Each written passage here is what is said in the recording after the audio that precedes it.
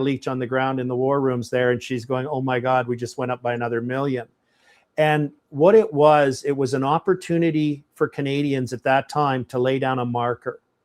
They couldn't be in Ottawa, they couldn't be on the side of a highway, but they could show their support. There's a lot of Albertans who are feeling somewhat similar in the sense that they're concerned about putting a lawn sign up, some of them, right? They're concerned about showing their outward support because of the extremist approach by the Stay in Canada crew. But sending a donation is a way they can put their marker down, just like donors did in the Freedom Convoy. And they can say, I support this. I'm showing people I support it. And on that note, I just got a note from our control room that Let Alberta Decide today alone has just passed over $38,000 in donations. Thank you, thank you, thank you. We are going to give you a return on that money like you could have never imagined. We're going to win this. And that's amazing, because right before we were about to go on, it was at 30. So that's amazing that everybody is and showing that support and that care also for a cause that I guess many would call, or many do call, the critics and the skeptics fringe or an uphill battle. But how would you respond to that? And especially given today what we're seeing? Well, I wouldn't say that it's fringe anymore. Maybe at the beginning it seemed a little bit fringe, and we had that large base that was very angry at the outcome of the federal election and quickly joined forces and came together to start to combat this. But now we've kind of elevated that conversation and it's grown. And I think that's what Keith and I are very proud of doing with Let Alberta Decide, is we're creating that space for the conversation to continue to grow and to reach into that undecided category where we know that Albertans share a very common sentiment of being frustrated with Ottawa and their punitive treatment of Alberta, but not necessarily everyone is ready to make that step to independence. And then I'd also want to add that this first referendum, to have a referendum, is not a binding referendum. So if you vote option 1 in that, you're voting for the status quo. You're voting for nothing to change and for us to continue as per usual with the increasing overreach by our federal government and the increasing punitive treatment of Ottawa to Alberta. But option 2 gives a pathway for people that feel just disenfranchised with how Ottawa has been treating us. And what a vote for option 2 does is it empowers our provincial government with all the negotiation strength to be able to negotiate with Ottawa with that leverage and position of strength that we've never had in the past. So if you want to pursue more sovereignty within or without Canada, you have to vote option 2. I would implore you to vote that vote. And then it will be up to us to convince you that, let's take it a step further and look at what the benefits are to Alberta standing on its own 2 feet and achieving independence. Well, it seems like there's 2 opportunities here to really send Ottawa a message today with raising a large amount of money to really push this thing over the finish line. And then on October 19th will be the second opportunity to really send Ottawa a message. And when we get to that binding referendum, I think there's going to be a big surprise of a lot of people that were pushed out of their own country, like us, like conservatives across Canada, wanting to move to Alberta to take a part of their country back and save Western values. Well, on that point, if I could, the rest of Canada needs some tough love. They've been living beyond the means. Alberta's been propping them up incredibly. I mean, which province has a growing economy in Canada right now versus how the rest of them are declining? Alberta. Which province has created the most amount of jobs? A report came out this week. 80,000 jobs were created in Alberta. Meta just announced a $13 billion investment in an AI center. Other companies have announced over the past year record investments in Alberta. But Ottawa behaves recklessly. The Prime Minister every week announces billions and billions more going onto your credit card, your kid's credit card, your grandkids' credit card, and your great-grandkids' credit card. Corey Morgan was talking earlier today about the trillions and trillions in debt. That causes inflation. That causes workers who go to work and work really hard. And each week, each month, that paycheck, even though the number stays the same, it buys less and less and less. Their money becomes worth less over time. And nothing the federal government's doing is changing that. And they're going deeper and deeper into this debt cycle.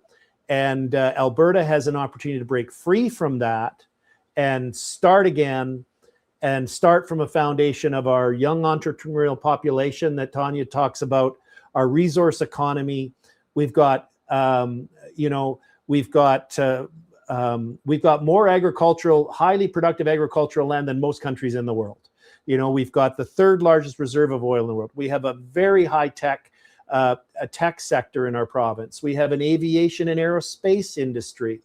We've got everything going for us, but for Ottawa holding us back and pursuing ideological agendas at the expense of our children's future. More and more Albertans are waking up to that. Our goal, what we're using these dollars for, is we're running a very sophisticated professional campaign, some of which won't become manifest for some time because of its nature. But we're covering every aspect of traditional campaigning and taking advantage of the latest technologies and tools, and recognizing the fact that just about everybody is on these all day, getting their information from this thing. Exactly. And I also think you raised excellent points there, but also previously you raised that people might be skeptical or scared to show support, for example. And I think that within itself, supporting something like Alberta independence and being afraid to do so should tell us something about the state of Canada at least, but Alberta as well, inside Alberta. But Albertans also have really strong values that we see every day: the hard work, the resilience, the responsibility. So how can those be leveraged to actually achieve independence? Sorry, did you want to go, Keith, or do you want me to? Go for it, Tanya. Well, I think that we have to just realize that we're not some group that doesn't have identity, and that's what is often being labeled on us, that we don't have common values or something that's easily identifiable. But Albertans absolutely do, and we all want to pursue better for our communities, our families. We want to achieve prosperity. We want to have increased sovereignty and self-determination over our own lives. And I think to do that, we have to get behind a process that is actually enabling us to do that. And the conversation in the past has been very limited in how we can actually achieve that. And now we're trying to bring that conversation to the forefront, that it is normal to talk about Alberta's future and Alberta's path and what we want to achieve for Alberta. And we might disagree on some of the steps that we take on it, but we absolutely are united in the things that we want for Alberta. And that's why I think that this path to independence is actually a unifying concept. And some of the media or different characters might try to make you think otherwise of it, but it is unifying to pursue self-determination and prosperity for your family, your communities, and your province. So if we bring that conversation and make it more normal to talk about it and engage people in that conversation, I think that we can achieve that. And after October 19th, once we do send to Ottawa a message and it's clear that Alberta does want its independence, what do you think is an acceptable or appropriate timeline for the binding referendum to take place in? I think a completely achievable timeline for the binding referendum is in February or March of 2027. I think that'll provide ample time for campaigning, but also too, we may have a ruling from the Alberta Court of Appeal about this strange ruling from Justice Davidson that we had about our petition launched by Stay Free Alberta. And it relates specifically to the concept that prior to the Alberta government making a policy or legislative decision, it's supposed to consult with First Nations. That just turns the whole concept of our democracy absolutely on its head. There is no precedent for that in any Supreme Court of Canada or other decision. Yes, there's a duty to consult, but that's all. It's a duty to consult. So what's remarkable too is that as Sheila Gunn-Reid pointed out today, the ultimate form of consultation is giving every one of your First Nation members the right to vote. And they can exercise it by an X and choose where they put it. But more to the point of your question, I would say this.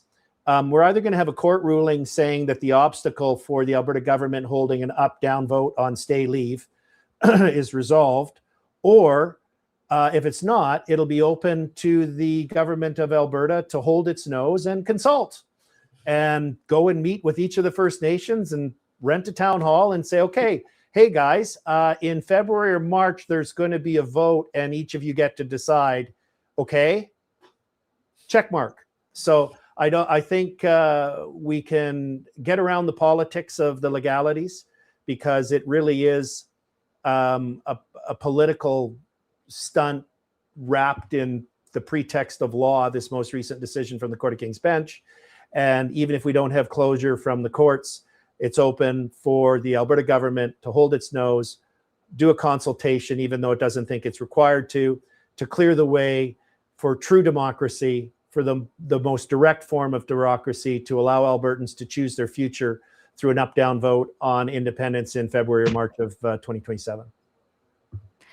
And just quickly, as we wrap up, because we do have to be out by 5, I have a quick question for both of you, but it might be a long answer. What gives you hope in Alberta right now? What specific thing gives you hope today, maybe? Go ahead, Tanya. What gives me hope, I guess, is that we are actually being asked the most important question in Alberta's history.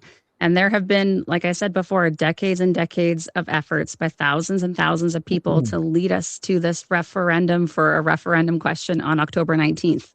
And I hope that when Albertans go into that voting booth and they're about to check that ballot with their X, they realize the significance of what that they are doing.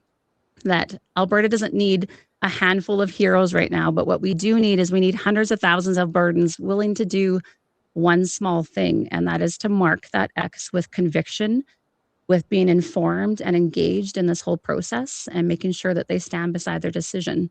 So knowing Albertans and knowing their grit and tenacity, I feel very confident that they will look into this and will engage in this conversation with us and will mark that X on that ballot on referendum day with great conviction, and we will be very successful in the outcome.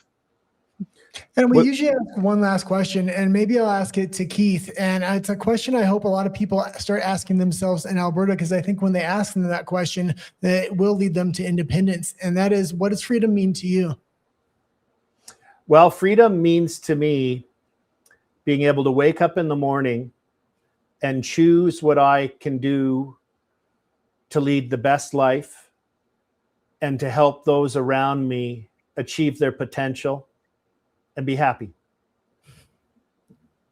And to continue to do so, we do have to continue to go to albertatelethon.com. Thank you so much, Keith and Tanya, for allowing us to have a shorter interview, but hopefully we can repeat it. And it's an honor to be able to speak to you as well, because I think what Let Alberta Decide is doing and all the other amazing third-party advertisers are doing is incredibly important. And again, not just for maybe even people in Alberta, but to show also the world, not just Canada, what is possible and what freedom does mean. Yeah, absolutely. And I will say, if you can afford to donate today, now is the time to really help push this thing over the line on October 19th, as well as if people are maybe outside of the country and can't donate because it's only for people with inside of Alberta. There is a list of content creators from the Unacceptable Fringe and others.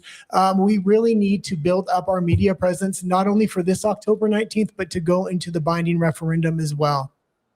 And if I just add that I just got an update from our control room. We just topped $40,000.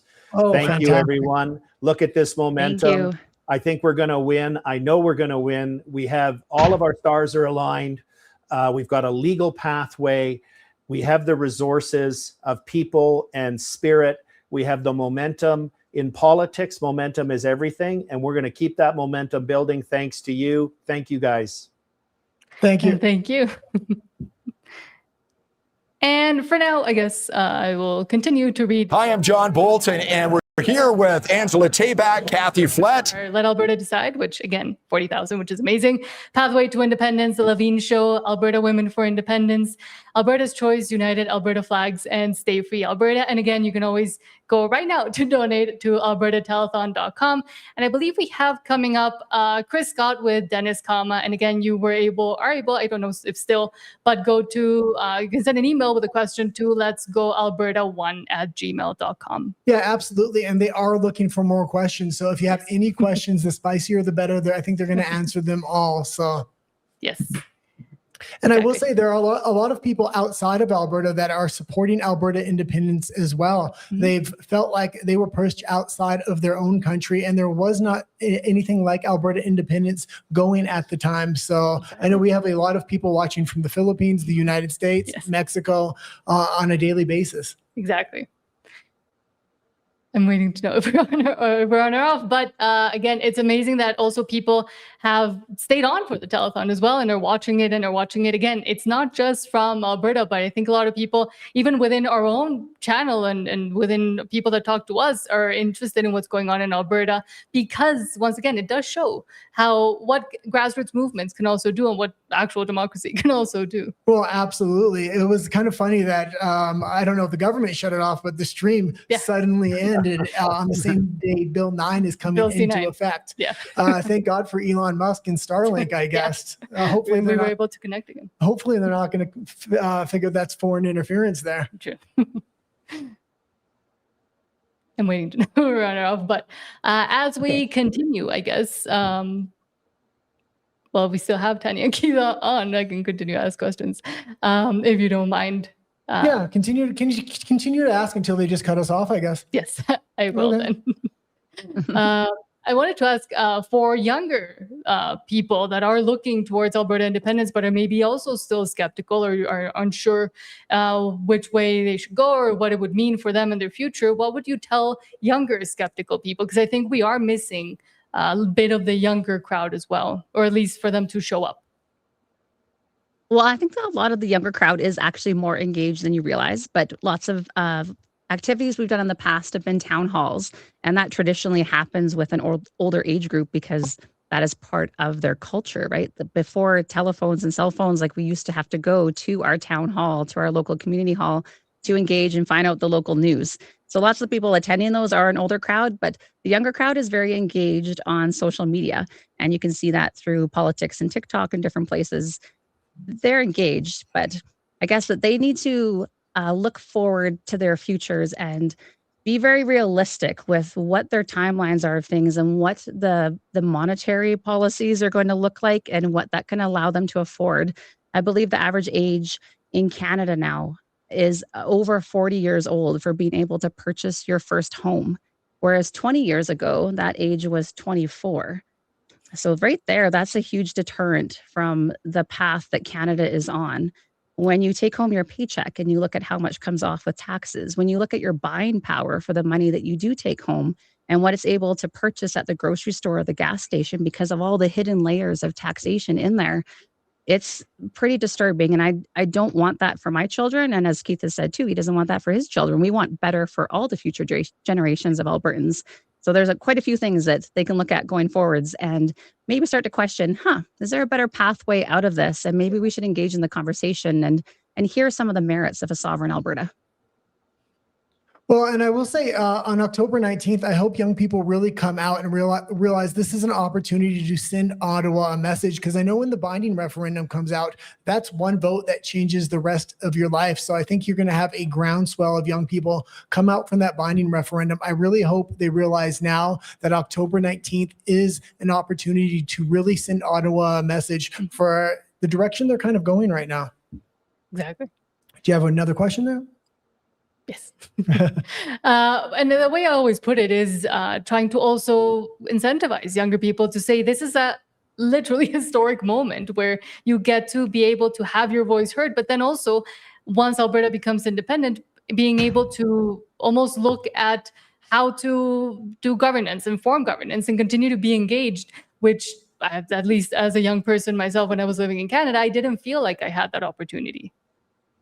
Well, this is a really easy thing for them to act on, right? Like we're not calling on young people to join a political party. We're not asking them to come to weekly meetings. We're asking them to vote once. Well, twice, I guess. The first vote in October and then the one that follows. And, you know, I was interviewed by a lot of the legacy media after the pipeline announcements and all the fanfare about the announcements of announcements, because that's all they are, is announcements. They're nothing more than real things. They're not real things. I said to the reporter, I said, one of them, I said, so now with the announcement of a pipeline, is a 21-year-old's rent going to go down? Is a 21-year-old who goes to a grocery store and looks at a jar of pickles and goes, someday I'm going to be able to afford that? Is that going to change? When he looks at his or her paycheck and sees how hard they work and what the top number is, and they see what the bottom number is that going to change? No, none of those things are going to change. So I don't think, I think reality is real for all of us. And what our job is to cause young people, and I actually don't think that's the toughest demographic. I think our toughest demographic is a couple in their late 30s, mid 40s, early 40s. Both have fairly good jobs, and they got 2 kids in a house and 2 cars, and their kids are from 8 to 12 years old. That's going to be our toughest demographic to crack, because they're going to go, oh, life's not so bad for me. Why should it change? So we're really focused on targeting them as well to help them understand the dark path Canada is on and the responsibility for their children and what opportunity could come to Alberta and their children and future grandchildren through supporting independence. And I think that's a perfect note to end on. So thank you so much, Keith Wilson and Tanya Clemens, once again. Would love to continue to talk to you for a longer time, hopefully soon. And just found that we work really well together, and we have just stuck with the message of Alberta independence for 6 years now. 6 years together, yeah. It kind of works out nicely because we're in Calgary right now. You just kind of meet in the middle, right? That's right. This is fantastic. Yeah. Obviously, we've got your signs. Hold it up there. I've got this out on front of my house right now. I'm excited. I've got now 6 signs. Other people have 12. I got to get up to 12, but you're doing signs and you're talking to people. That's what you're doing. So tell us a little bit about the talks right now, because we know we love your sign. Shall I talk about that? Sure, yeah. I'll talk Tell us, about the Kathy. talks. Sure. So we, for over a year now, have just been doing home meetings with people, helping predominantly women, but then the guys love the conversation too, so they join in, understand why we need to be our own province.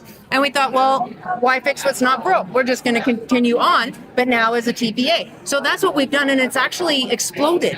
Our calendars are filling up with people that want to have us over, and so we're calling it Politics on the Patio, because it's summertime.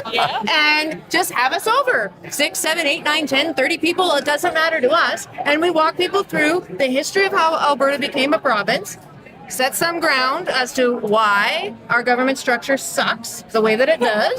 Right. And then why we need to vote yes to all of these questions and yes to option 2. Well, you know, the difficulty I think that's happened through this process, I mean, even through the petition process, is finding people sitting on the fence. Are you meeting up with some of those people, Angela? Oh, absolutely, yeah. And it really comes from, people who are already there, inviting their family and their friends to come. It's a very casual, open discussion. Yeah. Nothing is being shoved down anyone's throats. And it's an opportunity to just kind of go back and forth with the ideas, some of the concerns that people might have. And it allows us to be able to address them in a way that is very non-confrontational.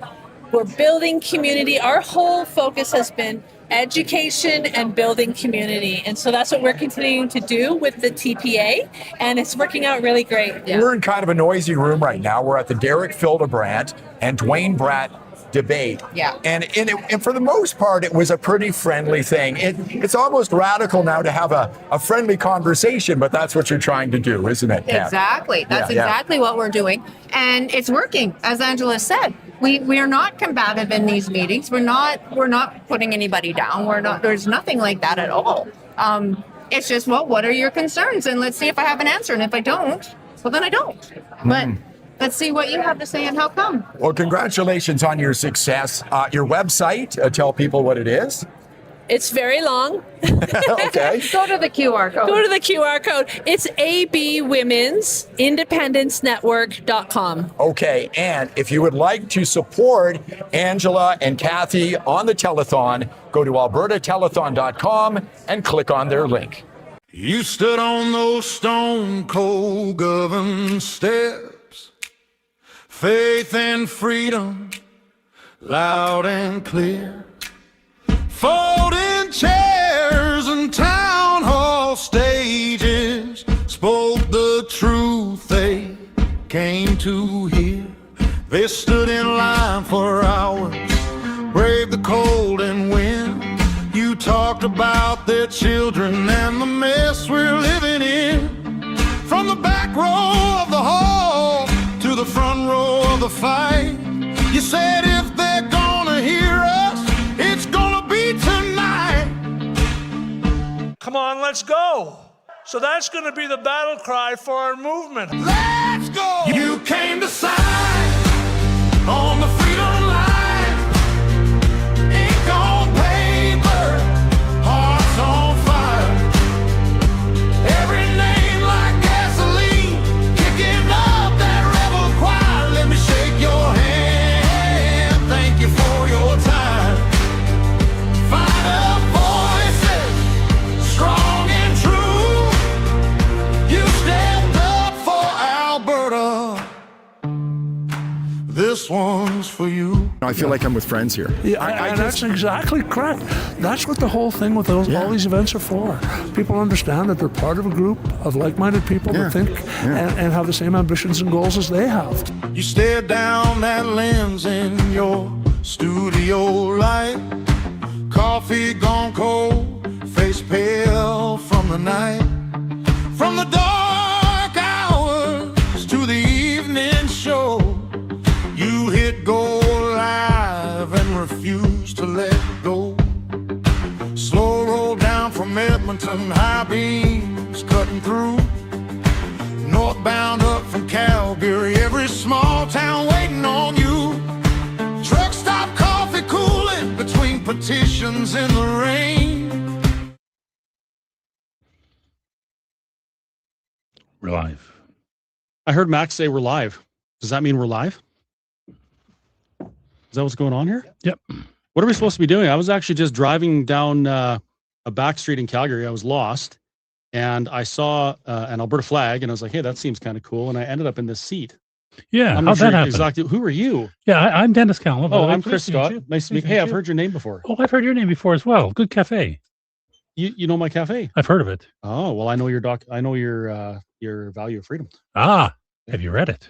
I've read most of it. Yeah, and I actually I even ran it through AI. I ran it through Grok. I ran it through Claude AI, and I said, be really critical of this. Yeah.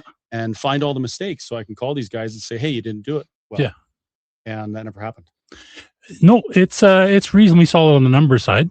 It's we're going to do an updated version pretty quick. Yep. Once you get the transition plan done, and don't know if Keith talked about that earlier, but I'm a co-lead with him on building that transition plan. Okay. And once we get that pulled together, which is a bit of an effort, there's somewhere around 40 people engaged in it right now. We got 20 subject areas to deal with, pulling it together, and hope to release it by the end of July. Mm-hmm. But that'll redo the transition elements in the Value of Freedom, because we'll have more accurate numbers, more accurate processes, and so forth, so that we can say, okay, transition will really cost us roughly this much. That's awesome. And then on the actually doing it part, we're getting, we have a bunch of subject matter experts, guys who know their area, like whether it be air traffic control or oil and gas or whatever, that are actually saying, okay, this is how we would transition. And they're speaking from a position of knowledge. So that's all coming in the next small number of months. That's pretty cool. So before we get more into that, I should do an introduction. And I'm sorry, folks, for the people that are watching my stream. It seems as though there's always technical issues, and the camera shows up that it's totally fine. And when I try and put it on the stream, it's not there. So if you're watching my stream and you can't see me or you can't hear me, head over to freedomcalendar.net or John Bolton's page. I think it's back up. Or I noticed the young ladies, Madison Macy Holmes, they have it streaming on their YouTube as well. So you can find it elsewhere. So my name is Christopher Scott. I'm the owner of the Whistle Stop Cafe in Mirror, Alberta. And I'm also, I just happened to accidentally find myself as the leader of another, I don't want to say freedom-minded, although we are freedom-minded, another organization that's dedicated to having conversations with Albertans. So the most important thing that I've realized over the last 6 years is that people aren't talking to each other, and we're making decisions on our governance, on legislation, those types of things, and we don't have all the facts. Right. Most of the time, I think it's most of the time, people are making decisions and voting based on what somebody else said, and they fail to actually dig into it and listen, especially to the other side. So Let's Talk Alberta exists specifically to facilitate the conversation between a conversation amongst Albertans about Alberta's future. And that's extremely important. It's critical right now because we're going to be asked a question on self-determination. Yep. Right. And it's not a constitutionally binding toothed question. It's a question that kind of opens the broader conversation, but it's a question nonetheless. Yes, indeed. And I believe that we have a responsibility to learn as much as we can. So we go into that, when we go into that referendum, we make the best decision possible for Alberta. So that's who I am and why I'm here. And where did you come from, Dennis? I mean, you just kind of popped up, and then I saw the value of freedom, and I'd never heard your name before. So I have been following politics my whole life. I've actually been seeing how Canada is failing for, I'm going to say, at least 15 years. And my personal plan was to say, okay, this country is not working. Let me go elsewhere. And then I saw Pierre Poilievre come up, and I thought, okay, we have a chance. We have a new leader. He sounds pretty good. Seems to have a lot of the right ideas. Can really eat an apple. You can really eat an apple and speak at the same time. That's the critical part. Amazing. And thought, well, we have a chance. Then the election came by. And then before literally it reached the Manitoba border, it was done and dusted. There was no way. And I was very, very angry. So I happened to go on X at that time. I saw Jeff Rath's posts, and I thought, well, this guy seems interesting. So I pinged him and said, hey, need any help? Like, maybe I can help out. He and I got on the phone, and he said, well, can you write a business plan? Well, heavens, I spent 47 years in business, probably written 100 of the wretched things of various sizes. So I said, sure, I'll give it a shot. So we worked on that for about 6 weeks. And I did a lot of the analytics. Jeff did a fair chunk of the policy elements, and we pulled it together and published it. And that's where it came from. And then one thing led to another. Then people said, oh, would you mind coming and talk about it? Oh, by the way, would you help with the Constitution? Oh, by the way. And next thing you know, I'm sitting here in this studio talking to you. One day I'm getting out of the oil patch because I was sick of the government interfering with my career, with my business. And I bought a restaurant in July 2019. Not the right time to be free of government interference in a restaurant. And next thing you know, I'm speaking at hundreds of town halls across Alberta on the topic of Alberta sovereignty. Yep. So life has an interesting way of, throwing these curveballs at you. And, they say about the best laid plans, right? So I never planned for any of this, but here I am. And what a privilege it is to be here and in the midst of this conversation. I can't think of a more important conversation. So I think the theme of this telethon is we're trying to raise awareness and raise support for the conversation around Alberta independence.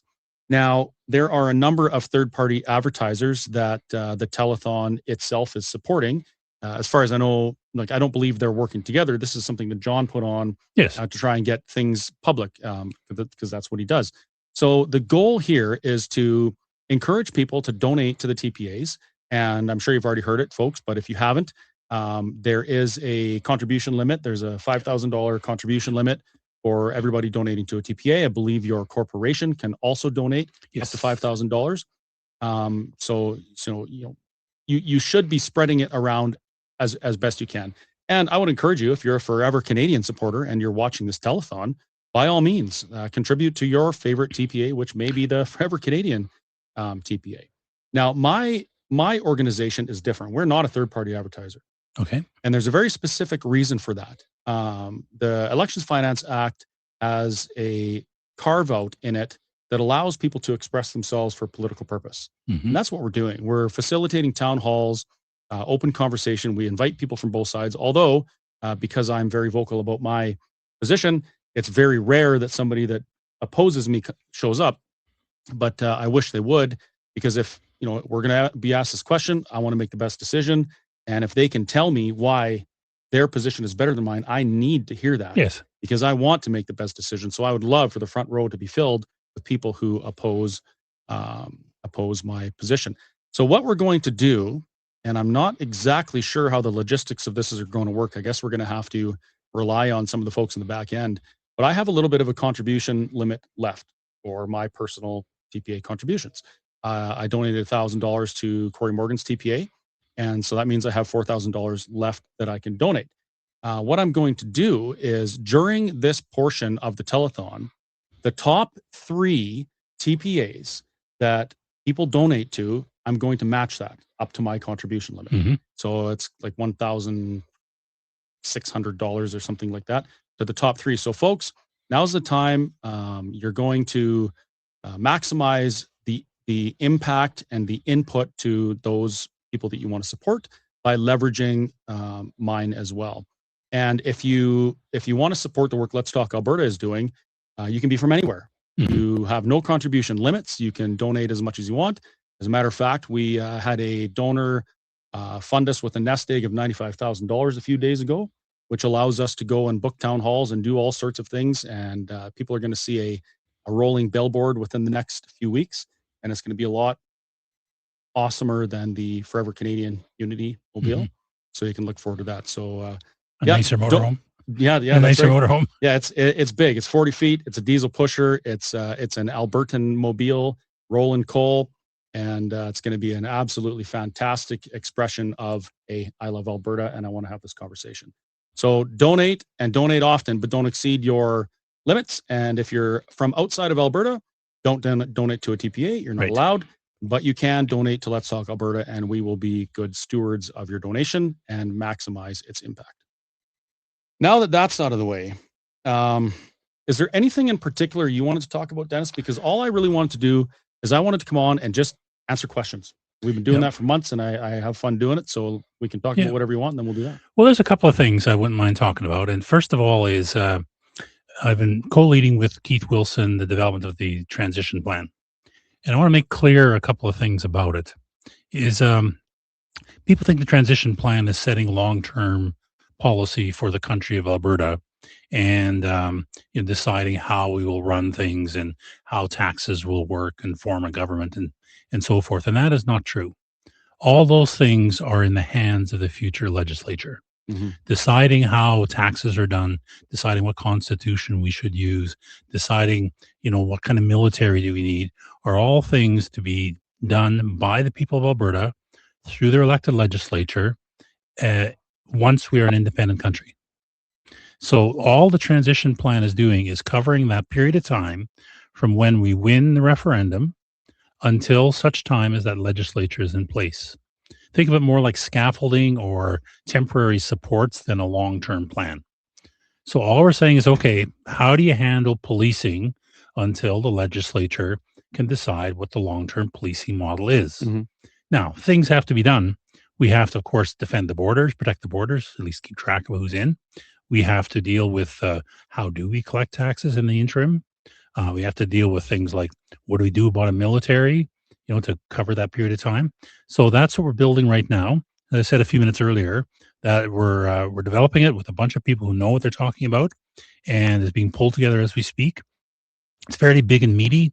I'd say it's about 300 or 400 pages at this point, and we plan on releasing it roughly the end of July or as close to that as we can possibly get. And then people can answer the question that follows after the Valley of Freedom. Valley of Freedom was, is the country of Alberta a financially viable place? Short answer, yes, it is. Mm-hmm. The second question is, okay, so we will be financially viable. How do we get from where we are now, a province embedded in Canada with a lot of services that are not being done by our own people, to the place where we are doing all those services and operating as an independent country, recognized by the rest of the world, and be able to do things like, okay, we need a passport. How do I get an Alberta passport if we offer such things? So that's the thing we're building now, and that's what we want to have ready by the end of July. I'm glad you brought that up, because there is a lot of confusion around that. I've heard a comment from some people saying, hey, how come we're not involved in these conversations? And the answer to that is because we have no idea about any of those things. Like, I have no idea how to transfer the logistics of operating an international airport from one jurisdiction to the next. I have no idea how to manage moving corporate tax liability from one structure into another other, and making sure all those things are smooth. But there are a lot of experts that can do those things. And I will point out, and I don't know if this was included in some of your stuff, but this isn't new. No. There's a province that's been doing this for 60 years, and that's Quebec, and they have a a ton of research and information on these things. Is that correct? Well, every service we want to take over is currently operated by Canada. Right. Now, they're not filled full of rocket scientists and brain surgeons. What? They're filled with normal human beings. That can't be. Yeah, well, it's hard to believe, but some of them actually maybe even don't reach that level. But anyway, so none of these are new to world. None of these are new to country. And what we're doing is just replicating them in the best possible way. So it's not hard to do. I'm going to pick an example. So someone said to me, well, passports are so hard to produce. They're fancy little booklet, digital chips in them and so on and so forth. So I got online, did some searching. Turns out the government of Nepal just signed a deal with a company in Germany to produce passports for $7 a booklet. Oh. You give them picture, address, the relevant information, which we have to do. Police have to check you. Send it to this company. $7 later, they give you a passport.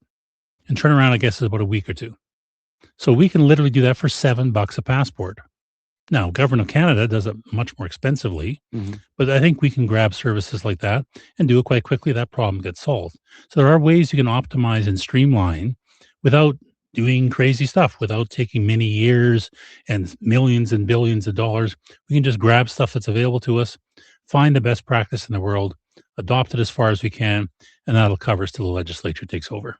And we have some hindsight, and we have some historical examples to look at. I mean, I was doing some Googling a few weeks back, and I found that since 1990, there's 38 new nations that have formed. Yes. That's 38 new nations that have had to do all these things. It's not rocket science. It's not impossible. It's not even really that much of an obstacle. Like, this is just it's an administrative task. Yes. We do administrative tasks all the time. Well, and I spent my career working in large scale projects where you've got a million things to do and you got a bunch of people working on them. The problem is not usually that any task is rocket science. The problem is you just have so many tasks to track and try and get done in a short period of time in a coordinated fashion. Well, that problem's known. Like, I've done it, been there, done that. And it's no fun sometimes, but you can get it done and it's pretty straightforward. And countries, I just was talking with John Bolton a minute ago, a question that came up on the email was, how long will it take? So I looked up the Czechoslovakian split. They took 6 months. I think there's no reason why our separation from Canada towards independence will take longer than a year. Well, I mean, there's lots of evidence to support that claim. Exactly. It hasn't taken other countries, decades to do it. Why would it take us that? Speaking of questions, if John's watching, you're gonna have to come in and unlock your laptop because I didn't move the cursor around. No, I can't see all the questions. The second part of that, you mentioned that these things have to be done kind of before our legislature does its thing and outlines things. I want to point out kind of the flow. So it's not like all of these things get done at once, right? No. So we have a referendum on independence. It's successful. Well, now we begin negotiations with Canada. Yes. Right. The negotiations will inevitably fail, I would assume. And there's a declaration of independence somewhere in there. After that, Albertans get to decide what their future looks like. Yes. And this is the opportunity that gives me so much hope and is so amazing to me. An opportunity that other countries have like they've sacrificed millions of lives to get the opportunity to answer a question of self-determination, and we're going to get that. So we would get to decide through constitutional convention what our government's going to look like, what our legislature is going to look like, how our executive is going to work, all of these things.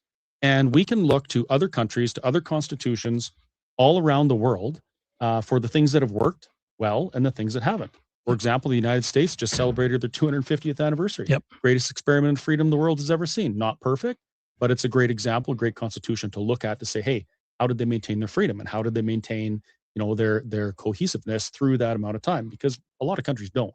No, and I just came off a road trip that Jason Levine organized with Matt Rowley and with Bruce Party. And we went to Edmonton, Red Deer, and Calgary, and to answer questions and listen to people about what they thought about constitutions. And in that case, the three of us have different points of view. Matt Rowley's in favor of an improved Westminster system. Bruce Party is a very libertarian-minded guy, and I tend to be roughly in the middle with a republic, much like the Americans have. So we discussed those. We took a lot of input from people. We answered a lot of questions. And key to all of this, and actually the number one paper on the transition plan, is the development of the Constitutional Conference. Mm. And that's been mapped out. That paper is actually pretty well done. And it's a process by which we can get multiple groups, not just government, not just lawyers, not just, a bunch of academics, but a public open forum made up of a wide representation of people to work through the process of picking our system of government. And from that, you actually then structure your elections, you structure your houses of government, the legislature, your judicial system, and so forth. And like you said, there's nothing new under the sun in many ways. I think we can improve whatever model gets chosen. I think we make serious improvements over what's there. I've seen the weaknesses in the American system. They have some challenges that I think we can fix. And even if we went down the Westminster system, we know the holes. Heavens, we're experiencing the holes today. Every day. And we can plug those. Bruce's system is a brand new to world approach, but it's got some really good thoughts in there and some real lessons to learn no matter what. So we have approaches. We'll give it to the people of Alberta to decide ultimately. So the Constitutional Conference generates a document, but ultimately the people of the country of Alberta will vote to accept the Constitution, and that's when it will become the law of the land. So that's something that process is designed, and we'll be publishing it, like I said, roughly the end of July. And that is the opportunity and the blessing right there. Absolutely. Nobody is saying things are going to be perfect. I've actually even stopped saying things will be better because I don't know. What I do say is that for the first time in history, Albertans will get to decide. Yes. Albertans will decide the laws, the governments, the policy, all of those things, and they will reap the benefits or suffer the consequence. Right now, it's a group of people thousands of kilometers away that make the rules largely, and we kind of go along for the ride, for better or for worse. And I think there's a better way to do it. I think that the people who are affected by legislation should be the ones that choose their legislation. And if it's not that way, and if you can't influence the laws that govern you, I think that's a big problem. Yeah. So I'm supposed to mention, and I will mention, this is a fundraiser, and if you folks want to donate to any particular TPA, I'm not going to tell you which ones to donate to. Visit albertatelethon.com. And you can click a link and fill the appropriate information for whatever TPA you want to donate to. And keep in mind that the top 3 TPAs that you donate to right now, I will match those TPA donations up to my maximum allowable contributions, which I believe is I think I can donate about another $1,600 for 3 more TPAs. So I'm happy to do that. And, if you got a couple $100,000 kicking around, you don't know what to do with it, Let's Talk Alberta can accept anything from $1 up into the sky's the limit. Elon, if you're watching, and we'll be, like I say, we'll use your money very well. Yep. The TPAs in Alberta right now are subject to a number of rules. Yes. And the reason is that Elections Alberta wants to know who is paying to advertise for an outcome of a referendum, election, whatever. Yes. And the purpose of that is so that a giant corporation in wherever doesn't stick their $1 billion in and influence an election. They want to know that it's coming from the people of Alberta, and that's why there's contribution limits. So I think Elections Alberta has an important job to play in that, and it can be frustrating to navigate those rules. But I have noticed that some TPAs, particularly one, doesn't seem to be really following those rules. And that's the Forever Canadian TPA.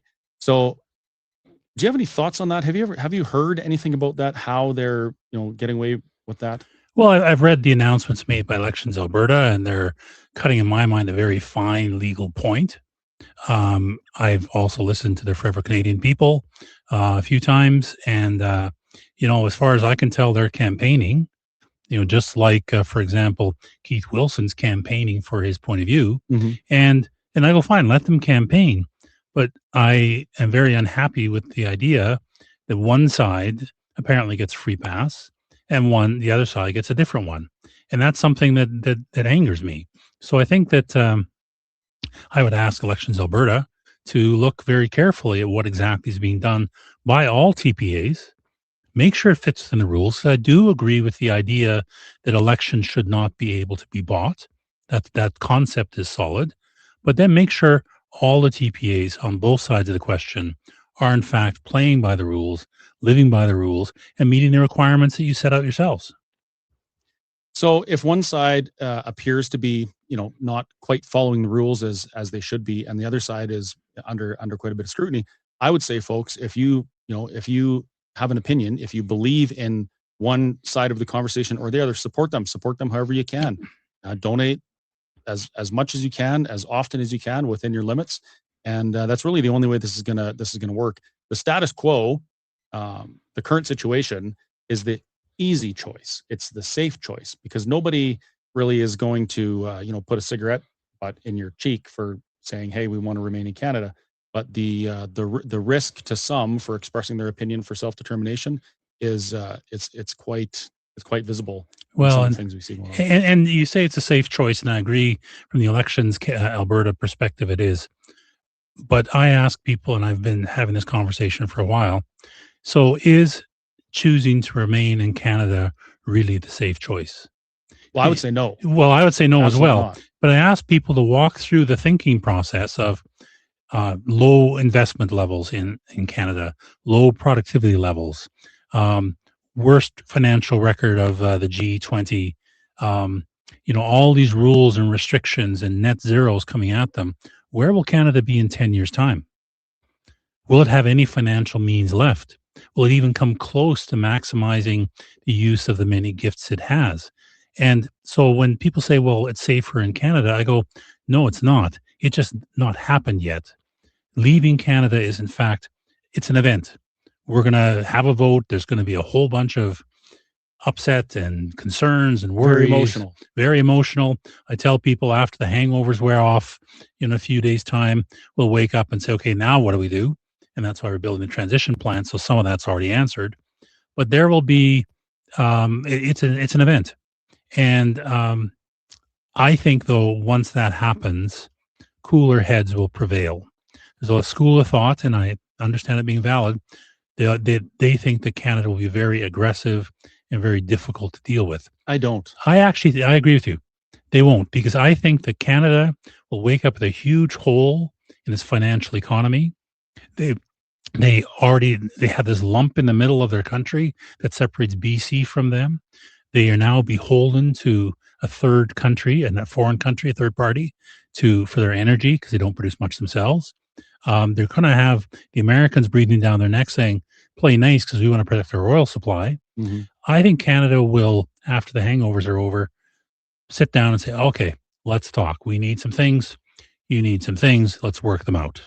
Could you imagine after Mark Carney publicly recognizes the sovereignty of Palestine, and after Canada publicly acknowledged the sovereignty of Kosovo and other new and emerging countries. nations, can you imagine if they wouldn't recognize Alberta? That would I can't see that happening in any reality.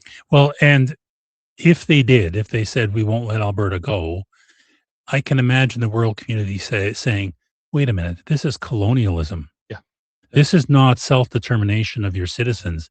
You are demanding that this area, this group of people, stay beholden to you, keep throwing you money year after year, and that is nothing more than a colony. And you know what? We like Alberta because they are trying to be their own country. I think it's going to go, it won't be easy. It's like a divorce. It's not like it's going to be, all happiness and butterflies. There'll be some pretty tough fights. Yeah. And some arguments about how do we handle parks, and how do we handle financial commitments, and how do we manage the debt, and all those kind of things, all of which I think have good answers, but each of them will have to be worked through. And I've said it to more than one person. There's a couple teams I'd love to be on that negotiations for. One is the pension.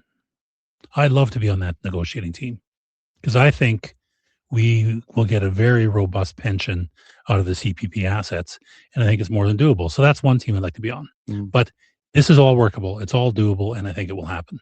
Regarding the pensions, just real quick, I have been in some of my media. People have asked me, well, why does Alberta, pardon me, why does Alberta think that they deserve all of this pension fund? And you look at the math, and the math it speaks plainly. It does. So it says you get what you put in plus interest minus what you take out. Exactly. Period. It's easy. My question would be, well, if we're entitled to 50% of the fund, where's the rest of the money? Where did it go and why is it not there? Yeah. That should be the question people are asking, not why does Alberta get it? Well, and I mean, I think it'll be a broader negotiation, but you're quite right.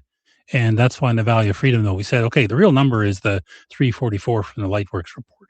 And there's people say, yeah, but, you know, I said, even at half, if we just get half of that number, I've done the math, I've done it recently, we can cover all of our pension obligations, CPP, OIS, GIS, and so forth, within that 184 comfortably.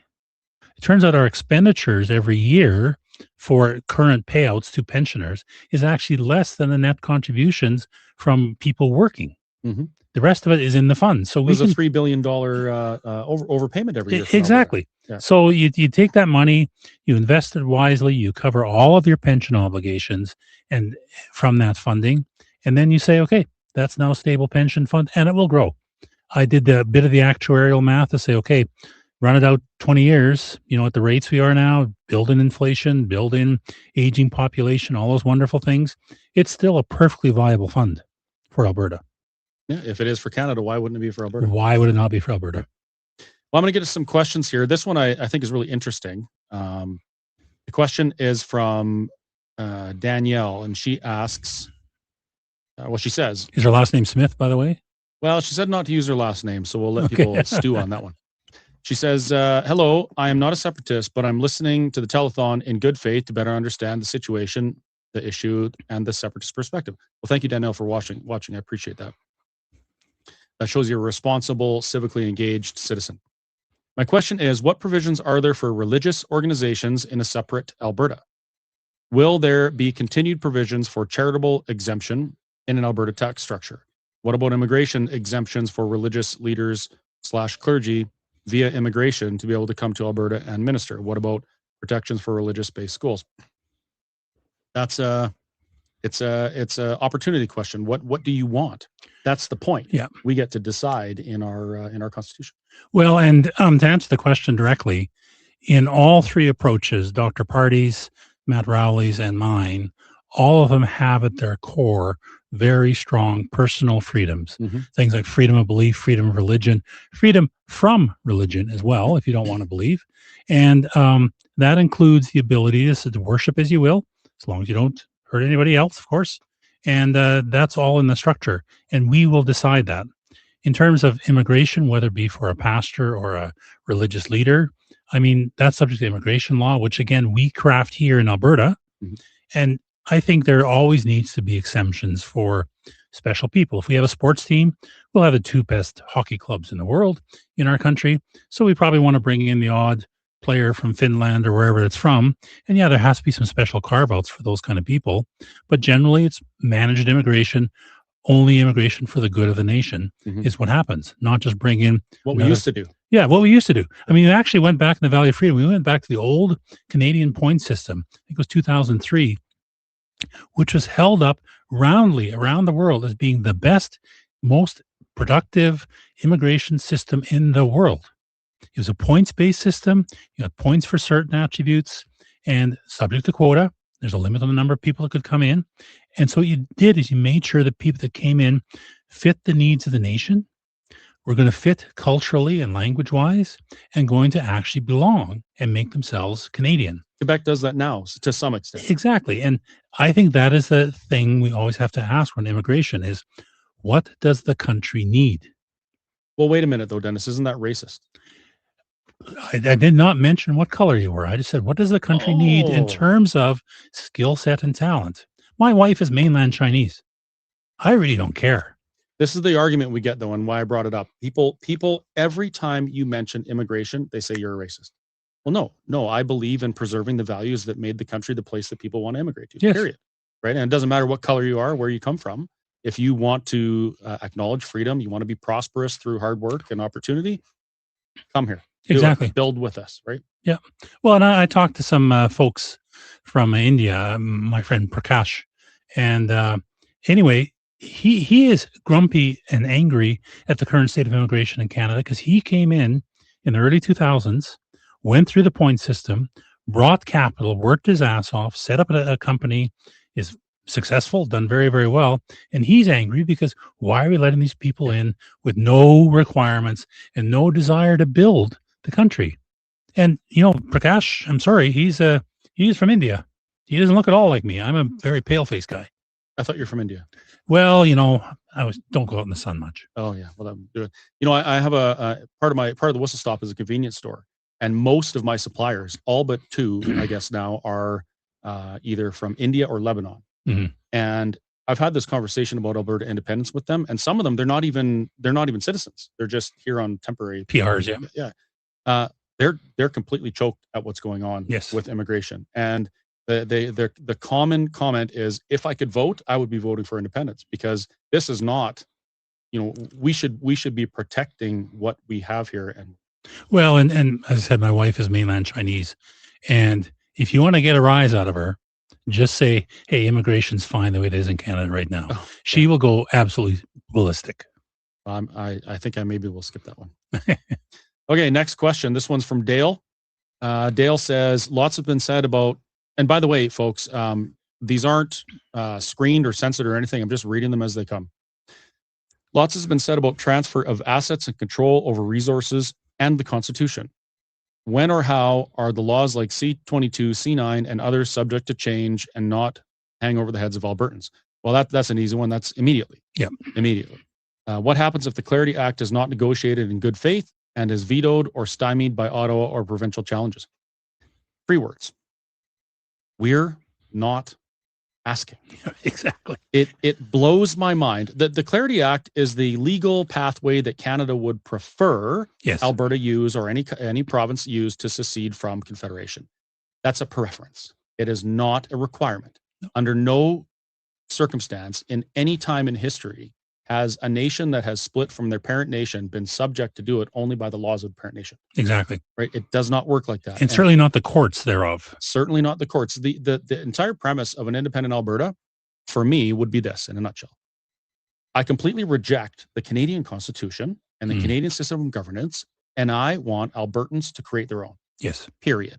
That means that the Clarity Act, to me, is almost irrelevant. Yep. And as a matter of fact, it's irrelevant to Quebec as well. Quebec, when the Clarity Act came out, they passed a law that said they will never use it. Exactly. They reject it on its face. Done. Over and done with, because they live their sovereignty, and they would never ask permission. And I don't believe Alberta would either. However, it is nice to believe that we could use this legal pathway to achieve our self-determination. Yeah, but it may not work that way. But having said that, I mean, I am quite content to try and work within the rules. Exactly. Laid out as best we can, as long as everybody understands this is not a, well, we're asking for permission, pretty please, and if you say no, well, we're done. We are going to leave if we win the referendum. We are going to set up our own country. We would like it to be civil and reasonable and based upon good conversation and good negotiation.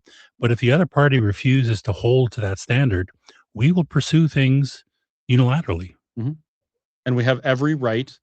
The international community recognizes the right to self-determination. Yes. And it's, internationally, not every nation agrees on everything, but that's one thing that most civilized nations agree on. Yes. Self-determination.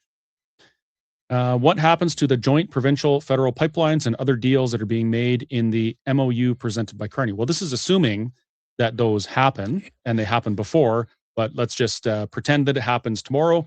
What about things like that? Any joint provincial federal business deal? Well, I mean, this is what negotiation's about. The feds are going to say, take the Trans Mountain pipeline. We invested a ridiculous sum to do way too much money. Different topic, but let's pretend it's 34 billion. I think it is. We'll say, okay, you invested that amount. We're going to use that pipeline to ship our product to the sea. There's a tolling arrangement. We're going to pay for the use of that pipe. We owned part of it, so we get something back for that. Let's work out the deal that says, okay, you get to recover your part of the investment. We get our part of the investment. It's like any other country. It's just like when we ship stuff to the southern states right now through the American system, we pay tolls. Right. Yep. Why would it be any different? And the other thing people forget is that a federal asset Alberta owns 15% of federal assets as well, right? So it's not like we only own what's in our border. We own 15% of that, and we own 15% of that. So that's a negotiation. Well, and I've made the case more than once. People say, well, yeah, what about the parks? What about military bases? I go, well, I'm willing to exchange my 15% of the military bases, parks, and federal facilities in the rest of Canada for a 100% ownership of those equivalent facilities within the borders of Alberta. Let's call that a deal. And by the way, my advice to Canada, take it fast because it's really in your favor. Yeah, absolutely. That's one of the things that one of the trifold documents that we produced with Let's Talk Alberta was show me the other half of the ledger. Yeah. You know, we're always talking about this. What about the national parks? What about the military bases? And we forget, or people forget, to ask the other question on the other side. What about the assets that we own in other provinces? And this stuff all has to be considered, not just the one side. Well, same with the national debt. I mean, that question comes up a lot as well. And you go, okay, but back to your other side of the ledger, what proportion of that debt incurred had benefits that accrued to Alberta? Mm-hmm. If you put all that money or a bunch of that money into stuff in Newfoundland or stuff in Quebec, well, that's very nice. But by the way, we're not going to take on the debt related to that. Right. So I think the debt will not be the 15%, 12%, whatever the per capita percentage is. It's going to be something less. And yeah, we'll take that on. That's our obligation. We'll take it on. Yeah. It's like, you know, you're moving out of your parents' house. They've racked up a ridiculous amount of debt without you being able to do anything about it, without it really benefiting you. And then when you move out, they say, hey, you got to pay part of this debt back. Right. It doesn't work that way. And considering that Alberta has contributed, you know, something like $600 billion before inflation adjustment to Confederation, I think we're starting off in a pretty good negotiating position. Yep. If you consider both sides of the ledger. Unfortunately, some don't, including our premier. Our premier went public and said, hey, it's going to cost us $400 billion. It's going to cost $60 billion a year. She talked about that one side of the ledger, not the other. And that's actually what motivated me to write that document and get it. Well, and she mixed all sorts of things up. She mixed up initial capital cost with increased operating cost of the actual units, and then the actual, you know, money dispersed as part of those programs. And, you know, I like to think, because I do like Danielle, I like to think if she could say that over again, she'd say something different. But now it's out there in the wild, and I think it's a ridiculous statement. Well, it worked out good because it motivated me to do something. So I spent a couple of days doing some research and producing a document. And now it's in Red Deer alone, there's a group there. They distributed 20,000 of these things in the city of Red Deer. And we've got them going all over Alberta. It's absolutely amazing. So folks, if you want to support that, please do. But remember, this particular telethon is purpose-built to support the work that the TPAs are doing. You can find the list of TPAs at albertatelethon.com. Go to the website. You can click on the link of the TPA that you wish to donate to. And when you do, remember that the top 3 of those TPAs, the top 3 amounts of donation for 3 of those, I'm going to match that dollar for dollar up to my remainder of my maximum allowable under the elections finance rules. What else have we got here? There's quite a few questions in this one email, so let's try and get through them really quickly before we run out of time. How would an independent or move towards independence defend itself from a Canadian army that is now becoming a greater percentage of foreign nationals without Canadian culture or tradition? Well, let me put this. We are going from the assumption that Canada will follow the law. They are not going to take military action against us, neither the Americans for that matter. First of all, I mean, play this scenario out. Let's say Canada was so foolish as to do such a thing. Do you think the Americans would stand by idly? Absolutely. I told them we have oil. Yeah, we've got their oil. Remember, they want to buy our oil and they want to have it protected because it's a big part of their supply. They are not going to let the Canadian Army come in and try and impose a police state. So the option makes no sense. And, you know, so I think you have to stand back and say, no, Canada will not invade. They will not try and do such things.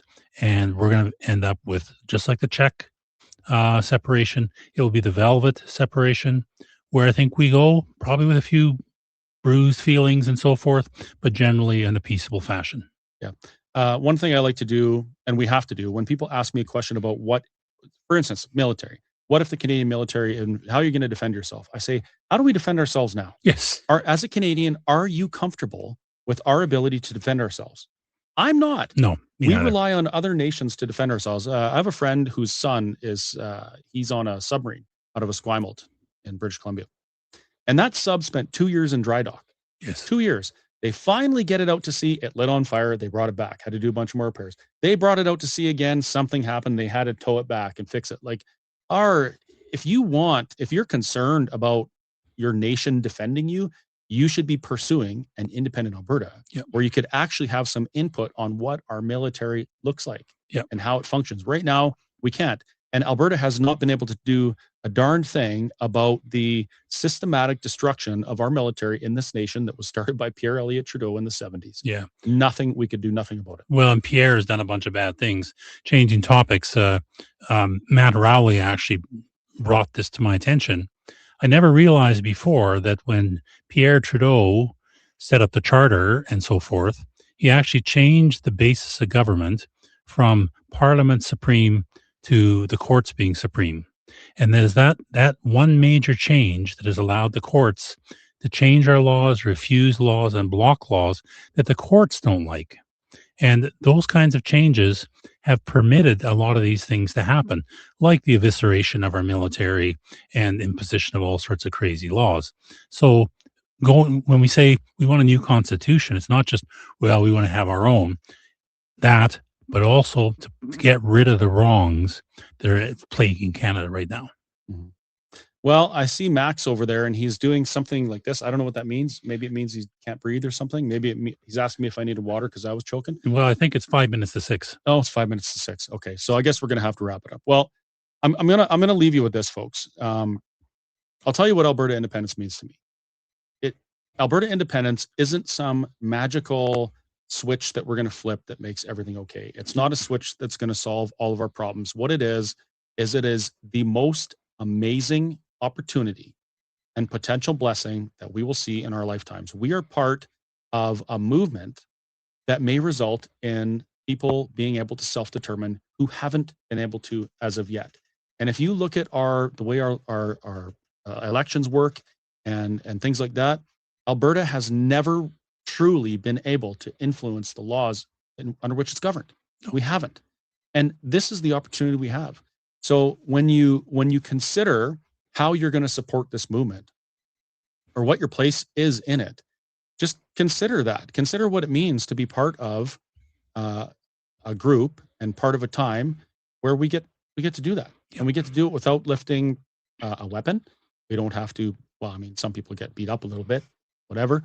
But we don't have to go fight a war, and it's right there in front of us. So this is, it's worth making small sacrifices of your time, attending events, talking to people, trying to chip away at the stigma of the independence conversation, and also financially. If people aren't willing to open their wallets and financially support the independence movement, it just won't happen. No, right? That's the sad state of things. So please consider supporting. Again, it is albertatelethon.com. There's some links there. You can click on your favorite TPA. I'm hoping that John can let me know what the top 3 were before I am on my way, and then I will announce which ones they were and how much I'm going to donate. So the more you donate now, the more of my money you get to donate as well. So perfect. And yeah, thank you very much, Dennis. Thank it you was for a your time. fantastic finally meeting you, and thank you for all your hard work for Alberta. And thank you as well. Right. Now what do we do? I'm with Tanya Clemens. Keith Wilson led Alberta decide, and we're at the amazing Stampede breakfast just the Sunday before the telethon. And congratulations, this was a remarkable event. I think you had 1,000 people out here today. Yeah, we sold out real fast, and just shows the level of momentum and support in the movement. It's real. You saw the cross section of society who was here today, of all backgrounds, all ethnicities, all places in life, and the support's real. It's growing. Albertans know that we can do better, and we're going to build on this to even take further campaign steps. We're going to be rolling out our large sign campaign to counter some of these larger red and white signs we're seeing, particularly in the Calgary area. Yep. And we're really excited about the turnout today. Tanya, I think it was about 3 weeks ago when you really kicked this thing off. Right. And of course, there's some nervousness when that kind of thing happens. But how has it progressed for you so far? I mean, I'm seeing amazing momentum, as Keith said. Yeah, well, the support has been pretty incredible. As to date, we've raised approximately $250,000 in our TPA. So that was one of the leading TPAs in Alberta history. The support that we have for people that come out and have conversations with us and send us information and chat with us is immense. Yeah. You know, Keith, I said when I was on stage, thank you, by the way, for having me MC this today. It was just an honor to be here. You know, I said, I'm here among friends. And the other thing I noticed was there were a lot of other third-party advertisers who showed up today. Yes. It's really a team effort here. Even though you're doing your thing, they're doing their thing. It's just remarkable how everybody's working towards this goal. Yeah, like the other third-party advertisers are spontaneous. You know, it was not a coordinated effort. There's new ones forming all the time. Yeah. You know, I see, like a Veterans for Freedom and Albertans for Freedom and many other groups. And everybody's got a role. We've got so many forces against us with the federal government having unlimited resources to try and scare Albertans and use their fear campaign. With the state forces are so well financed. They have the legacy media to rely on.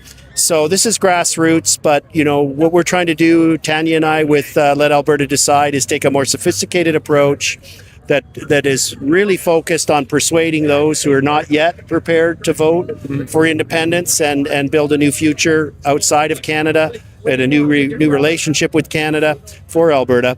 That's what we're focused on. We're really going to be focusing on the cities as well, because we have a lot of support, as people know, throughout rural Alberta. Where our growth potential is an imperative is in the cities. It needs a different kind of messaging, some different techniques, and that's what we're implementing. You know, I heard Keith, Tanya, earlier talking about these little people who sit on his shoulders. One says, "Why aren't you on the golf course, Keith?" And this one's telling. I'm with Tanya Clemens, Keith Wilson, Let Alberta Decide, and we're at the amazing limited resources to try and scare Albertans. And you Look at the importance of what it's going to mean to our children. That's what really is driving all of us.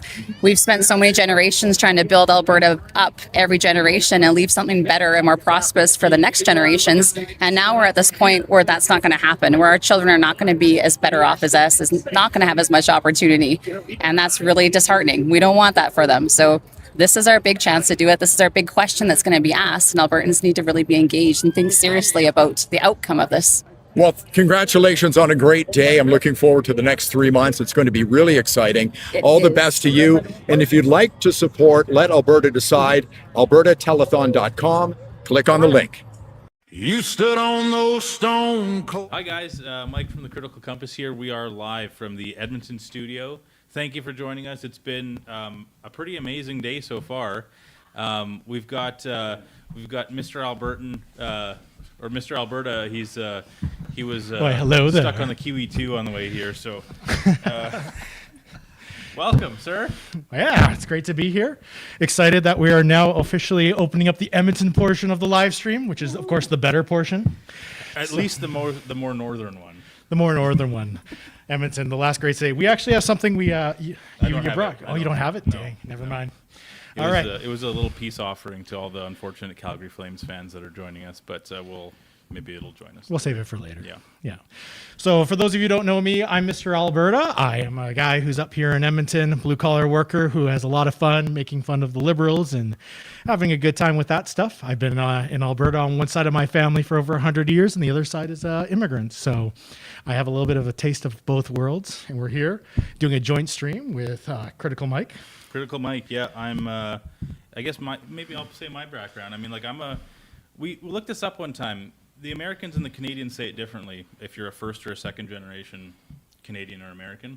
In the U.S., you'd be a first generation if your parents emigrated and then you were born. You would be considered a first generation. In Canada, some people say that the parents emigrating are first generation and then the children are second generation. So I'm either a first or a second generation Canadian. So my family comes from the Middle East and from South America. And so, yeah, I've... until not too long ago was a very proud Canadian, and I've unfortunately we've seen nothing but Canadiana kind of die. So it's I'm happy to identify as an Albertan, and yeah, this is very cool. So I'm glad that we have such cool guests with us today. Yeah, and maybe we'll zip it on over to Mr. Wilkinson beside you. Yeah, so here we have with us today, first is John. So tell us, who are you? Absolutely. Thanks, Mr. Alberta. Thanks, Mike, for having us on. And what an amazing day so far. with the telethon, with the support coming in from across the province. Huge numbers, and we've been seeing them as well. So thank you, first of all, for the donations. I am the lead and the primary contact with United Alberta Flags, one of the registered TPAs that's on the page and part of the telethon. We thank you for your support so far today at all of the different activities, and we thank you for helping us paint the province blue. Our team has been out in parades. We have been out handing out flags, little ones, and I've got a couple here for you guys, just for setting up all the work that it took just to get going. Thank you. And some Alberta Independent custom stickers that we had, 10,000 printed. These are going out all over the place. But this isn't even what it's about. This is about getting people ready to paint the province blue so that everybody remembers to vote for option 2. It's a nice little thing. It works really well. Rhymes. Very nice. There might have been some thought behind this. So yeah, United Alberta Flags, we are actively involved in community events, in helping get people not afraid to fly the Alberta flag anymore. Because, of course, as we have these discussions about independence, we have people that have obviously made up their minds. We've had other people that have obviously made up their minds against it. And what we're actually trying to do is engage in the conversation with the hearts and the minds of the undecided voters in the province. People are afraid. What Canada has become isn't the Canada we grew up in. That's true. Right? I love Canada. I've worked across the country. I've traveled across the country. I have family across the country. But it's not what it once was. And we're not just talking about equalization. We're not just talking about the cost of living and the cost of food. We're talking about values. We're talking about orientation. We're talking about integrity. We're talking about a federal government that's off the rails. And so as we do that, that's what our goal is with our TPA today. And the donations help it continue to grow. That's what we're here for today. We've got an announcement. We'll wait a little bit here. I know some of my followers, some of our followers on our accounts have been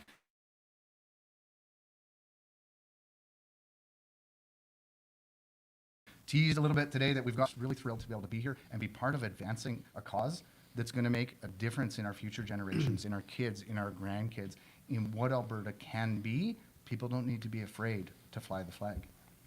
Yeah. Well said. Well said. Yeah. I'd like to touch on a couple things you said, actually, but first we want to introduce Phil. Okay. Yeah. So Phil, Gamache, right? I've been involved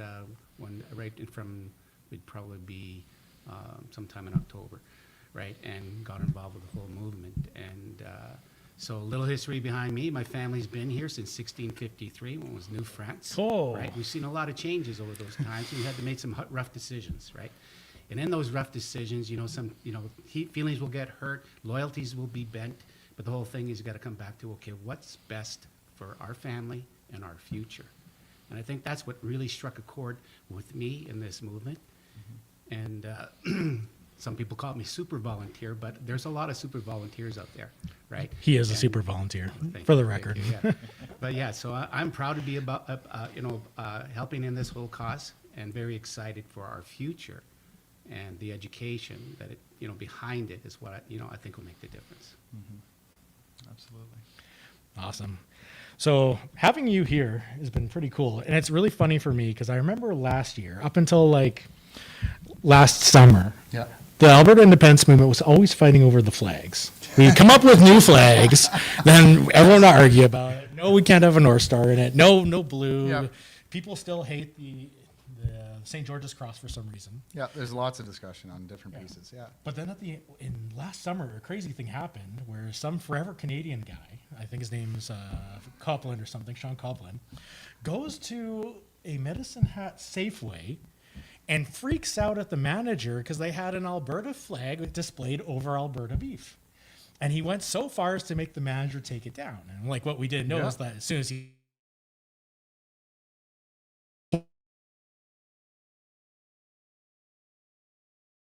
really upset about that ever since. And that just recently happened as well. I saw on social media last week up in the Edmonton market here where we are. I believe it's just over on the West End. There are retailers that are supporting the Alberta economy. They're supporting the Alberta sales. And like anything else, so you buy something from Germany, they put a German flag in the cheese bin. You buy Swiss cheese, it's got a Swiss. There's Alberta products and Alberta producers that we should all be supporting, that somehow a certain segment of our population won't support because they themselves are politicizing the flag. The flag that we have that's behind us, we hand out parade flags, we hand out household flags, we hand out 3x5s. bigger ones like this, and we're going to go even bigger very shortly. They are universal. Every Albertan, it doesn't matter. 10 years ago, doesn't matter if you supported NDP or Conservative, Alberta was your flag. It didn't matter if you lived on a reservation in a First Nations community up in Fort Chippewa or downtown Calgary, Alberta was your flag. You're Albertan, your flag is Alberta. It doesn't matter. And when we're talking about a jurisdictional issue, like independence for the province of Alberta, there is only one flag, and that is the Alberta flag. It's the flag that you fly, that I fly, that everybody all around us flies. There shouldn't be an issue at Safeway, and there shouldn't be an issue in somebody's front yard. Yeah. It's funny how people, it depends on the political winds of the day, doesn't it? It does. How people view flags. Because I don't know about you guys, but I'm old enough to remember all the way back in 2020 and 2021 when the Canadian flag was a hate symbol, right? Yeah. And now it's a symbol of a whole, it's unity again. So isn't that funny how just in a matter of a few years the winds can blow? It's only a subset of the community that likes to play games with our symbols, but they're also playing games with our futures. And Albertans right now, I think, not only are fed up, but have also realized what those games are, right? Right now, we're talking about BC putting royalties on our pipelines, on our oil. Well, that's never happened before. That's not a unified country. You know, we chose the name as a third-party advertiser, and we are engaged in this campaign, and we chose United Alberta to directly contradict, not to contradict, but to come up against what at that time Danielle Smith and the Prime Minister and others were saying, well, we're going to have a strong Alberta in a united Canada. There's no such thing as a united Canada anymore, and there hasn't been in a generation or more. So if you're going to play on the games here, I can tell you, I think on October 19th, we'll have a united Alberta that's voting for option 2. We're going to help make that possible by strengthening people's resolve, helping to educate them, and helping them to fall in love with their provincial symbols again. That's why we're getting flags out. In the last 2 weeks, we've got out over 4,000 flags at different events of different sizes. Yesterday, we picked up another order of 5,000 flags that are coming out. And we've got the little parade flags that go on out. We've got 3x5s that go up on houses. We've got these big ones. And I guess I'll throw it out now on the way down here. I had a long meeting. We've been announced on Rebel News a couple of weeks ago that we want to do big ones. But here's part of the problem. We couldn't find a manufacturer for the flagpoles here without going to the States or going to Nova Scotia. Now, in a normal environment, yeah, we could look at those things, but I really want to support local.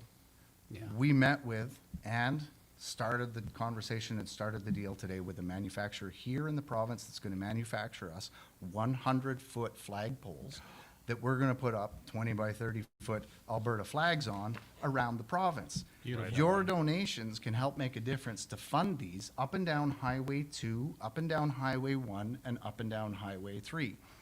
They're not the same price category as these, so feel free to donate up to $5,000. We are tracking absolutely Which everything. You can and do, I've seen, folks. yeah, you can do. You can go to unitedalbertaflags.com today. Right now, we can take e-transfer, we can take credit card. It's all set up and it's rolling. We've seen so far today that we've already brought in 5,000 or more, and we're greatly, we really appreciate it. We're so thankful for that because it helps make this possible and it helps strengthen Alberta all the way across. So $5,000, how many Alberta flags does that get? Well, we buy them in bulk, so it's not really a retail price right now. Depending on the size and depending on what we're using them for, the big ones here, these are going to be $2,500, $3,000 a piece.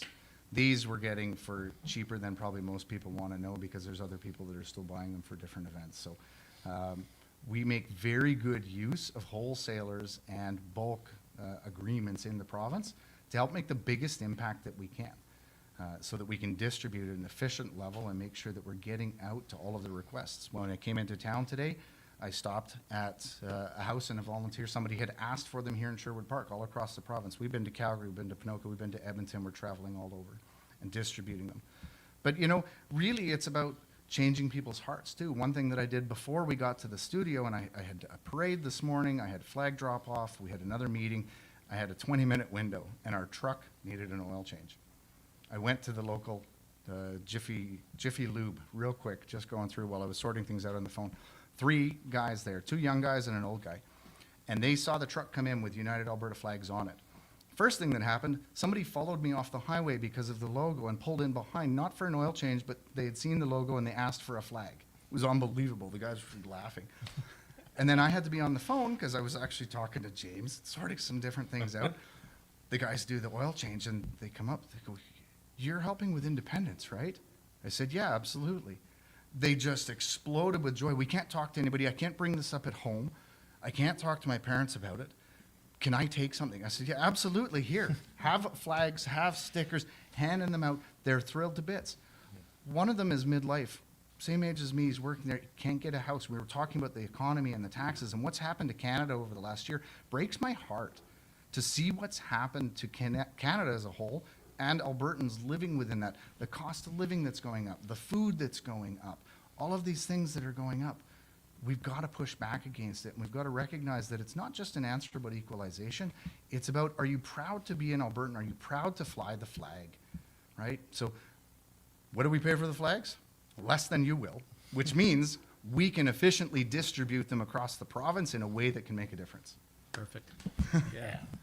Honestly, I think anyone here who's gone to buy an Alberta flag recently, they've seen how expensive they become. They're hard to get, too. I remember I was up in Whitecourt there, and I walked into their home hardware, and it was literally either a Canadian flag for $20 or an Albertan flag for $54.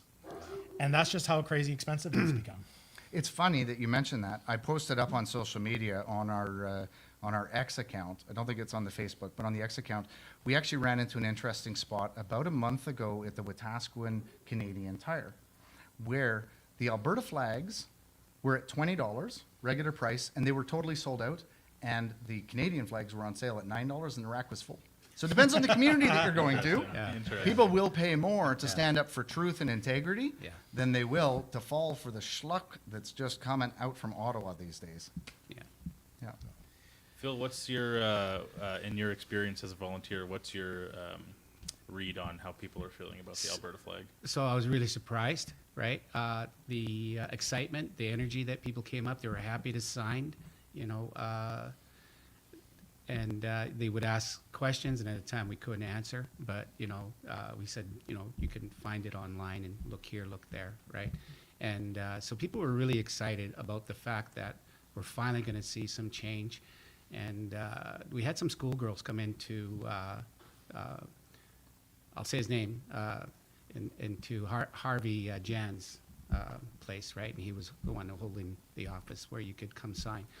And so these three girls come in from the high school, right? And, you know, they think they're just going to be there for maybe for 5-10 minutes, and so did we, right? They wound up spending an hour with us because they were so excited. They were like sponges, learning exactly what, you know, Alberta had gone through, what we, you know, how it was formed, right? How we are a colony in a colony, right? And they didn't understand what that meant, and so we went on forever. But that was just, you know, one experience. And then other canvassers,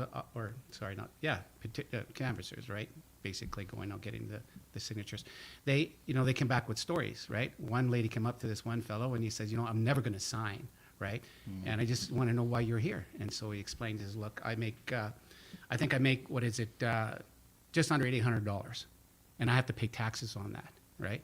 Then my old age security, I get it some more on it, but not very much, maybe $400, whatever it was, right? The way because the way he had set up. But in the end, he says, you know what? When Alberta becomes its own independent country, right? We're going to have the money to increase. You know, if you're already in a pension, you're already going to be increasing your old age security, right? Mm-hmm. So that being said, right? She said, okay, I'll sign. So it was a real quick thing, right? And you know, we had some people that were really, you know, not friendly, and we got a lot of birds, right? But what we quickly learned is everything's about attitude, right? And so when these people would flip us the bird or whatever, we just smile and wave, right? Because we know everybody has their own opinion and they have the right to that opinion. But the whole thing is we're here because we're bringing attention to what needs to be changed, you know, in this province, right? And being around people that are like-minded, it just lifts your soul, and it encourages you just to do more, right? And so I don't think I've ever been this dedicated to anything, right? Mm-hmm. And it's basically because I see a future for not only my children, but my grandchildren, right? I want to see them have that bright future. And what really stands out to me is the excitement behind the likeness of the Boston Tea Party and their independence, because they had taxation without representation. And that's what we have here, taxation without representation. And I think it was MacDonald and Laurier, our premiers at the time, or prime ministers at the time. Laurier actually came out and said that Alberta is Canada's first colony, right? And so once you learn all this stuff, you realize, okay, yeah, maybe it's time we, say, I'm glad you have your views over there, but our views are different, and it's time to take care of ourselves, right? Yeah. And speaking about change isn't only a means of adjusting and growing over time, but it's also a synonym for money, isn't it? And that brings us to why we're here. So if we head to Alberta, plug your site again? Yeah, absolutely. UnitedAlbertaFlags.com. Yes. And on there we can interact, we can take Visa, credit card, MasterCard, whatever works for you, honestly, because at this point, it's a matter of, there are a lot of people that are volunteering. There are a lot of people that are putting in the time and the effort, but it takes money to also make that happen. It takes money to get the signs, for the lawn signs, for Jason's, for Corey, for Keith, for Tara, for the different TPAs that are working. It takes money to get the flags out there. We are all pouring our hearts and our souls into this because, as you just said, we're absolutely committed. This is about not just us. This is about the next generation. This is about the future of Albertans, and honestly, the future of Canadians too, because I think it'll be a good thing for Canada. We've gotten ourselves into a pretty awkward spot where that's the spot. But so for our third-party advertiser to help make a difference, yeah, UnitedAlbertaFlags.com. Otherwise, if you go to AlbertaTelethon.com as well, all of the different TPAs that are being supported, there's a drop-down menu. They made a fantastic little website over the last couple of days. We've been part of the behind-the-scenes conversations and know how much work some of these people have put in. It's remarkable. So remember, though, when you do fill out on ours or any of the TPA sites or on the Alberta Telethon, all of your personal information is required. You have to be a resident of Alberta. We do know of some TPAs that are going out of province, but the rest of us, we love Alberta and we love Albertans. So we're going to stick with Albertans and we're going to stick with the Alberta law. I'll leave that for others to interpret. And when you go to, sorry to interrupt, when you go to albertatelethon.com and you see your list, I think there's 6 TPAs on there. Just as a little update, if anyone's interested, we've got at the latest numbers, Keith Wilson and Tanya's Let Alberta Decide is damn near $50,000 raised today. We've got the Alberta Independent, the Women's Network.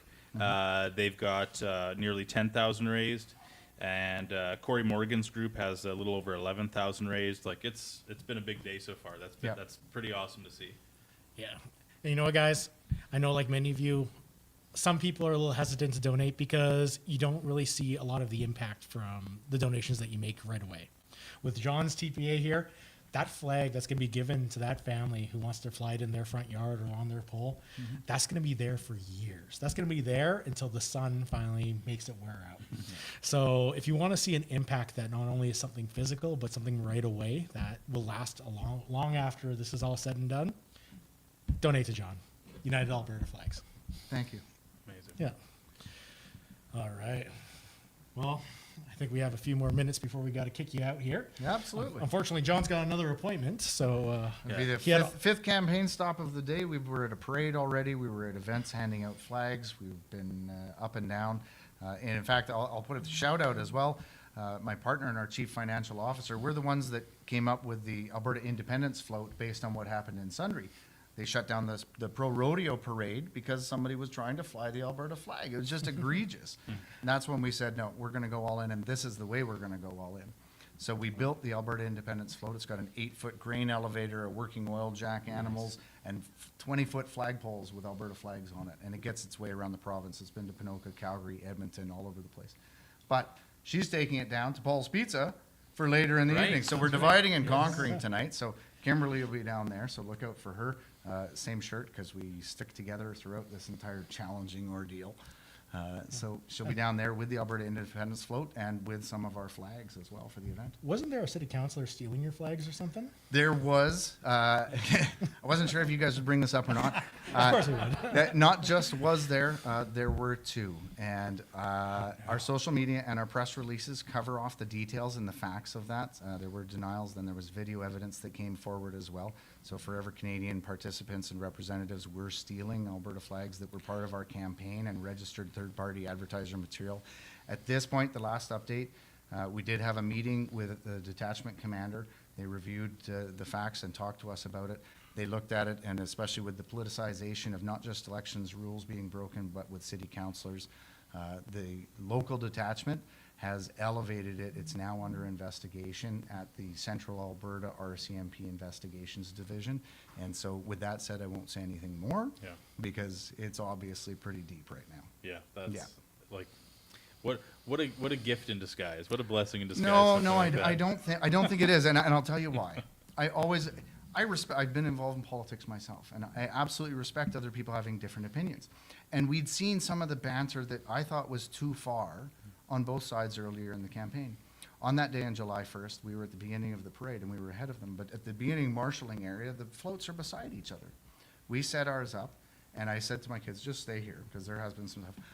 I went over there with Kimberly, and we went over to say hello, we went over to shake hands, we went over to take the high road and to be friendly and to show the community, our MLA was there, others were there, to show the community you could be an independent supporter and a Forever Canada and still have a respectful conversation. Yeah. So we took the high road to go and do that. And we did do that. And people in the community were talking about it on social media.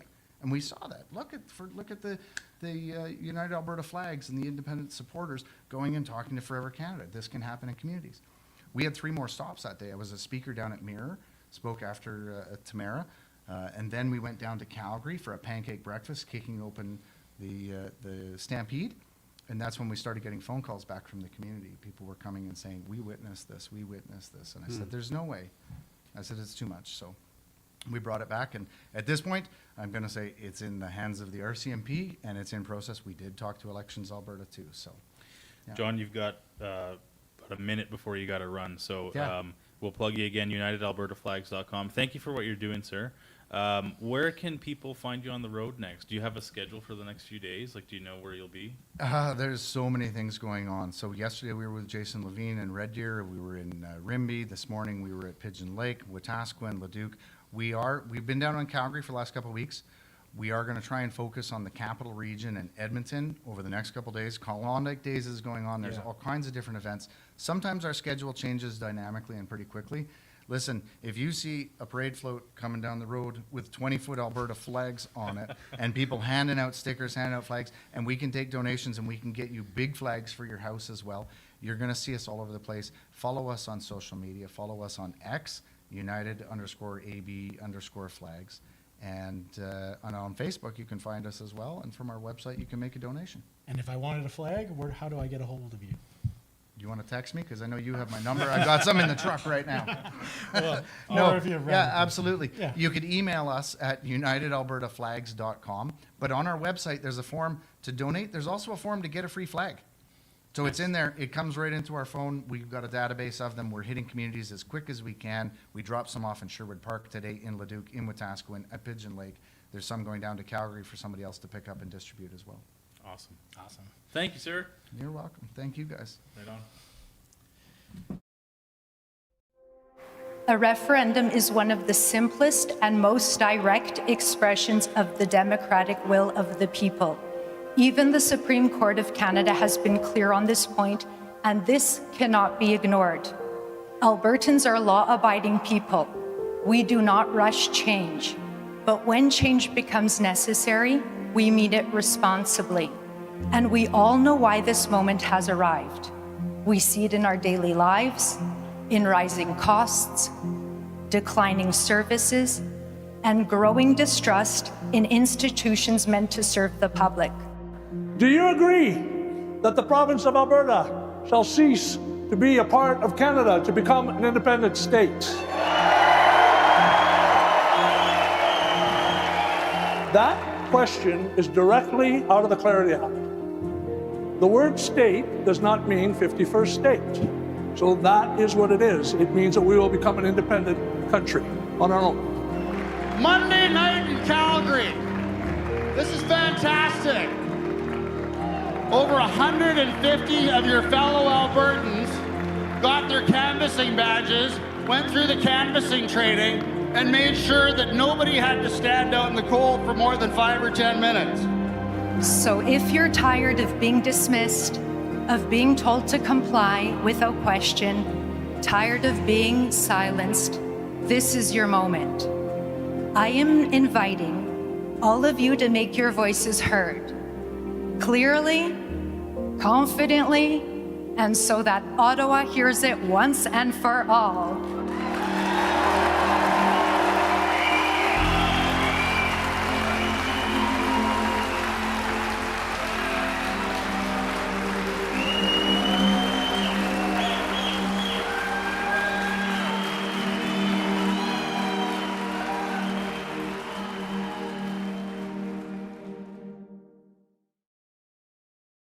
So that was awesome. And just for the record, we'd like to get everyone else's opinion right now. Who has a better backdrop? Was it the Calgary boys or was it us? Because you guys know who got the better backdrop. Just super chat unacceptable fringe and tell him that it's us, and he'll donate all your super chats to TPAs. So Amazing. Wow. What a gentleman. Exactly. A scholar. So we are very, very pleased to be joined by Miss Kathy Flett, friend of the channels. Yep. Returning guest. Hasn't gotten sick of us yet. Never. And I can't even remember what your title is actually for the Women's Independence Network. The TPA is the Alberta Women for Independence. But your title within, are you the president? I'm the Queen? CFO, so CFO. I want everybody to keep me as busy as possible. That's the deal, okay? I want to be going nonstop here for the next few days. Well, it feels like you've been going nonstop for years, actually. Maybe you can give our viewers a little bit of a background of your history within the movement. Yeah, so I started about 7 years ago in 2019 when the whole Wexit thing exploded and came on the stage, and I was part of that, and that's where I got to meet Michael Wagner, who you guys are going to talk to after, and made some other really great friends along the way. And then that exploded as quick as it went up, it came down, and then through a series of events, I was with the Wild Rose Independence Party of Alberta, and that exploded. And so then I sat down and went, well, now what am I going to do? And we were right on the cusp of having a provincial election in 2023. So I thought, well, what if I run as an independent candidate? I'm not going to win, but I'll never learn anything quite this quickly any other way. So I ran, my friend Angela ran as well. She ran down in Cardston, where she lives. And we worked our asses off and, of course, lost. Never worked so hard to lose in all my life. But I learned so much. And what I learned by doing that is that the independence movement was alive and well. As I was door knocking, that's what people were talking about. I went, oh, okay, we've got to figure this out. We've got to sort something out. So after we slept for about a week, we got back together, and Angela came to me and said, you know what, I have an idea. And I said, that's frightening, okay. What is your idea? Because they're always really good ideas when Angela's talking. And she says, who's missing all the time in this movement? Like every meeting that we go to, who's missing? And I said, I don't know. Like, I don't know. And she said, the women. We are always outnumbered by the men, easy 2-1, every single time. There's something wrong. The message is not getting through to the women in a way that they can understand it. I think we need to reach out to the women. And I was like, I think you're nuts. Like, I don't know about this. But anyways, long story short, we came up with a message specific for women. And out we went. And we started doing home parties because a lot of the women, they didn't want to go to the rallies. The rallies are fun, but they didn't want to go to the rallies. And if you looked at who would come up to the mic, very few women would go to the mic. There are some exceptions to the norm, but they weren't the norm. It was always the guys. And so we started having these home meetings all around the province, and then it worked. It just exploded. And the message was so good, I guess, that the guys crashed our parties. They kept wanting to come in and go, well, what are you guys talking about? And well, that's where all the ladies are. Right, I guess, yeah, and the food, and the food. And so then it went from there, and then that message got out, and the next thing I know, I'm sharing the stage with all the folks from APP. saying, well, we want to hear what you're talking about. So I put together a slideshow and said, all right, so now I'm in front of hundreds of people. And then it was supposed to be stay free as well, but then that went kind of crazy with the whole signature thing because some rules, we didn't know what they were and what they weren't. But it still continued. And then Let's Talk said, hey, we want you to come with us. Like, okay, let's go. And so we just kept going. And then we kept doing these home meetings. And then this happened. And Angela and I had a decision to make because we're simply just two women who won't shut up. And if we chose to keep talking the way that we were, we could be kind of violating some boundaries as to what's allowed and what's not allowed as far as advertising goes, because we're also very opinionated in what we're saying. So we decided, you know what, let's just jump in. Let's start our own TPA. Let's let everybody know the women are here. We do make up 50% of the population, despite what the progressives might like to think otherwise. And this is as important to us as it is to you guys. And we're having way too much fun, but it's good. Well, we're thrilled to have you here. Now, who's this gentleman beside you? Well, he's amazing. Go ahead and introduce yourself. I'm Mark from the Alberta Pin. I'm here representing my son, actually. He's the one who's come up with a lot of this stuff. I've been just kind of, helping him out in the background with a lot of this stuff. And I have to say, though, and sorry to all the other people, but your sign is one of my favorites, and I think we spoke about that Yeah, before. you did, yeah. I like how you laid it out with all the questions and everything on there, and that's one of the things. And also, like, I've come to some of your handout locations, and you guys are picking some very prime locations and red in people's faces, and everyone gets to see that, and that's really wonderful. Thank you. I really, really like what you guys are doing with that, for sure. And I've gotten to meet you a few times, I think, here and there in passing, maybe, You gave me a pin. We give you, okay, good. That's been my son's thing. We've been trying to go around Alberta and just pin as many Albertans as we can. And that was our initial, we tried to put Alberta flags in stores that support independence. And now we're going to be moving towards putting buckets of pins in stores that support Alberta independence as well. So if you're a store out there that supports Alberta independence, hit us up and we'll send you a bucket of pins. Where can they find you? Albertapin.ca is where we are. Unacceptable Fringe was the one that usually talked to us about us a lot and kind of got our name out there a bit, and we kind of just ran with it. My son has been trying to start the youngest TPA in history, which we were hoping to have set up by today, but we've come across a few speed bumps, I guess you could say, and not surprising. But it's okay. I mean, I'm happy he's coming across these speed bumps. He needs to see that this is what we're trying to navigate. And how old is he, your son? He's 18 right now, so this Oh. is going to be the youngest TPA in history. So what does an 18-year-old think about Alberta independence? Because we're all old men. So what? I'm not. and one very young woman. Three old men and a young woman at this table. I mean, right now. I think I'm pretty young. Someone once said to me, "Hey, are you the son?" I said, "Yeah, I'm the son. I think Dad's somewhere over there." So I mean, I feel pretty young. You don't look like you have an 18-year-old son. I will say that. But what does he think? Like, what is he unique in his friend group, or is this like? Are 18-year-old boys like 18-year-old young men? I guess. What do they have to say about independence? So, and again, I really admire everything he's accomplished to this point, and I see where he's going with it. There's a lot of great people in this movement that are doing a lot of good work.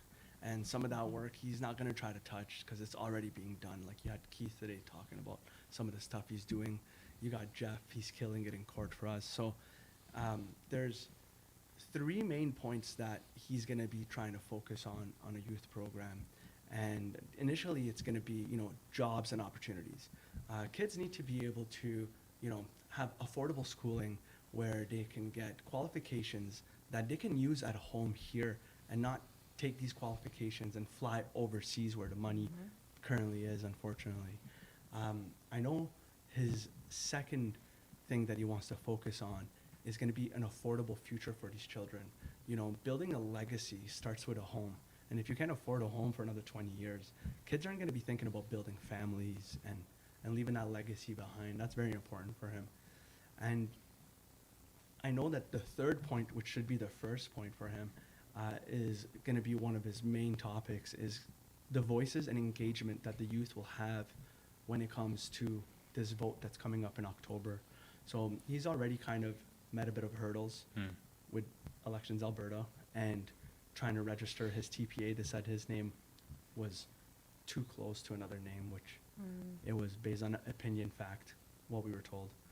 So, I just said, keep your head up, adapt, overcome, and continue to push forward. He's going to be kind of trying to stay away from town halls because, like I said, so many people are already mastering that. So he's going to be trying to gauge with the youth through things like, he wants to put on a bike-a-thon where, trying to keep them active, canoe trips, camping trips, and really grow that movement so that come October 19, you have, maybe, hopefully, a record set of youth that are engaging in our democratic process that we're having right now. So amazing. While we're still trying to put a pen on every Albertan. I have one on my hat. Yeah. And I think it was a while ago, I remember seeing on X when Elections Alberta came out and said that Thomas Lukaszik's Forever Canadian essentially doesn't qualify as a TPA or isn't required to register as a TPA. I remember your son was a little relieved at the time because he didn't have to register Alberta PIN initially as a TPA. Right. His understanding is that as long as you're not talking about the vote on your website and stuff like that, or what the options are, then essentially you're not a TPA. It's when you start to touch that area. And that's what he wants to try to achieve by registering a TPA, is to be able to touch on these things, and be a bit more So you can have both hats this way. We can have both hats this way, and then, when October 19 is done, then we're not done. We can continue to exist and continue to be there as an auxiliary to freedom, essentially, while all the hard work continues to happen behind the scenes. Kathy, what is your, I'm just switching gears from the youth maybe to women in Alberta. What are some of the main hurdles that you are having to overcome with women when you're talking about independence? Women tend to be very risk averse. And this is, in their minds, pretty risky. And it kind of is, right? We don't know what's on the other side of it. And so the biggest hurdle is, well, what does this look like for my kids, right? The youth. What does this look like for my kids? What does this look like for my grandkids? What am I signing them up for? And am I ready to do that? Does that make sense? What does this mean for our schools? What does this mean for healthcare? All the social things that we tend to look after as women. What does this mean for my community? What does this mean for my church? And I was like, well, I don't know. It might mean that your pastor can actually preach, because in Canada, that's becoming a thing of the past. And so those are the hurdles, and helping them to get their heads wrapped around that, okay, we can do this. This is okay. And the other hurdle is that a lot of people think that we can't. For whatever reason that they've got in their heads, they think that we can't, that it's a brick wall. And so then we walk them through, well, this is actually how Canada became a country. And this is actually how Alberta became a province. And this is what the numbers look like now when you look at the MPs and at the Senate. And so when you look at these numbers, what do you notice? Well, immediately you notice that the East has a hell of a lot more than we do. And then we explain to them why that is and why that can't change. And so if that can't change, then we're going to have to change. And how do you think we can do that? Because we can't fix this. We want to. We're women. We like to fix everything. We fix our hair, we fix dinner, we fix our husbands, we fix everything. And so once we get them to that point, like, no, you can't fix it, honey. You just can't. So what's our next option? How are we going to protect our babies? And then, boom, it's like, all right. And then the mama bears come out, and we're ready to rumble. And speaking about change, for anyone just tuning into the stream, I made a really funny joke about half an hour ago. Change it means so many things, and it means also money. And so, of course, we're here to raise some money today. So let's do a little plug for AlbertaTelethon.com. I don't have any updated numbers, but I can only imagine we've at least tripled or quadrupled our intake since we've gone on. Yeah, At least. I mean, Calgary did a great job, but like, look at the studio here, guys. Look at Look at the good-looking guests that we have on the show. For those of you who don't know, we literally set this up in 8 hours. You did great. Yeah, AlbertaTelethon.com, guys. 6 TPAs there. Kathy, do you want to plug your plug the full name and also where people can view outside of Alberta Telethon? Sure. So Alberta Women for Independence is the full name. It's a long one, so go to albertatelethon.com and find us and click the link. abwomenindependencenetwork.com is our website, and so everybody knows what your money will go to with us is lawn signs. We've got a bunch because people are asking for them. I think, and anybody correct me if I'm wrong, but I think we're the only ones covering all the questions. Okay. So we do, and in Right. our presentations, we've tweaked it up a little bit, that we talk about the first 9 that the government put out, and this is what they say, this is how convoluted and confusing and ridiculous they are, but this is what they mean, and this is why we think you should vote yes, and then we go to question 10, the referendum on a referendum. So we go through all of that. So yeah, you're going to go towards lawn signs, and we do a lot of travel. I'm not saying the others don't, they do.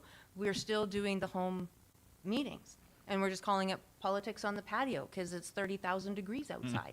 and I thought carbon tax was supposed to do something about that, but here we are. And Maybe we just need more. Yeah, all right. It's supposed to be a super El Nino this year. All right, I'm what's very that? disappointed, super El Nino. You've let me down. Get that carbon capture sorted out. But yeah, so anyways, it goes towards a lot of travel. Today I was in Red Deer this morning doing some stuff down there. And next week we're traveling up north. We're going to be in Grand Prairie and Fairview and High Prairie before we come back down. And so that's what your money is going towards. I put so many kilometers on my last vehicle. I got a new one, so now I'm ready to mile that one out too. And I want everybody to keep us busy. If you want to have that smaller meeting in your house, there's no limit to the number of people. We don't care. Because those 5 people that show up will go and tell 5 others. We just want to keep the conversation going. So let me keep putting miles on my car, and let's get this done. And when Kathy has to get a new car, she'll unfortunately have to get something from outside the province. And if you are watching from outside the province and want to support Alberta independence, you can't donate to Kathy. You can't. But you can buy from Alberta Pins because they have got some amazing stuff going on. So tell us a little bit more about your merch you got right now. Well, Alberta Pin has shipped and sold things all across Canada and even in the United States. We get emails from, all over Canada, people telling us, hey, don't forget about us when you get your independence. Alberta's independence is just the beginning, and it's a milestone to what's to come next. And can we show off this flag? Yeah, of course. I've wanted to see it for a while. So I've said this on John's podcast on his YouTube channel. If you look at the original flag, the river flows from west to east, just like your money. So we came up with this. James came up with this new flag where, if you're looking at the mountain, the true depiction of the river flows towards you, just like our resources should. And the north stands free, representing Alberta, because Alberta is the north, essentially. We pay for everything. So, and just the gold and black, hoping to play on the home and away one day, and hoping maybe the Oilers, if you guys are watching. And that's it. It's just like we try to make it and almost corner the market for affordability when it comes to being able to show Alberta pride. And that was the main goal, right? When independence happens, that people are wearing our pin every year on Independence Day. That's our goal, So honestly, what I really want is that hat. That's just awesome. Isn't it? That's a beautiful hat. Yeah. So and the jersey too. The jerseys are finally available now. This was through special request. People see, we wear uniforms all the time. We got hockey jerseys or something. People saw us in those baseball jerseys and started you need to make me one. You need to make me one. So we got together with Unacceptable Fringe, and we're trying to work something out. And so now you're gonna have the home and away again, like we would do with everything. Yeah. And this is now available for everybody on albertapin.ca if you're watching. But the hat that you speak of, actually, it's the golden cap. This hat is lined in with golden interior, and there's currently only 25 people who have this hat. This hat is not for sale. This hat is in recognition of people who are doing outstanding work like you guys are. And we hope to continue to grow the golden cap momentum as much as we can keep up. Obviously, it's just my son and myself doing this. So, but you are 2 people that we definitely had in mind for the golden cap, and I wish I came a little more prepared. No, that's cool. I did my hair today anyway, so I simply couldn't. That's exactly what I was gonna say. We'd golden cap you, but I don't think you want to that's a nice flow, right? I wear the hat because there's not much under there, so. But I'll hit you up when it starts going. to go back on what you guys are talking about in elections, Alberta and Thomas Lukaszuk and his TPA, one of the questions my son asked when he called Elections Alberta is like, hey, is it difficult to report? They're like, no, absolutely not, and we'll help you through it. And as a matter of fact, just to kind of give you a heads up, if you don't report, we're going to fine you $500 a week. So, you know, if you add up the amount of money that's already been spent with the kilometers that's been put on that bus, with the signs that have been printed, with the buttons that they're giving away, the magnets that they're doing, you know, and you times with how many weeks are left over, it'd be very easy for him to afford $500 a week to not be compliant. And, you know, I'm not saying that that's what's happening, but it's... Well, it's interesting because I remember hearing them saying that Thomas Lukazik kept all the lists that he was supposed to destroy because the fine was only $50,000. And that's why they bumped it up to $500,000 after that. So for those of you who might have been involved in Forever Canada, your information might be in a private server somewhere, potentially being shared with others. We're talking about someone who's extremely smart on paper, yet at every injunction, he says, oh, I didn't know it was going to lead to this. I didn't know it was going to lead to that. So it's becoming a bit deceptive. And convenient, maybe. You know, we're navigating, it feels like, a corrupted system to leave a corrupted system. And like you said, we have to have fun with it. We have to have fun with it and just keep our heads up, keep smiling like Jeff's smiling, and we're going to get to where we're going to get to. What do they say? If you don't laugh, you'll cry, right? Yeah. Kathy, what's your experience been with working with Elections Alberta to the extent that you have? Has it been a pain? Has it been... Wait, time out for a second. Elections Alberta, we love you and support you here. And you can head to Alberta Telethon. No. Elections Alberta, you're great. We have no complaints at all. And I can actually say that. Okay. Because when I was also working with political parties, like real registered political parties, I got to know Elections Alberta because I had inherited a bit of a mess that required some cleaning. So I literally had them on speed dial. Okay. And they were fantastic. Fantastic to deal with. And this go around, I haven't had any trouble. Okay. At all. So I think I don't know what it depends on. I don't know what the deal is, but it's been really good for us. And I think at the end of the day, what I love the most about this movement is that regardless what the other side tries to throw at us, this is the legitimate, we're in it together, right? Like we are all pulling the rope in the same direction. We all know one another. We're all friends. We're all like, go support whoever. It doesn't matter. Like give everybody $20. Who cares? Or whatever, however much. Don't go over the 5,000 though. No. But you're like, just support everybody. And that's why they can't beat us because we're united. And it's, again, I harken back. I often talk about that game of whack-a-mole. They can't take us all out. There's too many. And there's more popping up all the time. So this is a good thing.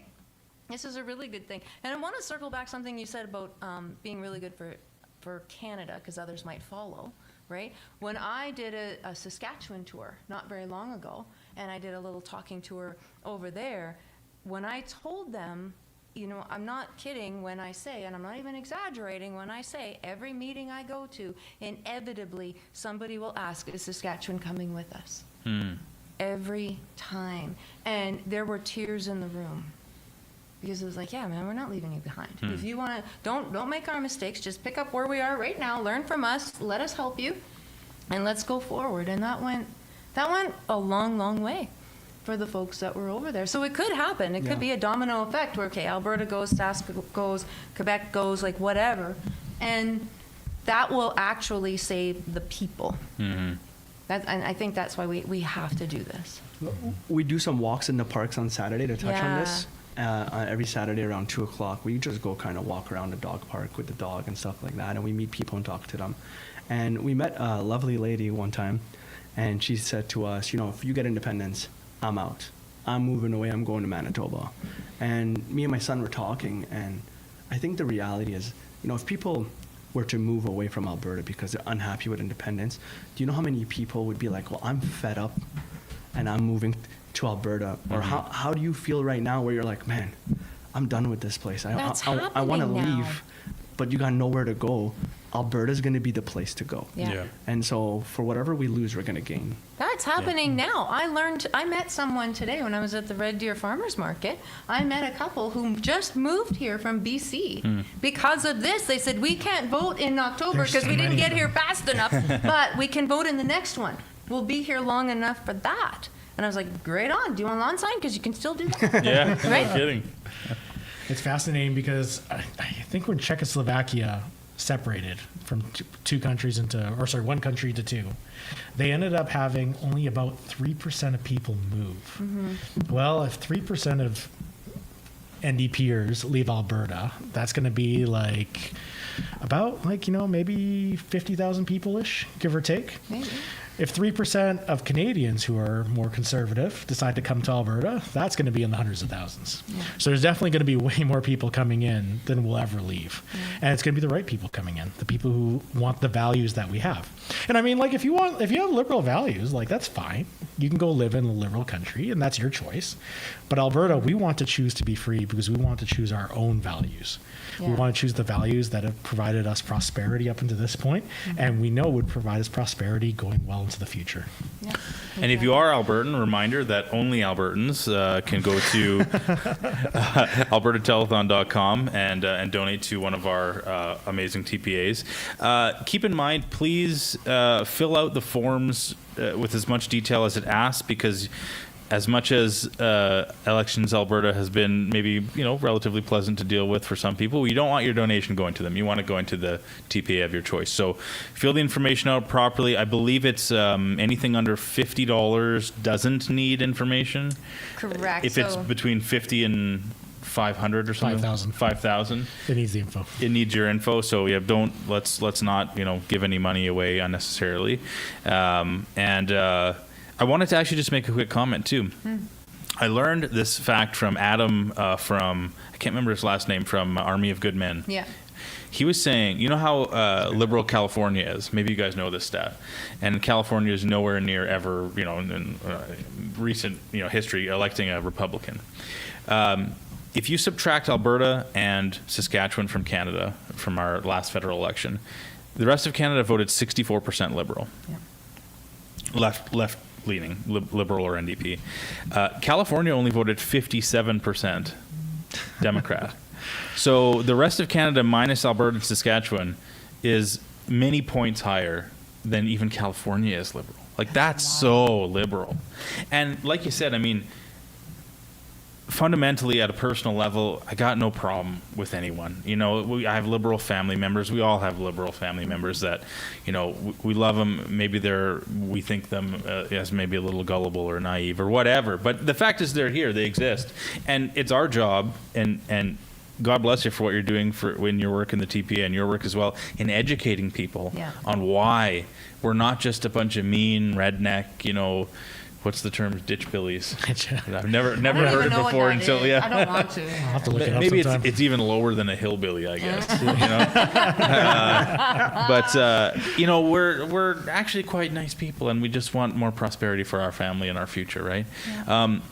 How much time do we have before? I can't recall. Do we have you till 7? Yeah, until as long as you want. Doesn't matter to me. Also. 5 minutes. Fantastic. Okay, so we got to think 5 minutes before we do a switch. Can you maybe give us like a 4.5 minute?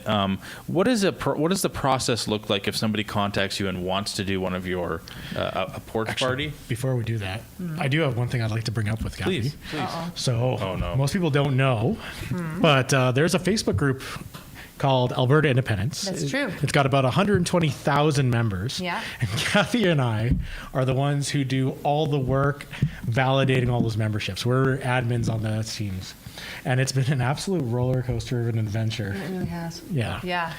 I'm the one I'm a bit sticky. If you haven't answered the questions, I probably won't approve you because I don't have patience for that. Yeah. But that's me. Sorry, I got to interrupt for 1 minute. I'm going to bring it right back to you. Okay. We have a note. We have a note we have to mention on air. Sheila from the Alberta's Choice TPA. Yeah. Ezra and Tamara Leach right now are at the Gas City Campground distributing signs until 8 p.m. tonight. Nice. Get over there. Yep. Get over there. And Gas also, City Campground. I don't know Be if we there. mentioned the party at Paul's Pizza. Yeah. Oh, crap. There's tons of people there. Angela's apparently. there. Yeah, Angela's there. Angela's there. Yeah. Paul's Pizza and Airdrie. Yes. Head on over there. Alberta's That's where the gonna be party is. Yeah. We'll be switching to them at 8 o'clock, so you can be in the stream if you are there in time. So, sorry, continue. Yeah, so we've been doing that now for over a year together. We've had some moderators come and go. Yeah. But honestly, the number of requests we get every day is anywhere from like 50 to 500. That's right. And we have to go and manually vet these people. And, maybe like 1% of them are like bots and stuff like that. So we kick them out. But most people who are coming there, and we get, one of the questions is, why are you interested in this movement? Right. And the answers we get sometimes are so touching. People talking about, wanting their future for their kids, their grandkids, being tired of Ottawa's choices and stuff like that. Yeah. And so many people are coming and say, hey, I used to be a staunch, supporter of staying in Canada. But what Mark Carney has done for the last 6 months has made me realize we're on a sinking ship. Yeah.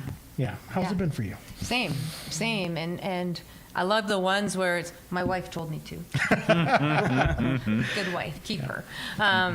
Yeah, it has been that. It has been that. There's been a lot of emotion in those answers that I wanted it to work. It's not going to. I see it now. I just want to be around like-minded where I work. I can't talk to anybody about this, that kind of a thing. And so they're coming now to this online community on Facebook to participate in the conversation with others. There's some who go down there and say, I haven't decided yet, but I want to find some answers. And so, yeah, come on in. Let's get you some answers. Let's see what let's keep that conversation going. And it's been really good. It's been really good, yeah. And honestly, we let anybody in who answers the questions, is obviously from Canada, or especially if they're from Alberta, regardless of what side you're on. I mean, but when people come in, sometimes they'll just make it like, you guys are a bunch of idiot hillbillies, ditch billies. That's the nice one. Yeah, they go and do that. Well, that's going to get you banned. Yeah, you're out. You're out. And it's been great because in those groups, we get such a variety of discussion. Yeah. And that's the biggest thing is like, we have such a variety of people who are supporting Alberta for various reasons. Yeah. I remember one time we did a poll on there and we had said, what's your primary reason for wanting Alberta independence? And we put in taxation with our representation, equalization payments, the culture war with Ottawa, all these different reasons. And we got the list, and the number one complaint was equalization. That was the number one thing that most Albertans had an issue with. And you were only allowed to select one answer, is one thing that we did. So I brought that to Mitch Sylvester, and he was surprised because he thought it would be the cultural stuff. Because for him, that's what is the biggest issue that he's currently facing. Oh. He wasn't expecting equalization to be the number one thing that bothers Albertans about the system, which to me is interesting because that's something that could be fixed by the federal government, but they never will. No. Well, yeah, and that's the symptom, right? Equalization is a perfect symptom. James had started a golden hotline on TikTok, asking people to call in with their reasons and leave a voicemail on a voicemail that he had set up.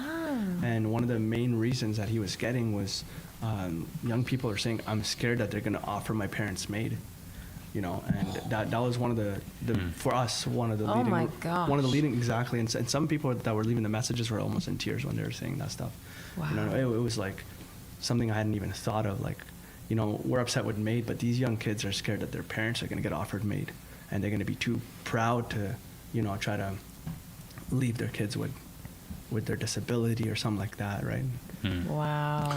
Mark, we're gonna sub Mr. Wagner in shortly here. Do you want to do another plug for your son's future TPA? Well, and then we'll do a transition. His current TPA was called Forever Free, which we were told the name resembles too much of another TPA. Okay. The other TPA that it resembled too much was Stay Free Alberta. I know you wouldn't have guessed that. I will say that when I jumped on today to donate, I saw that Stay Free Alberta's website, they've gotten so much donations that it's actually, they're asking you to just, leave your information if you still want to donate to them, as long as you're in Alberta. That's correct. Right? I do have one question before I give my plug. If we get freedom, will you take the mask off? Oh, heck yeah, forget freedom. And can I won't have to worry. Okay, then I'll give you the hat. Perfect. Well, there's 25 of those. There's only one of these. But if you see us at any event, we're usually walking around with the yellow bucket. We're giving out free pins. If you can't get to us and you want to have a pin, just head over to albertapin.ca and pick yourself up some pins for yourself and your friends. Help us put a pin on every Albertan. Nice. Thank you guys for having us here, and good work. Thank you. Thank you, Ditto. man. Appreciate it. Awesome. I'll take my blue flag. Hi, I'm John Bolton, and we're here with Angela Tabak, Kathy Flett, Alberta Women for Independence, one of the third-party advertisers. Great to have you here. Now, what I want to do right off the bat is I want to say you are the unlikeliest couple to have a third-party advertiser. Angela lives about as far south in Alberta as you can get, in the Waterton area, and Kathy's in Edmonton. How the heck did this happen? Please tell me. Oh, we became friends when we were working in the Wild Rose Independence Party of Alberta. A number of years back. And just found that we worked really well together, and we have just stuck with the message of Alberta independence for 6 years now. 6 years together, yeah. It kind of works out nicely because we're in Calgary right now. You just kind of meet in the middle, right? That's right. This is fantastic. Yeah. Obviously, we've got your signs. Hold it up there. I've got this out on front of my house right now. I'm excited. I've got now 6 signs. Other people have 12. I got to get up to 12, but you're doing signs and you're talking to people. That's what you're doing. So tell us a little bit about the talks right now, because we know we love your sign. Shall I talk about that? Sure, yeah. I'll talk Tell us, about the Kathy. talks. Sure. So we for over a year now have just been doing home meetings with people, helping predominantly women, but then the guys love the conversation too, so they join in, understand why we need to be our own province. And we thought, well, why fix what's not broke? We're just going to continue on, but now as a TPA. So that's what we've done, and it's actually exploded. Our calendars are filling up with people that want to have us over, and so we're calling it Politics on the Patio, because it's summertime, and just have us over. 6, 7, 8, 9, 10, 30 people, it doesn't matter to us. And we walk people through the history of how Alberta became a province, set some ground as to why our government structure sucks the way that it does. Right. And then why we need to vote yes to all of these questions and yes to option 2. Well, you know, the difficulty I think that's happened through this process, I mean, even through the petition process, is finding people sitting on the fence. Are you meeting up with some of those people, Angela? Oh, absolutely, yeah. And it really comes from, people who are already there, inviting their family and their friends to come. It's a very casual, open discussion. Nothing is being shoved down anyone's throats. And it's an opportunity to just kind of go back and forth with the ideas, some of the concerns that people might have. And it allows us to be able to address them in a way that is very non-confrontational. We're building community. Our whole focus has been education and building community. And so that's what we're continuing to do with the TPA, and it's working out really great. We're in kind of a noisy room right now. We're at the Derek Fildebrandt and Dwayne Bratt debate. And for the most part, it was a pretty friendly thing. It's almost radical now to have a friendly conversation, but that's what you're trying to do, isn't it, Kat? Exactly. That's exactly what we're doing. And it's working, as Angela said. We are not combative in these meetings. We're not putting anybody down. There's nothing like that at all. It's just, well, what are your concerns? And let's see if I have an answer. And if I don't, well, then I don't. But let's see what you have to say and how come. Well, congratulations on your success. Your website, tell people what it is. It's very long. Okay. Go to the QR code. Go to the QR code. It's abwomensindependencenetwork.com. Okay, and if you would like to support Angela and Kathy on the telethon, go to albertatelethon.com and click on their link. Hi, I'm John Bull. Oh, great joke, everyone. Yes. It's too bad no one will ever know what it was. Thank goodness. Welcome back to the Edmonton studio, guys. We are pleased to be joined by Mr. Michael Wagner. I've been calling him Professor Wagner all night. He doesn't appreciate that, so, but I think it's cool. So, welcome. Thank you for joining us, sir. Thanks for having me here. It's good to be here. Maybe you can give kind of a little bit of a background in your involvement in this movement. Well, actually, I originally got involved in the movement in about 1981. I was a teenager in high school in Calgary, and I was triggered by Pierre Trudeau's National Energy Program. So I joined the first major independence group at the time, which was called WestFed. That group ended up folding, and so the following year, an organization called the Western Canada Concept Party of Alberta won a by-election in 1982, and I was so excited by that, I joined that party. By then, I was 16, and then in November of 1982, there was a provincial election, and so I handed out pamphlets for that party at that time, my first political activity. So I wasn't even old enough to vote, but I was really engaged with that activity, with the independence idea, and so I participated in that, and I stayed a little bit involved with that party for the 1980s, but it folded at the end, and of course the Reform Party came along at the end of the 1980s and kind of absorbed all the independence sentiment for several years. So like most other people who had been involved, I was either involved with the Reform Party or doing other things, and then I got re-engaged in 2015 when Justin Trudeau was elected as Prime Minister, and so I've been kind of re-involved since that time. So I kind of have a long history to one degree or another with this movement, because I've really believed in this idea for a long time. Would it be fair to say maybe from the early 90s through till the mid 2010s there, was there, even though it wasn't necessarily a name, was there still an underground sort of independent sentiment in the province, you would say? Yeah, there was a little bit. There was actually a very small party called the Separation Party of Alberta, and they were around for a while. And actually, in around the year 2000, Corey Morgan created the Alberta Independence Party for a little while, but it didn't get a lot of traction. So there were definitely people who believed in it still, just a small minority of people, because the Reform Party had been so successful at that time. But the idea never died. I mean, the idea really, the independence movement really started when Pierre Trudeau became Prime Minister in the late 1960s. That's when before that time, you'll see the occasional letter to the editor or an opinion editorial in a newspaper floating the idea of independence, but it never became a movement until Pierre Trudeau became Prime Minister. And so, it was Pierre Trudeau who gave it credibility, especially with the National Energy Program. That's when people really came on board with the idea for the first time in the early 1980s. And so it hasn't died out since then. Like it dissipated a lot because the Reform Party was such a credible organization, and the idea that they had of reforming Canada so the West's voice could be heard in Ottawa, that's an idea that's a really good idea. And it caught on with a lot of people, and they did a lot of good work at the Reform Party. But in the end, it shows that despite how much effort we can put in to try and reform Canada, we can't. And so independence is our only option we have left. It's kind of funny. I never thought I would be sitting here saying, thank you, Pierre Trudeau, because if it wasn't for you, we wouldn't be here right now. That's true. Yeah. So how has it been for you, like with the ups and downs? Because I imagine there's been a lot of times where you almost had a little bit of a false hope of things that are going to go big as they are right now.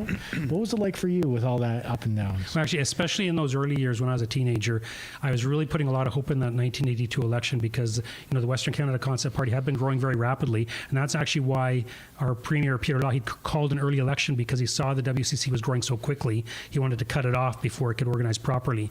And so I was really looking forward to a lot of MLAs for the party getting elected in 1982. And when we didn't get any, I was really devastated, actually. I was very emotional about that.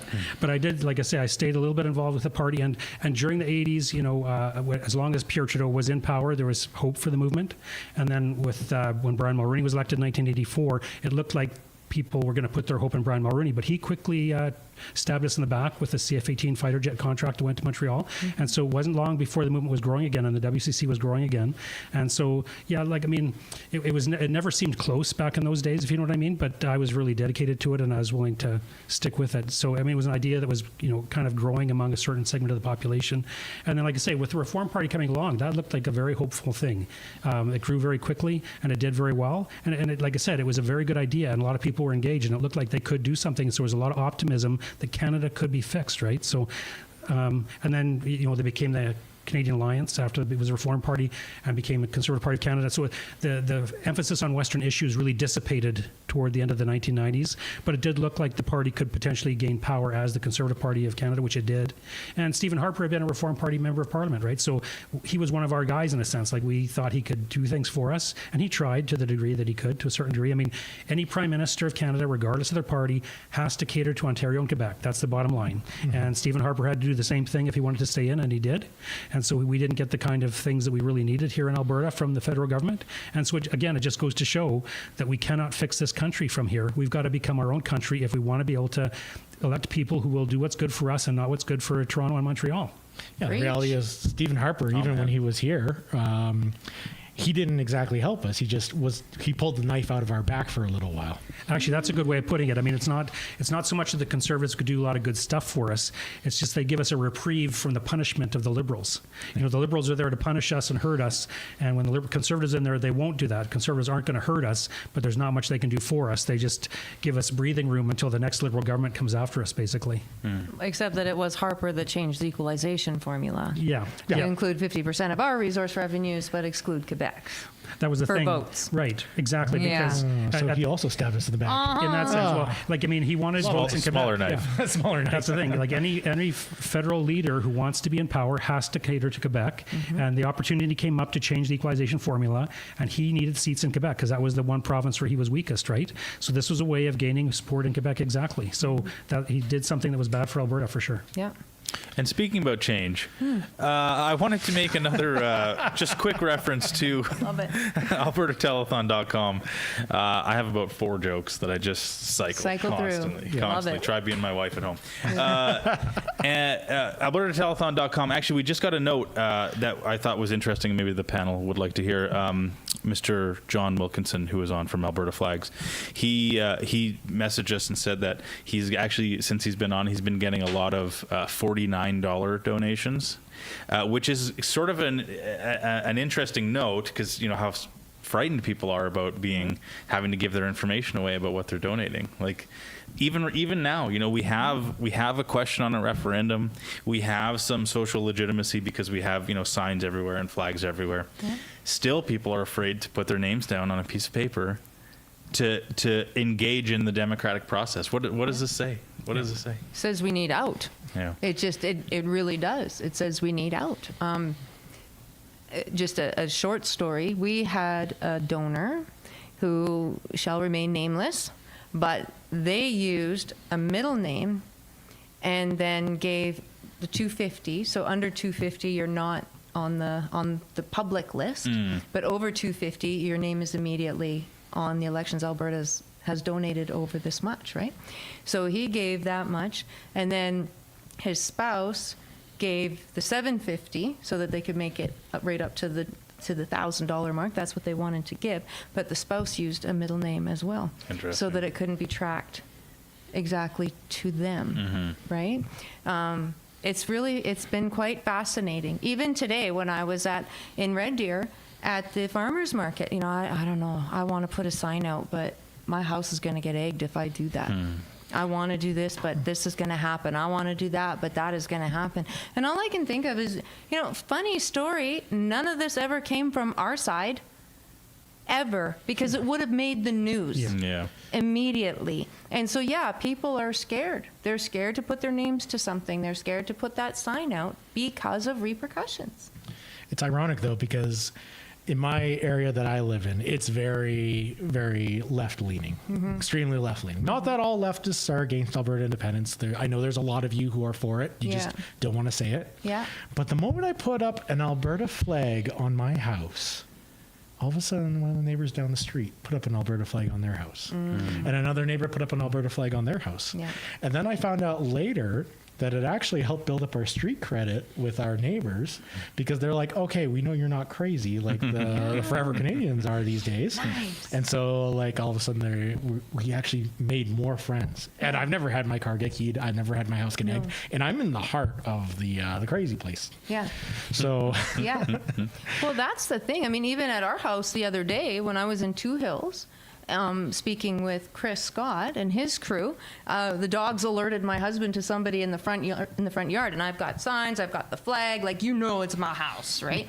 And we are also on a dead-end street, so it's not through traffic that comes by. And so he looks out the window and he sees somebody lurking in the front and looking at the signs and looking at the flag, and he's like, here we go, you know, now I got to get out there and blah, blah, blah, blah. Anyway, long story short, the guy is also for independence.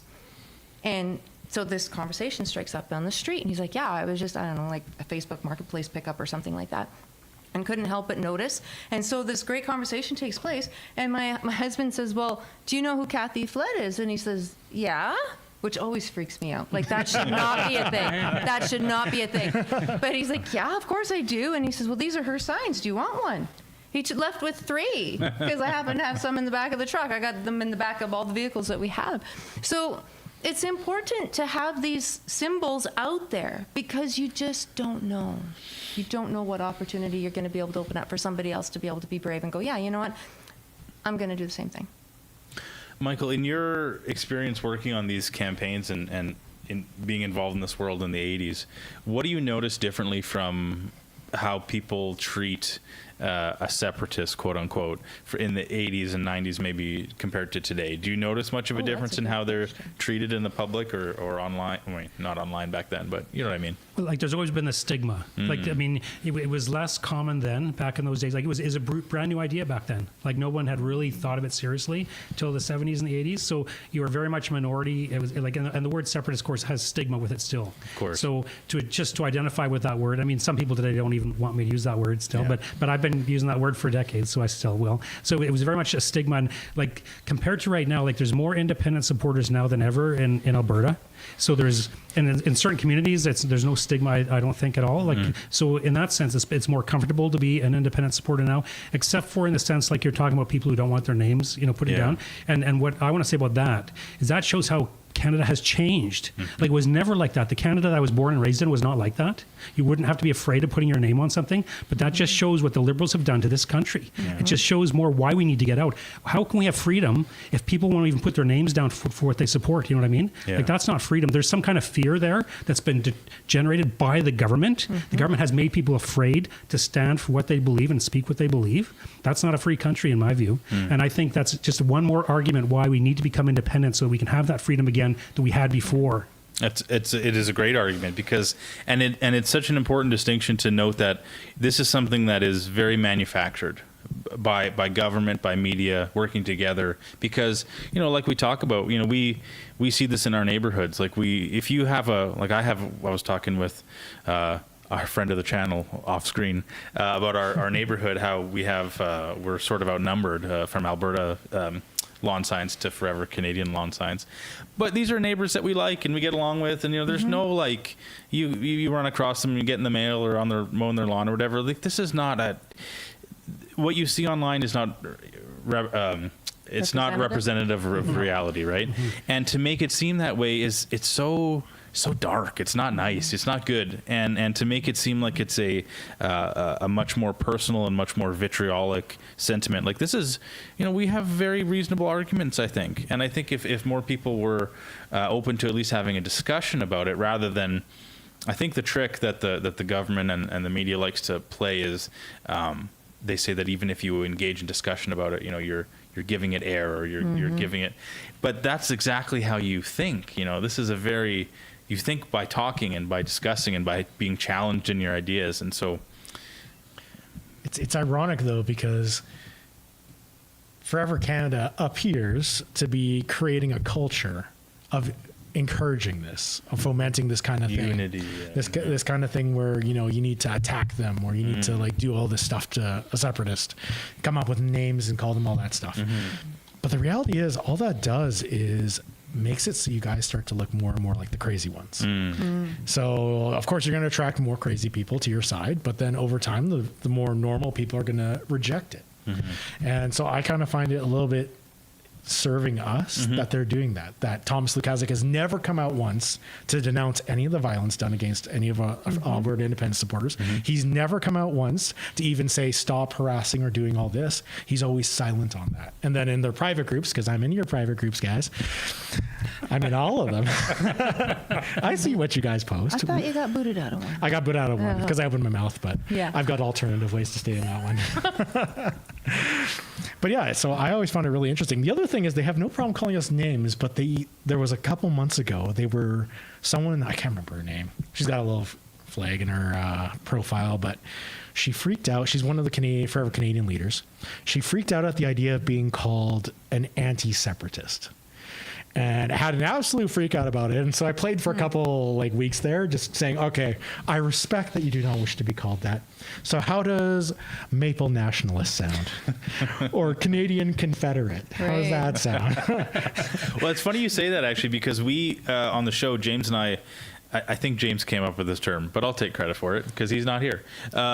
He's behind the camera. Maple syrup flavored nationalism. Which is what a lot of this boils down to. You know, it's like people are nostalgic for and you know what, I try to give them the benefit of the doubt that what they are, forever Canadians, is nostalgic for a Canada that they remember, but that no longer exists. That's what it is. Yeah. Maybe you guys can speak on that. That's what it is. Well, I can speak to that. I can give you 3 stories in 2. The last 2 home meetings we've had, the smaller meetings that we've had, unbeknownst to me, there were some people there who were not, I wasn't preaching to the choir. They came, and when one came kicking and screaming and said, fine, if you will shut up and stop talking to me about this, I will go and hear what Kathy has to say. And then I don't want to hear a word about it, right? Left going, oh my gosh, I had no idea. I had no idea, right? And then the second meeting, same thing happened, not kicking and screaming, but just really curious, like, what is it? And, you know, it's going to be after 8 o'clock. Is she actually going to grow 6 heads? Like, what's going to happen here? Because they told all sorts of things about us. So there's that happens. And then there's the everyday conversations that we have the opportunity to do this with. And there was one that was about a month ago now, and it was somebody that I know, don't know very well, but somebody that I know, and it came out, the cat was out of the bag, that I was a separatist, and she was horrified by that. And she said, you know what, my kids, my whole family is all for this, but I'm just not. And so we had this back and forth conversation, and she admitted, like, my kids and my grandkids are never going to buy a house. I know that, but I just can't give up this Canada and my sovereignty and on and on and on. I said, so you admit that the Canada that you lived in and were successful in and had every opportunity to achieve everything, every goal you ever set for yourself doesn't exist anymore? And she said, oh no, I know that it doesn't. I said, then why would you vote for your next generations to stay in that? And she went, oh my gosh, I never thought of it that way. Never thought of it that way, right? She was holding on to this nostalgia. And it's those one-on-one conversations. That's why, like, rallies are great. They have their place, but it's that one-on-one that's going to get this done. I think a big thing as well is that Alberta itself didn't really transition from that old Canada until COVID. Yeah. We were still living in old Canada when the rest of Canada had long since gone and departed. I lived in Ontario for a few years in the early 2000s, or 2010s, I mean, and I could, like, it was hardcore shifting back then. I came back home to Alberta. I'm like, oh, good, everything's still normal. And then COVID hit, and it's been on fast forward trying to keep up now. Yeah. So we still have that remnant of Canada in Alberta, and we're trying to preserve that and keep that because it's very hard to get it back once you give it away. Oh, yeah. And Michael, you have some books here. And I'm sure you've talked about this in one of your books, but kind of chronicling the shift as Alberta has maybe not shifted away from Canada, but as how Canada has shifted away from Alberta. Maybe you talk about how Alberta is a throwback to what Canada used to be, or reminiscent of that in some way. Like, can you speak to that a little bit from what you've written? Yeah, like not quite exactly what you're saying, but related to the previous discussion is in this particular book here, Alberta Separatism and Then and Now. Like, I wrote this book, it came out in 2009, so it's a history of the origins and the early years of the Alberta independence movement up until 2008. But one of the key people who I quote in here is Ted Byfield with Alberta Report magazine. And for those who are younger, you might not remember Alberta Report magazine, but it went from 1973 to 2003. It was a very, very influential magazine in Alberta and in Western Canada generally. I mean, it was part of the effort to create the Reform Party. I mean, the influence of Alberta Report magazine was key in the creation of the Reform Party. But in here, I talk about it was Ted Byfield who in 1980 already was writing about the difference between old Canada and new Canada, because it was Pierre Trudeau who brought in the new Canada. Pierre Trudeau brought in a different constitution. Now, the Constitution is the foundational document of a country. When you change the Constitution, you change the country. People need to understand that. So in 1982, Pierre Trudeau was fundamentally changing Canada, and he knew it, and that's what he wanted to do. And Ted Byfield would go into details about how Canada was different. Like, he was originally from Toronto, and he came out to Alberta and became an Alberta patriot. I mean, a lot of people from Alberta move here and become Alberta patriots. And like, when he was growing up, we had a different flag, and that was changed by the Liberals in the 1960s. And actually, the change in the flag was representative of the kind of change they were introducing to the country in general, right? So anyway, in that book, I'm quoting from Ted Byfield how he talks about and describes the change from old Canada to new Canada.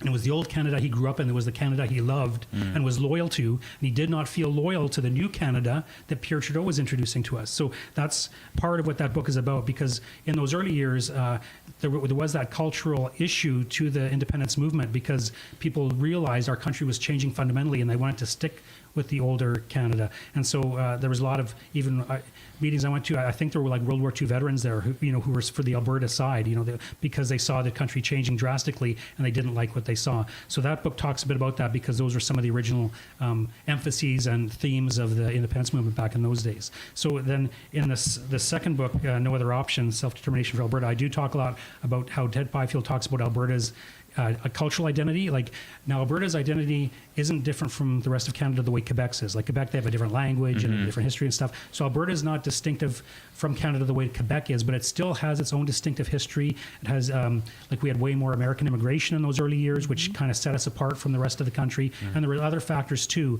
And so Ted Byfield talked about those things about Alberta's cultural identity. And that's an important part if we're going to become our own country. So we have to think of ourselves as Albertans, as that would be our cultural identity and our political identity. And so that's kind of one of the themes that's in there. But those are the kinds of things, though, like that Ted Byfield talked about, that were so important for Albertans today to understand about how we're different and how we are more like the old Canada than the Canada in the rest of the country. Yeah, but even in terms of our history, we don't exactly have the same history that we're getting painted with all the time. Like, Alberta was not essentially set up initially by Canada. It was Rupert's Land. We were a completely different colony that had nothing to do with Canada. And it wasn't until finally the British Crown forced the sale of it to Canada that we even became a part of it. And then we were treated like a colony for the first 40 years, a colony of another country, essentially. So we were settled by a very different group of people. And even when we became part of Canada, for a long time, only the rejects were sent out here. If you were a dirty Eastern European, or like a lot of our ancestors were, you weren't allowed to settle in Upper Canada, in Ontario or Quebec. No, you had to go out to the prairies because Ukrainians are a lot of farmers. And that's why, like, we've got a giant Easter egg in Vegreville. We have a huge, Estonian. We have sausages in Mundare. We have all the rejects that were sent out here. So we weren't even settled by the same people who were settled in Ontario. Honestly, when I look at our history, we are very different people than Ontarians. But when you look at modern day Quebec and modern day Ontario, although their history is different, their values have almost just become a French and English version of each other. A lot of their values have aligned so much that they're pretty much become a monoculture that just speaks two different languages. Actually, that's quite an interesting point, because when you compare the settlement of the Canadian West with the American West, like generally the American West kind of was gradually moving west, and people would come in, immigrants would come into Eastern United States, become acculturated as Americans, and then move west. Whereas like what you're discussing, what truly happened is after the prairies were attached to Canada, it was like there were very few people out here, and they needed to bring in people to create an agricultural economy. So at first there was opposition to bringing in Eastern Europeans, like you mentioned, because some of the WASP people in Ontario didn't want those kind of people. Eventually we got an interior minister who went and advertised for people in Eastern Europe, and a whole flood of them suddenly came to the prairies. And they didn't go through Eastern Canada and become, like, geographically they did on the train or whatever, but they didn't stay there and become Canadianized and then move out west. They were plopped here as immigrants, and they Canadianized in the West in a different experience from the people in central Canada. So what you're talking about is true, that our experience as Westerners here on the prairies, the way we developed a Canadian identity was different from the historical experience of those in central Canada. And like, this is important to me, like my paternal ancestors came to the prairies in 1902. And so this is kind of like and probably some of the others here, I'm sure people in the audience, their ancestors came early in that time period to the prairies, and we're descendants of that. We're reaping the fruit of their efforts to get us here, But so exactly what you're saying was exactly true. Yeah. And like a lot of it as well was just the straight up geography. Like the United States, it was just like gradually, like a guy would move in just a little further away than the last guy, just a little further away. Us, we had the Canadian Shield. Exactly. It literally divided us up. And so it's no surprise that when, they're looking at it, they're like, oh, convenient. We can just send them so far away that we don't even have to think about them. And that's what happened. And we just became a resource colony. They sent so many people out here A lot of them did really well. A lot of them died, and they didn't care. They just took in the money from all the agricultural sales that they got over time. And sorry, please go ahead. I was going to add one more way in which we were different from the rest of Canada is when you look at our provincial political history, we would form alternative political parties. So, you know, the original party was the Liberal Party, but in 1921, the United Farmers of Alberta became our government. United Farmers of Alberta from 1921 to 1935. Then with 1935, it's the Social Credit Party of Alberta up until 1971. Those are parties that weren't in other provinces, you know, in terms of forming government. I mean, eventually in BC, there was a Social Credit Party that kind of keyed off Alberta, but it was different in its own way. But Alberta was very distinct from the rest of the country in terms of our voting trends, and federally as well. We voted federally for the Social Credit Party for many years, and previous to that, the Progressive Party of Canada. So when you look just at our voting history, you can see how different we are from the other provinces. Honestly, if it wasn't for Stockwell Day losing so bad, I think we probably would still have our own parties. I don't know. Because we never would have become a conservative stronghold otherwise. Right. Yeah. I don't know. But everything you guys say is true. I mean, one of the quotes that I give in every presentation that I do is the Sir Clifford Sipton quote, right? Where every Canadian, every patriotic Canadian is going to want all the trade from the prairie to go to the east to enrich them. That's the shortened version of it. But that's why we were created, was so that all of our bounty, all the fruits of our labor could go to the east. That was the plan. And here we are all these years later, and it's no different. But what's neat to me is despite that, and people still came here, and a hardy bunch of people, right? Like you go way up north, and it's very hardy. Nobody told them about the snakes in the south and the minus holy moly in the north, right? They just showed up and did what they could with what they had. And when you dig into the history books, the few that there's stories of the women being home alone with the kids while the men went to go and work to try and support them. And they didn't speak the same language as their neighbor, but they would still go and have Sunday dinner just so they were around people. Like, that's what this province was built on. And that's why when you go to pick any small community, pick any one, and what do you see first? You see an old church. You see an old church that's probably dilapidated now, but that was the first building that was built. Yes. The second building that was built was the school, because everybody appreciated how important education was. And so then there was the church, there was the school, and if it was a bigger community, the next thing they would build is a community hall. And you go to all these little towns, and there's community halls. You go to the bigger centers, there's the German community hall, the Ukrainian community hall, the Dutch community hall, exactly what you were talking about, right? All these people came together, and they made it work. That's what this province was built on. And the three words that Angela and I have been hanging on to in this campaign is family, community, sovereignty. You cannot have the first two without the last one. And that's what they eroded. They purposely eroded the family, which then eroded the community, and now they're trying to take our sovereignty. And we just can't stand for it. That's not what this province was built on. No, it was not. It was built on being a resource colony. And speaking of resource colonies, really you can view us today as your resource colony for albertatelethon.com, where our purpose is to direct funds to our 6 great TPAs. You're good. That was very smooth. The king of the great. segue. Yeah. That's great. I wish I had updated numbers for you, but if you're tuning in earlier, we were reporting that Keith Wilson's TPA, Keith Wilson and Tanya. Yeah. They surely must be over 50,000 now. I hope so. The women's network, the Alberta Women for Independence Network. Yeah. Did I get that right? Close enough. Yeah. Perfect. They're over 10,000. Corey Morgan's over 11,000. Amazing work, guys. We really, really appreciate that. You know, this is what we're here for. We need, if we're going to talk about high-minded things like sovereignty and where our future is going and how we can build something better than what we have currently for our children and our grandchildren. The fact is that these things take money, and the people on the other side of this debate right now have seemingly unlimited money. They have government money, in fact, and they have different reporting structures and rules surrounding their money than we do. So let's make sure to do this right. Remember that in order to donate to any of the TPAs, you have to be an Albertan citizen. Yeah. You have to, if you donate under $50, you don't need to provide information. Anywhere between $50 and 250. You need to give some information. Please fill out the information correctly so that you're not accidentally donating to Elections Alberta, because they'll take those funds I think it goes easily. right to the government. I think it goes Yeah. right to general revenue. Yeah. Yeah. And you can donate up to $5,000 in any one election cycle, I think is the rule, right? In any one year or something like this. Yes. If you're wanting to donate in the thousands of dollars, maybe double check that first.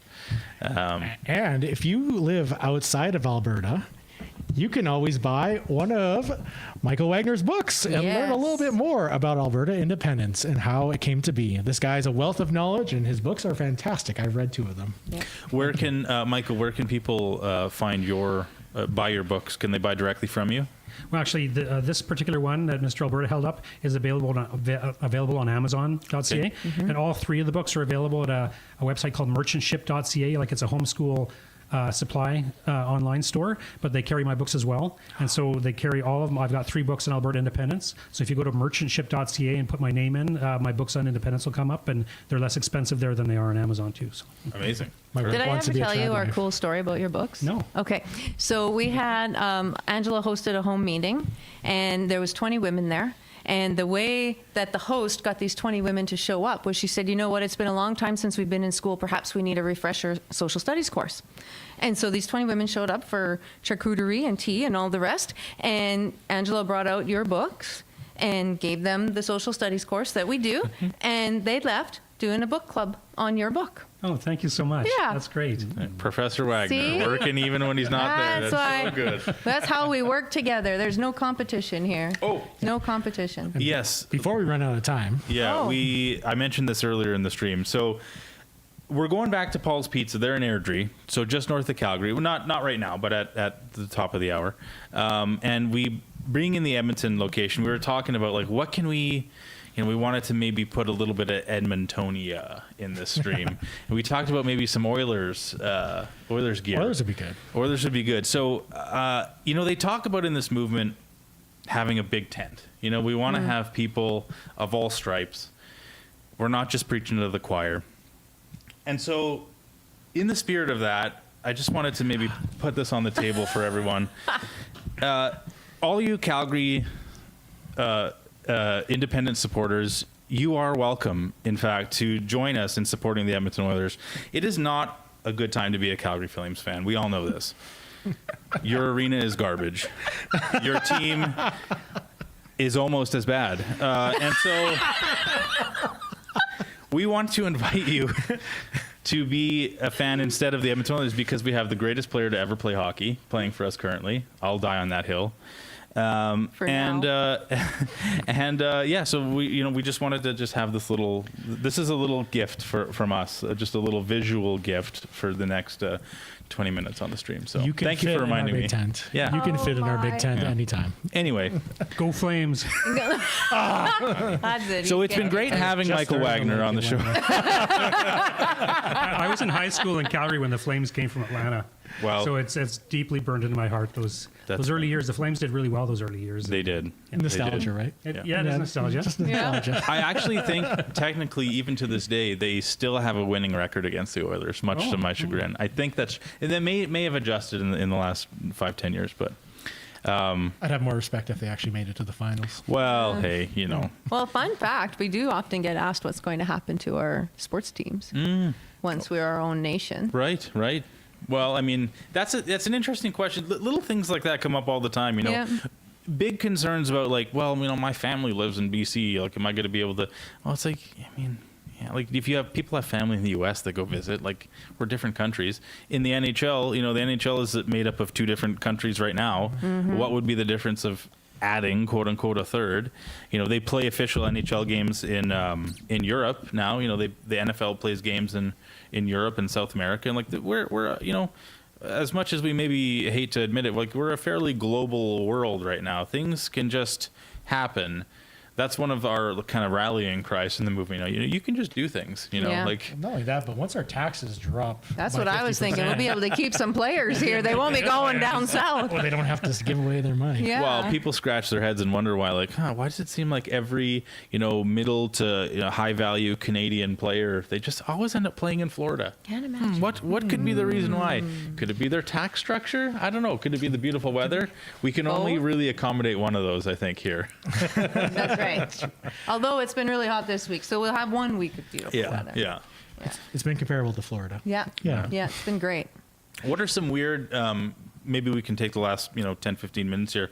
What are some questions that you guys get or concerns that you guys get a lot when you're talking to people about this movement that maybe we wouldn't think to ask, like some of a very personal concern that somebody might have if they were on the fence of, well, I understand the value of being independent, but X. Like what would be what are some of the maybe more interesting things that you've heard that people have been concerned about? Well, I think one of the issues that was addressed earlier was risk. And for me, that's the number one thing. Like becoming an independent country is a risky venture. Like what we're doing is risky. Like, let's just admit that. But staying in Canada is risky too. That's my reply. You know what I mean? Even more risky. Riskier. Yeah. Well, look what the Liberals are doing to this country. Is this the direction that you want to go with your future and your family's future? I mean, it's not like the Liberals are doing, just did one time, one strange thing. Like they're incrementally taking away our freedom and crushing the Canada that we used to know. They're doing that incrementally so that people don't notice it as quickly, but it's happening. And if we stay in Canada, we're going to continue to lose our freedoms. And so the risk of staying in Canada, there's a risk of leaving and there's a risk of staying. So it's a matter of which risk are you willing to take? We know which direction we're going with Canada.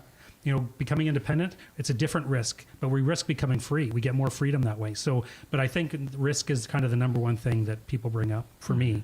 Is it? Kath? The one that always surprises me because I just don't understand it is, well, am I going to need a passport to go visit my family back east? Like, I don't know. It's up to Canada. It's up to Canada. Yeah. It might be. I'm old enough to remember when all you needed to do was have driver's license to go down to the U.S. You didn't need all your paperwork and show that your dog had had their regular shots and all the, right? You just didn't need you didn't need a file folder to cross the border. You needed one little card. I don't see why we couldn't have that same type of relationship with the rest of Canada. It's kind of interesting as well because for Alberta, we've always needed a flexible workforce. Yeah. So we have no reason to deny people dual citizenship. That's Most right. likely Alberta will keep the tradition of dual citizenship. Yeah. For Canada, they're the ones who, as a threat, it sounds really good to say we're going to take away your Canadian citizenship. But in reality, there's no mechanism to do that. The only mechanism to lose your citizenship in Canada is by committing fraud when you apply. That's it. There's no other way for you to have your citizenship stripped. You could commit actual treason and try to kill the king, and your punishment's the death penalty, but we're not going to take your citizenship away. There's literally no way for you to lose that citizenship.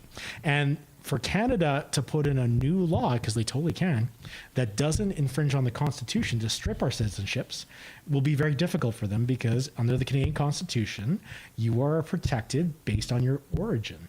So Canada can't just come out and say we're going to allow dual citizenship in every other country except Alberta because that's discrimination against origin. Likewise as well, they can't put a discrimination against freedom of travel. Even though they did during COVID, they're not able to put in. Don't remember. Oh yeah, don't trauma. But it's interesting with these kinds of arguments with the passport and citizenship and so on, is nobody's saying, look how great Alberta is in Canada. Look how great it is. Don't you want to stay with all these things? They're saying, oh, this will be hard and this will be hard. Like there's no positive image of Alberta staying within Canada. It's all negative stuff from the other side. They don't have a positive vision. And to your point earlier too about, what an indictment about what Canada has become is that we even have to worry about what sort of punitive measures Canada is likely to impose on us for exerting our democratic will, like that would not have been aren't we supposed to be the polite ones? Aren't we supposed to be like, the kind and accommodating, and like, why wouldn't the discussion be, how they maybe at least a little bit of how they treated Quebec in the 80s and the 90s, like, oh sweetheart, please don't, you're my Canada includes Quebec. Now it's, you're Traitor. idiot ditch Billy traitors and good riddance, but you can't leave. So what's important about that too is like Canada's constitutional law allows provinces to leave if they follow the proper process. Yeah. And that's what we're trying to do. Like, this is the law. Like, how can you be a traitor if you're following the law? I've never heard a definition of traitor where if you obey the law, you become a traitor. You know what I mean? That's Like, right. it's completely off base, totally. This is Canada's law. Why are we being threatened for doing something that the country allows, that the law allows? It's completely constitutional. It's completely in line with the legislation. Yeah. We're doing nothing wrong, and yet they're making all these threats against us. Like, it's like I say, it just shows what a bad country Canada has become. Yeah. The funny thing is they'll throw out the argument saying, you're never going to get that constitutional amendment. Which, number one, is a burn on themselves because they think they're so horrible that you'll never get the amendment. Right. But also, Keith Wilson can correct me if I'm wrong on this. And he will. They can't do the constitutional amendment until after we leave, because otherwise they're stripping Canadians of their rights. So we need to go have the negotiations. We need to go form our own government. We need to do everything, cut ties, become our own country. Then they can remove us. Oh, But if really? they don't remove us, then they technically have a foreign country that's completely autonomous and gone, having voting rights in their leftover of Canada. So it's kind of a weird kind of flex that I'm trying to say, hey, we're not going to let you leave because we can't get a constitutional amendment, even though pretty much you leave and then we amend it. So there's no real threat there. But they bury it, they loft it around like it's an actual like good point or something like that. Well, you know, James has brought this up on our show before, where a lot of the times I think when people use the word traitor when they refer to us, really what they're saying is something more like disloyal or something. Like, I don't think they're trying to use the word in a legal sense, because it does have a legal meaning. Yes. It's more of an emotional sense, right? Because this is a very emotional topic for a lot of people, and they view it as a it's hard for some people to view it from a cold, logical, like, listen, these are why objectively this makes sense, because they view it as an emotional, like, we're Canadian, it's nice and it's kind, and igloos and whatever, and maple syrup on a stick, like, so it's I have some sympathy for that, because it's I get the patriotism aspect of it, but it's just, you got to use the right words. I got a small update, by the way. Yes. We've got about 12, 13 minutes here. Do you want to know what the Women's Independence Network? You guys are over 12,000 now. Come on. Yes. Yeah. Yes. Thanks, everybody. Let Alberta decide. Keith Wilson and Tanya. Why can't I think of Tanya's last name? Clemens. Tanya Clemens. Yes, of course. Sorry, Tanya. You guys are over 50K. Nice. Yeah. Broken the mark. And there's also a note that they wanted to let you guys know, for people who are going to Paul's Pizza tonight in Airdrie. If you are maybe hesitant, or you don't want to, or don't have the ability to donate online, they have donation bins there. So you can donate cash. Nice. They have 6 different jars, I guess, for the TPA. So nice option to have. Nice, cold, hard cash. Yeah. Cash never runs out of batteries. Cash never runs out of batteries. It's always going to get used for the good cause. What I love too about all the different TPAs, and I think I said it in the first segment, is we all have kind of our lane. Like, almost all of us have signs, but we all each have something specific that we are talking about. So it's not like, oh, well, my money's going to go to 6 of the same things. It is not. Right. It's absolutely not. It's going to go to 6 different things. Yep. And that just completely helps build up that message, build up the movement, and get all the message out there in a way that all the different people can hear it and understand it. And so there's no bad dollar spent on anything. Well, I think that's a really good point, because there are some people who say, well, look, there's so many groups, it's divided. No, it's just the different groups appeal to different segments of the population. Like, not everybody's the same. Not everybody's convinced by the same argument or the same appeal or whatever. So you need different groups that have different arguments and different appeals to different segments of the population. Yeah. So the more TPAs there are, the better, because they can reach more people. Yeah. Not only that, but it's been fascinating just watching like how everything changed over the last 2 years. Like before, it was Alberta Prosperity Project. They were the ones leading the charge. Yeah. They're rallying everybody. And then it became Stay Free Alberta. And that's when things took off, because we had one job: get the signatures, and that's it. Just go get the signatures, done. And then once it was done, it went from one job to literally like 30, 40 different kinds of jobs we have to do. Yeah. Alberta Prosperity Project's focusing on the political angle, because we're going to need that. We're going to need to be able to pressure our government. Yeah. And then all these other different TPAs have popped up to be able to focus on different things. Like, we just had John, for those of you who just turned in, who's literally, his entire TPA is getting Alberta flags across the country. And or stickers. the province. And stickers. Yeah. And the TPAs are really important. And that's one thing thing I want to emphasize really quick. The reason why we have TPAs is so that way it's Albertans talking to Albertans in this campaign. It's very critical.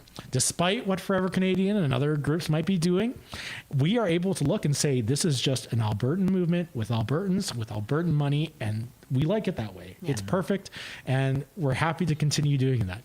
Eventually, the referendum's going to be over and things are going to move into the next phase. But right now, that's the reason why these TPAs are so important. And that's why we ask you to donate to as many as you can, as much as you can afford. Don't, because this is for our future. But that being said, putting food on your table is also very important. And something, if I can jump in. Please.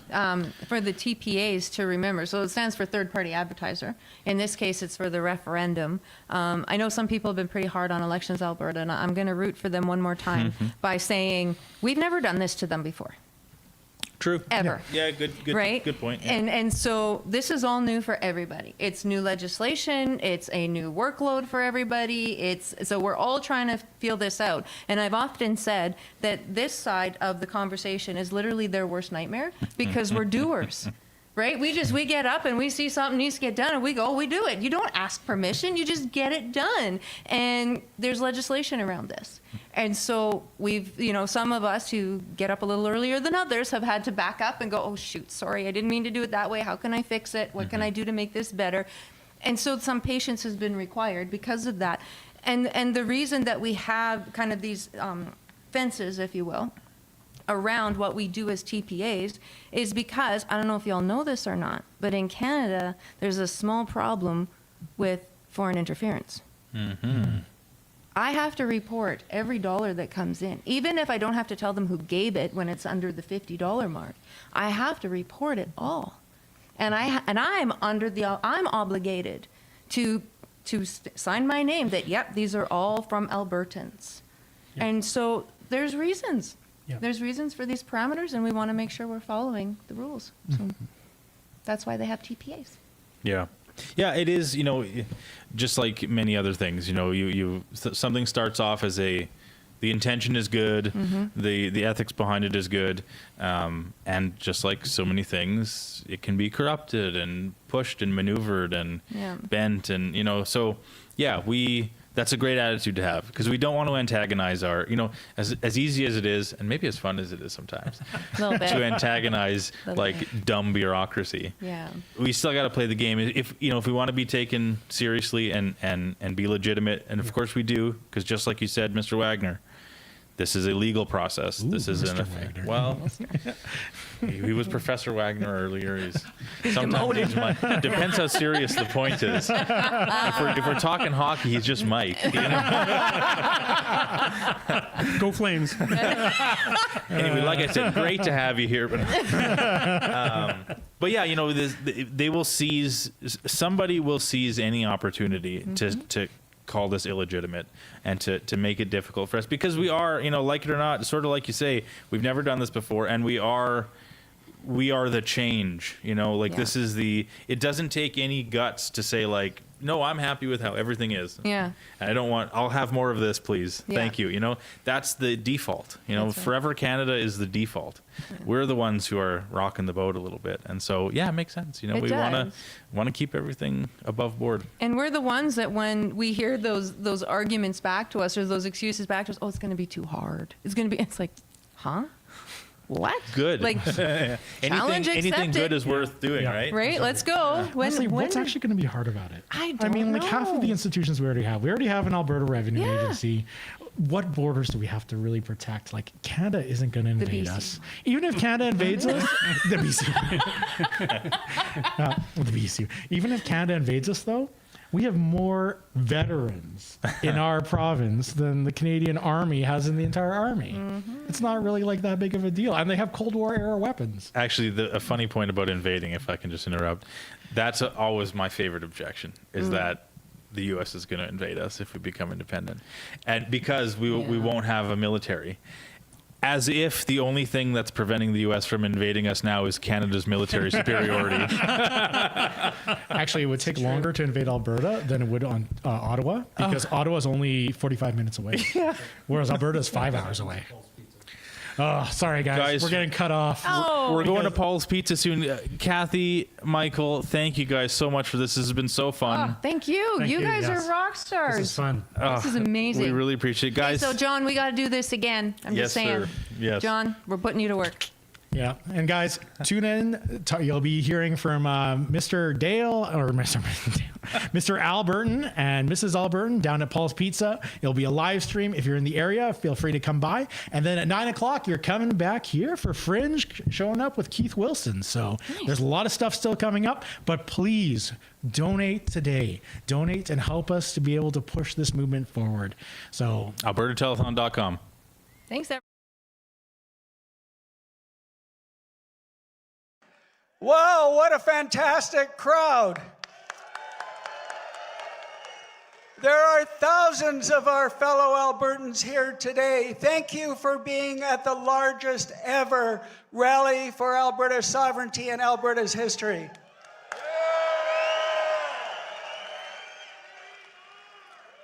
We are at an inflection point, ladies and gentlemen, a time in history where we have a choice.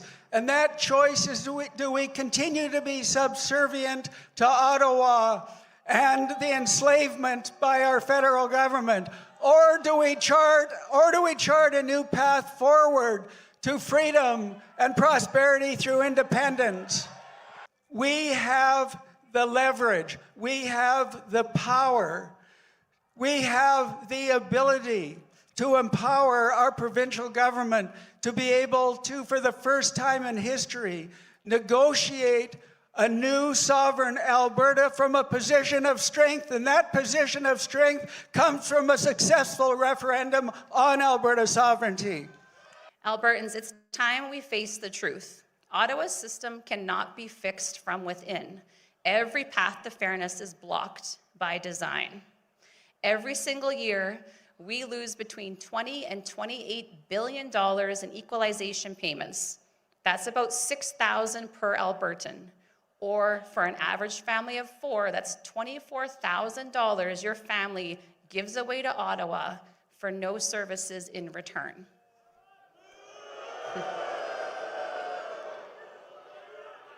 That's money that you earned and money you'll never see again. But after all these things, they have not yet broken our spirit. Alberta is not getting a fair deal in Canada right now.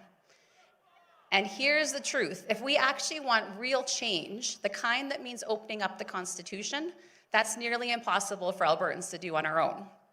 But if we vote yes in a sovereignty referendum, that changes everything. Suddenly, Alberta is not begging to be heard. We'd be negotiating from a position of strength for the first time in our history. And when that happens, when we vote yes to sovereignty, Ottawa will listen. I'm told constantly on my channel, Fringe, there is no way you can vote your way out of this mess. I beg to differ. Alberta, you've been handed a golden ticket. You've been given a golden opportunity. You've said for years, your vote has no weight in the federal elections. Our Senate is unrepresented. Our votes just put bums in chairs while Toronto, Southern Ontario, and Montreal decide who runs our country. But this vote, ladies and gentlemen, this vote gives you more weight and more power than you've ever had in your life. If you are a true Albertan, you owe it to your children, grandchildren, your future great-grandchildren to vote for prosperity, to ensure that there is a land left here for them, that they can afford homes, they can have families, they can build memories, and they can be prosperous and free. But I'm confident that no matter what happens in that process, and this is critically important, that next year, whether it's in the spring or the fall, there will be a province-wide referendum.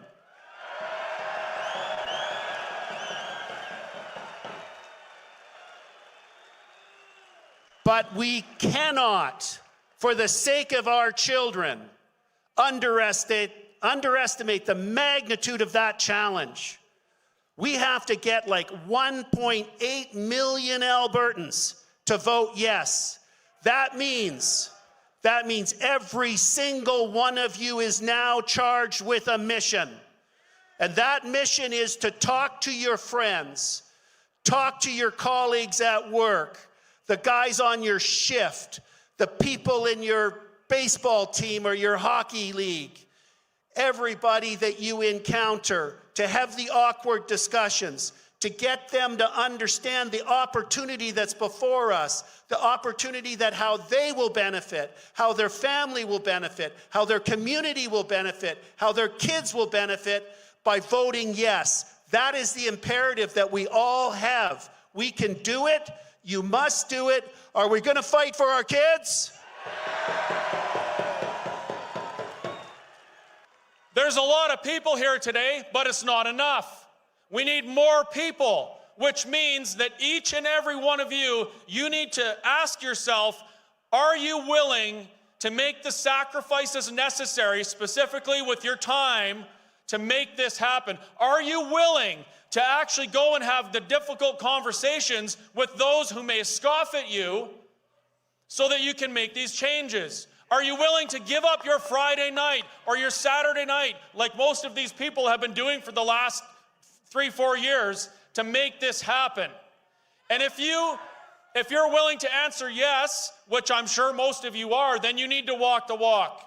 When you leave here, you need to start doing these things. You need to educate yourselves on what the situation we're in and what the solution looks like. You need to know the details so that when you have these conversations, you're an effective ambassador for independence. Every one of you is an ambassador for Alberta independence. Did you know that? So just in saying, I've got a little thing. Carney's got the elbows up thing going. It's a kind of a hockey thing, right? I'm a hockey player. I'm going to tell you a little thing about hockey players. There's a challenge that goes on. I don't know if you're aware of it, but I'm aware of it. Sometimes guys will sidle up to you and say, come on, let's go. Do you want to go?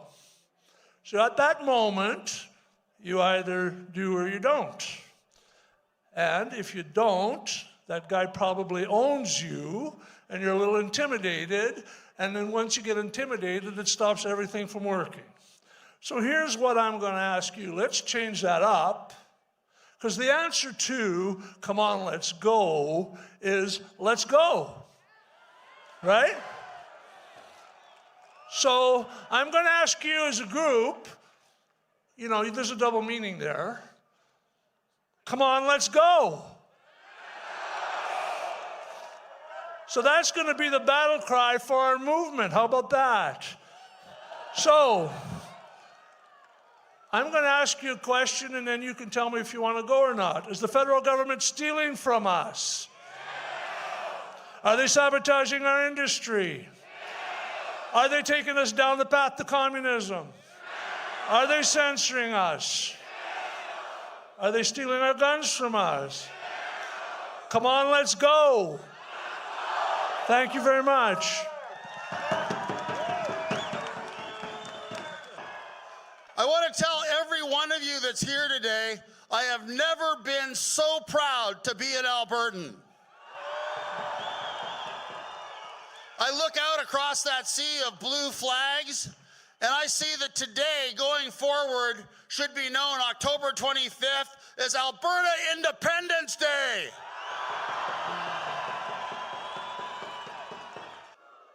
It's time to end the tyranny of Ottawa and keep our money at home to take care of our families, fund Alberta education, fund our hospitals, fund our doctors, fund our Indigenous people, and take care of Albertans.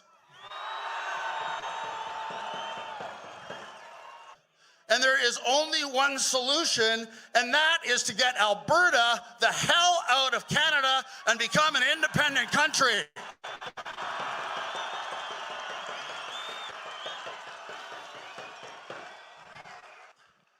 I want to thank all of you for coming out today. Again, I can't tell you how proud I am today to be an Albertan, to see all of you here standing for independence, standing up for your families, standing up for the future of your children and your grandchildren and a prosperous future for this province. Thank you all so much for coming out. God bless all of you. God bless.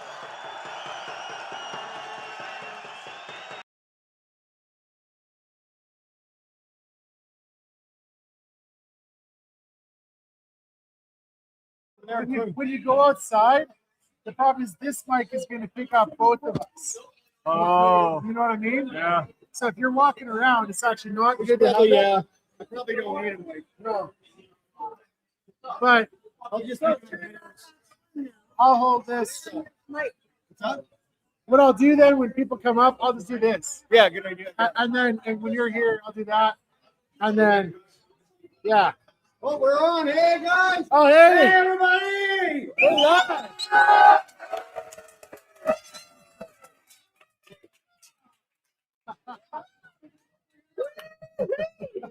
Paul's Pizza, guys, everybody. We're live right now on location at Paul's Pizza for the fundraiser. Let's go over. This is it. Hey, everybody, we're live. Hey. We need to raise money. Welcome to Paul's Restaurant, guys. We got everybody, both sides. Fill her up. Set up, guys. You just click wherever you want to There do. we go. Make sure you fill out all the information, because if you don't, then legally you have to give some information. Make sure you fill it all out. Even the ones that aren't. They're on that website tonight. So we're going to be interviewing them, and then you can decide which one you want to support, or if you want to support all of them. The maximum you can donate in total is $5,000. So that's albertatelethon.com. And we're here at a wonderful party. Look at all these people here. Hey, everybody. There's Tanya. Come on up with Tanya.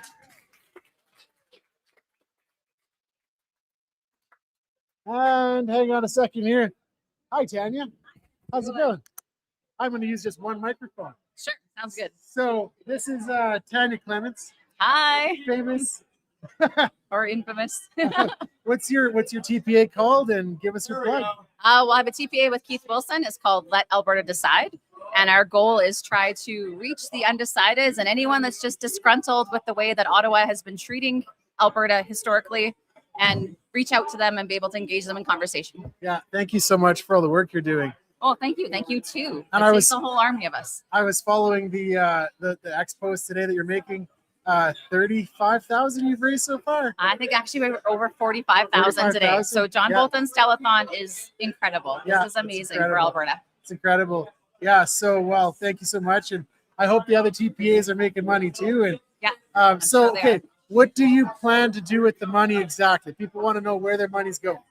Well, some of our money is going towards our sign campaign right now. And we're doing like a hybrid of traditional campaign strategies, all the successful ones that you would typically see. Okay. But then we also have a very sophisticated behind the scenes digital strategy that is marketing and targeting that undecided group and trying to bring them into the conversation. Yeah. Well, something I've been thinking about a lot is like, how do we get through to the conservative who agrees with everything that we're saying, except they won't take it to the next step where independence is the rational thing? How do we communicate to those people? I think that's actually where this referendum for a referendum is a little bit of like a blessing in disguise. Yeah. Because if you vote option 1 in this referendum, you are voting for the status quo, and you take away all power that Alberta has in Confederation. Yeah. But if you vote for option 2, you're going to enable our provincial government with all the strength to negotiate from a position of power with our federal government. Yeah. So whether you are fully independent or you just want Alberta to have strength, that's what option 2 is going to give you. Yeah. It's like, okay, now that if we get a successful win on this, then we're sending Ottawa a message. And then I suspect they're going to come back with like their best possible offer to us. That's what I would expect. And hope. maybe it'll be really enticing. I doubt that they're going to open up the Constitution to make the constitutional change we require, but they might come back with something really strong. Yeah. I don't know. Yeah. At least we have some power then to force them to come back with an offer. Yeah. Well, and I think that assuages a lot of people in the middle on this. We're like, okay, we don't know what we're going to, if we're really ready to leave out of Canada yet. but send a message and see what we can get. And then at least in the real referendum, they know what they're voting for. Because then it's like Canada's giving us the best offer, and they're like, wait a minute, that's still not good enough. So then, hopefully then I want independence. I want freedom. Yeah, and those of us that do support independence, we definitely will take that opportunity to try to bring them into the independence side of the movement and speak to the merits of sovereignty. Yeah. But the first referendum question is just, if you're aggrieved and you feel it's unjust how we've been treated, you have to vote option 2. Yeah. And then it's our job to try to convince you that, pursuing independence is going to give us all the things that we've been asking for. Yeah. Wow. Yeah.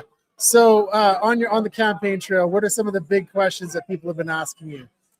They ask a lot about the uncertainty of the future. They're worried about that. And actually, when I talk to people, it usually comes from 2 places. It comes from fear of change, of uncertainty, and then a position of just really having a patriotism towards Canada and a love for Canada, as we all do. Like, we grew up with these ideals of what Canada was and is supposed to be to us. So that's where the hesitancy comes from. And then people are just concerned about how it's going to affect their personal and their family life going forward. So whether it's pensions or their paychecks or their job security. Yeah. So questions. So fear and patriotism. That's what I've been finding with my YouTube videos as well. Yeah. Because I go around making videos and talking to people, right? Great job. And like, thank you. The patriotism argument confuses me, but when I think about the risk argument, like the uncertainty, it's like there's 2 ways to look at risk, right? There's the risk of changing, which is uncertain. There's going to be big changes, and there's going to be unforeseen things, if we're being honest, right? Yeah. With independence. But then there's risks of staying, and we know what those are. Tell us what the risks of staying are in your mind. And that's how I phrase it too, that the certainty of where Canada is headed is far scarier than any uncertainty of giving us a new nation and being able to carve our own path. Yeah. So we know how taxation is going to go. We know that our property rights are going to be continued to be chipped away at. Yeah. We know that our children and the next generations are going to have an increased affordability issue. So not going to be able to afford homes till well into their 40s likely. Yeah. We know where it's headed for Canada. So do we want to vote for the status quo, or do we want to empower our government for some change and some leverage? Right. Yeah, like 20 years ago when I was 20, I bought my first house. The average age to buy a house was like 22, and now it's like 45. There's no hope for young people. Like, that's a risk of staying in Canada. If you vote Forever Canada, that's what you're voting for. We know the path we're on, and this is an opportunity to get off of it.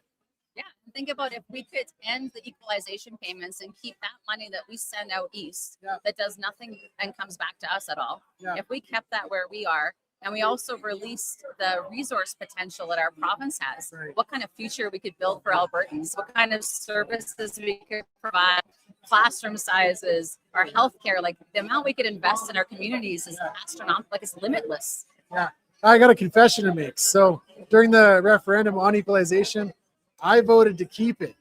Oh, really? I did. And my rationale was I actually wanted to share with Canada. I'm like, I want to share. I'm like, that's fair. I love people in Canada and I want to share with them.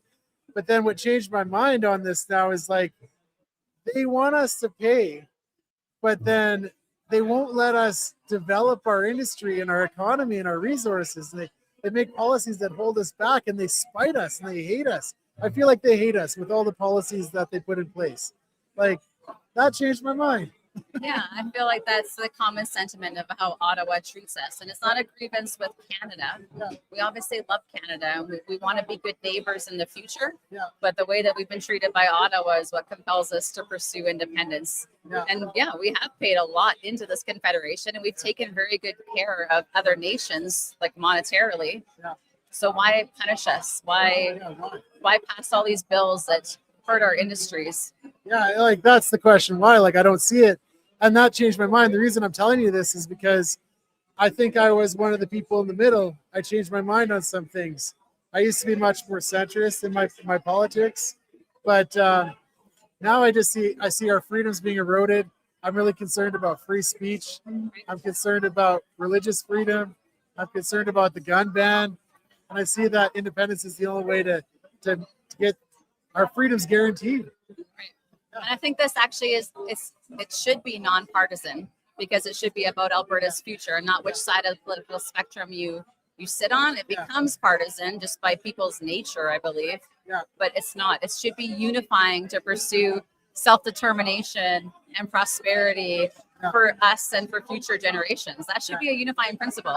And maybe the pathway, we don't quite agree on it yet, but I can tell you option 2 is what takes us a step closer to achieving that. Yeah, that's right. Because this is a live stream, repeat everything you said about your TPA, because people might just be logging in. So what's your TPA? Where can they go to support it? So Keith Wilson and I have the TPA called Let Alberta Decide. You can go to letalbertadecide.com. It's on pretty much all the socials. Today, because of this telethon and all the support from Albertans and John Bolton taking the initiative to put this on, we've raised over $45,000 today, which is amazing. And I promise we will put that to very good use. And this is absolutely something that we can win. Yeah. And so then you can go to albertatelethon.com, and then you can click on the link for Let Alberta Decide, or you can click on the link for all the different TPAs. Like you can donate to all the different TPAs up to a maximum of $5,000 per person, per corporation. So, yeah. Oh, per person, per corporation. Yeah, so a corporation counts as a single entity. So if you have a business, it can also donate $5,000 towards the referendum through TPAs. So I could donate $5,000 personally, $5,000 with my company. You can. If you're in the position to do that, you certainly can. Yeah. And you can donate $5, and that helps too. Yeah. Well, and that's what I was just saying. Like, I'm looking at some of these Corey Morgan signs that are right here, and it's like they cost about $5 a pop, you know, and they're all working towards the same message, right? So, you know, you donate $10, then you kind of paid for your sign, and you paid one for a free person for someone else.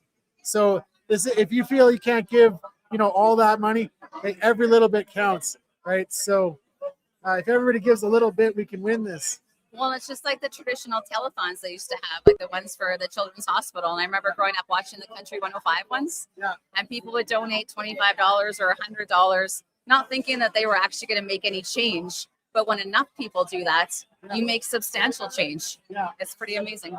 Yeah, exactly. Awesome. Well, thank you so much, Tanya. Thanks for all the work. Thank you for all that you do too. Appreciate it so much. Yes, all right. Thank you. Have a great day. Okay, guys. So here's the next. I just want to check my sound quality first of all. Sound is still good. I think everybody can hear me. Come on over, Jason. Somebody wants to see you. Hey, John, how are you? Okay, we meet again. Absolutely. It's nice and lively in here tonight, isn't it? Yeah. Awesome. Okay, so give us the plug for your TPA.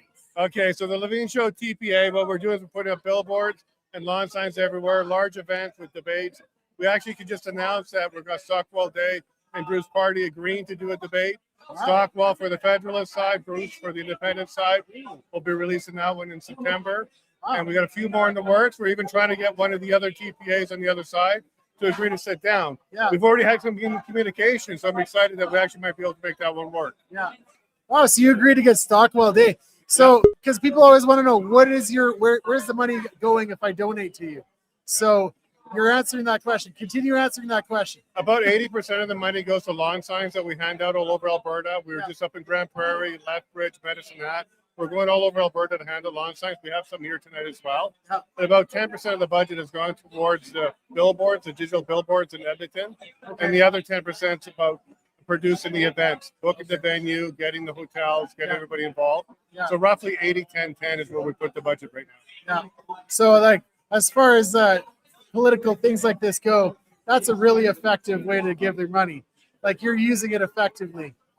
And so I appreciate all the work you're doing here. So where can people go to donate? They go to levineshow.com/TPA. They also go to the albertatelethon.com. You'll find our donate button there as well. You can mail it to us. We take checks through the mail. Yeah. We do credit card. We do e-transfer. And then in-person events, we can take cash as well. Yeah. Well, and there's a cash bucket floating around here. It was getting pretty heavy. Well, that's good because we're up against a billion-dollar machine. Yeah. And that's just a meeting here in Canada. It's a trillion-dollar machine when you look at the globalist level of things. Yeah. They don't want people to have this kind of independence because it's contagious. Yeah. When other countries and other places see what we're doing here, they're going to start doing that too. Yeah. So we talk about the CBC and the Canadian media being like 1.4 or 1.6 billion. Yeah. We're against $1 trillion machine Yeah. that wants to keep the globalists all together. Yeah. Yeah, well, and that's a really insightful point, is they don't want this to spread. But okay, the other side, they're not reporting their expenses, and Elections Alberta says they don't have to, and that's a big pile of BS. But here's the thing: we're raising money from small little groups like this, right? And events like this is truly grassroots. That's what gives me hope for independence. Like, it's the people supporting this, and look at how big this is. $20 from thousands and thousands of people is how a lot of the grassroots movements happen. Yeah. This is what elected Trump. It was $20 at a time. It wasn't $20 million at a time. When it came to Brexit as well, that was a grassroots effort funded by 20 pounds at a time. And look what they were able to accomplish. When people get together and they feel the support from each other, they step up. And this is definitely one of our best days when it comes to the TPA fundraising. We've seen lots of generosity. Keith Wilson donated to us today. We're very pleased that even amongst the TPAs, people are working together to get things done. Because at the end of the day, it's going to take a large army to get this done. Oh, yeah. Not one general, not one soldier. It's going to take a large army. We're seeing that even here today. Yeah, that's why I encourage people to donate a little bit to each TPA, actually, because it would be terrible, actually, if we piled it all into one TPA and they got way over. And then where does that money go if it goes over?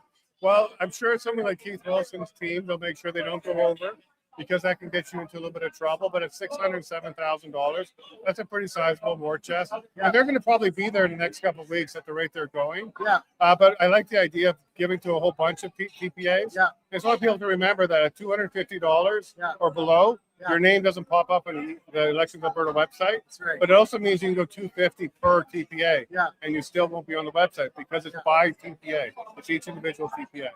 And then if you're under $50, then it's 50 or completely below. anonymous. Yeah. Yeah, 50 below could be a cash anonymous donation or even online. At $50, some people do $49.99. You can give us that last penny because it's at $50 or below. Yeah. You're good to go. Yeah. And so what I've been telling people is these signs, they cost about what, $5 a piece? 5 to 7, depending on the quantity. Yeah. When you get into the thousands, it's closer to the 5, and that's where we're at now. Okay. We distributed about 3,000 now.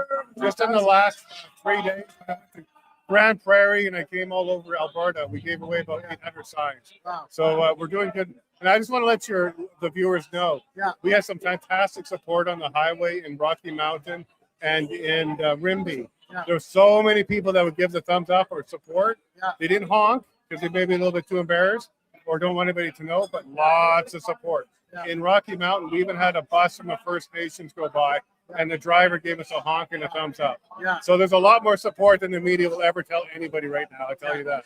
Yeah. Well, you think about, hey, Todd, come on over and say hi. Every time I see him, I say hi. Yeah, Todd's a great volunteer of ours as well. He helps out when we're in Drumheller Yeah. and Stettler and other areas. He's a good man right there. But like that's a good example. Like all of these people here, they came out to show their support, and a lot of the people that I talk to, they actually say that they've never been engaged before. They've never donated or volunteered before until now. Yeah. And myself, I was kind of involved in politics more than the average person was before this, but I was really disillusioned. Alberta independence gives me hope. It gives us a lot of hope too. And people are worried that their name's going to be on a list, their bank accounts will be frozen. Keep in mind, unlike the convoy for the truckers, this is a sanctioned Alberta independence campaign run through Elections Alberta, which means it's not something that the government can step on. This is the regular campaign that any other election in Alberta would have. And we also don't have to submit your name if it's $50 or less. Yeah. So if you're worried about your name being on a list, donate 50. Yeah. Next week, maybe another 50. Next week, maybe another 50. Yeah. And keep in mind, it is a sanction. We are registered as a third-party advertiser. So don't be afraid. The government won't step on your toes on this one. Yeah. Well, and I think a lot of people are afraid of this, right? It doesn't take any courage to put a Canada flag up right now, because that's just the status quo, and this is still Canada, right? Yeah. But it takes a lot of courage to put an Alberta flag or an Alberta sign up, or to donate, or to volunteer, or to even talk about it. And so what I find a lot of people that they accuse us, they say you're never gonna win, right? That's their argument, I guess. It's not an argument, but that's what they say. And it's once they see, like, look at all these people, you know, you say we're never going to win, but look at all these people, you know, this is a good shot at winning. I agree with that completely. And keep in mind that those people don't have any other argument. They're not providing us with a good reason to stay. They're not convincing me that this will be a place for my children to grow up in and be prosperous. They're not removing the criminal code that takes away the Bible from us. They're not actually stepping up and doing anything of positivity. So all they have is breaking windows, spray painting signs, and trying to convince us that we're just not going to win. But that's not the Alberta way. We came and prospered here when it was frozen land. There was no roads, and we built it and did it. So I absolutely believe that the courage is there, the conviction is there, and also Christ is on our side on this. Amen. Christ is on our side. Put God first in everything. You're talking about the Albertan culture, perseverance, adversity. These are the things that make us stronger. And this morning I interviewed the guy from Cool Shit Wholesale in Red Deer. They smashed his windows, you know? And it's like they want to discourage us. But they're not going to discourage us. He's going to fix those windows, and I'm going to I made a video that's going to get published. It's going to get thousands of views, and that's going to make us stronger. Well, yeah, they smashed his windows. That's about $2,000. But while we were there was about $7,000 worth of sales that happened. And everybody's going there now for all their merchandise. Even the TPAs are going there to pick up flags and things like that. So this drives an effect. Like, he just brought attention to it. So now we want to support him all the way for sure. Hang on. Where are the donation buckets? Over there, the donation bucket. But I also reminded people that on the donation level, you have one of these TPAs not reporting anything. And he has on his website that says there's no limit. You can donate as much as you want. He's soliciting from outside of Alberta. Publicly, he's doing that. So he's clearly not following the same rules that we are. And why would you register as a TPA and not report it? Because you don't want to show where the sources are, and you don't want to work within the limits. So those are the kind of things that we're up against. So I'm wondering if there's some kind of legal recourse. Like, can somebody sue Forever Canada to force or sue Elections Alberta? Like, this is in every revolution, there's a side that will always cheat, lie, and do the wrong thing. They will put in spies and try and disrupt things because they can't win on the field. They can't win on the actual messaging. So they will do other things to do it. I don't want to say he's lying or cheating or stealing. I'll let the public decide on that one. But he's certainly not following by the same rules that we are, and he doesn't report the same way we do. Okay, give us another plug for your TPA. This time spell it out, because your name is Levine. Maybe we can't spell that. Spell everything out that might be hard to spell. Absolutely. The Levine Show, THELAV is in Victor, IGNESHOW.com. And from there, you'll be able to support us. You can also go to albertatelethon.com, and you'll find our link there as well. And the link is probably in the description of this live stream. So please go and donate. Show your support for independence. Put your money where your mouth is. Thanks so much, Jason. John, thanks for everything God you're doing. bless you. My children, thank you. And we're all going to fight for the same thing here. God bless you. God bless you. Absolutely.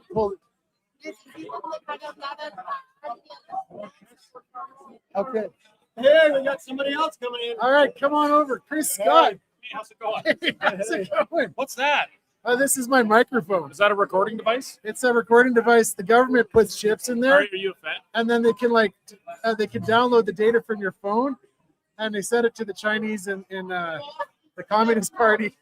Well, I don't know about the Chinese, but I want the government to know what I'm doing. Okay, tell us more. Well, I mean, I want them to know that we're advocating for self-determination. That makes me happy. I hope they're listening. Hi. Hi. And this is the thing. I feel like I've crossed the Rubicon. I watched from the sidelines when all that COVID stuff went down, the Freedom Convoy. I watched from the sidelines. Fun times. And I said afterwards I was ashamed that I didn't do anything. Because I have friends that joined up and I didn't do anything. I was afraid. I was afraid that if What were you afraid of? I was afraid of getting in trouble with the government. I didn't know about the bank accounts happening yet, but I was just afraid of everything. And now I'm like, I will never do that again. I'm going to stand up. This is the time to shine. I'm going to hold my shoulders up, and I encourage other people to do that as well. We're all afraid of something. And I got to say, in January 2021, I was terrified of the government. Like people think that I just was brave. It wasn't that I was brave. I was less scared of the government, what they might do, than what I knew was going to happen if I didn't stand up. So I was, you know, I thought about that, and then I had to make a decision. And part of the decision to stand up in civil disobedience was I also had to accept what I believed was inevitable, and that was I thought I was going to get crushed. I thought the government was going to destroy me, bankrupt me, fine me, put me in jail. And so I thought about these things, and I made peace with it, and I accepted it because I knew that I had to do something, right? Yeah. And I find like we're in another situation. Like the trucker convoy gave me so much hope for Canada. I wanted in, I wanted unity, but now I want out, and this gives me hope. Right? Independence is the thing that's giving me hope.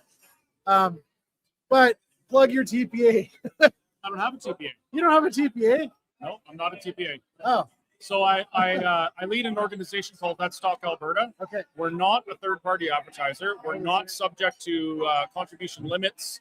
We can take contributions from anybody, anywhere, at any time, and there's no maximum. Oh, so but you're not allowed to say like go and vote this way or that way. Is that true? No, I share my opinion and my political leanings and beliefs with people, and I invite them to have a conversation with me about it. Specifically, I invite people. Here's my message.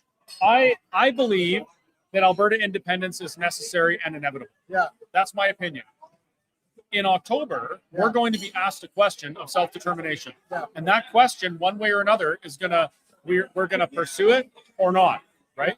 So if we know we're going to be asked the question, I think we need to talk about these things. I want to make the best decision too.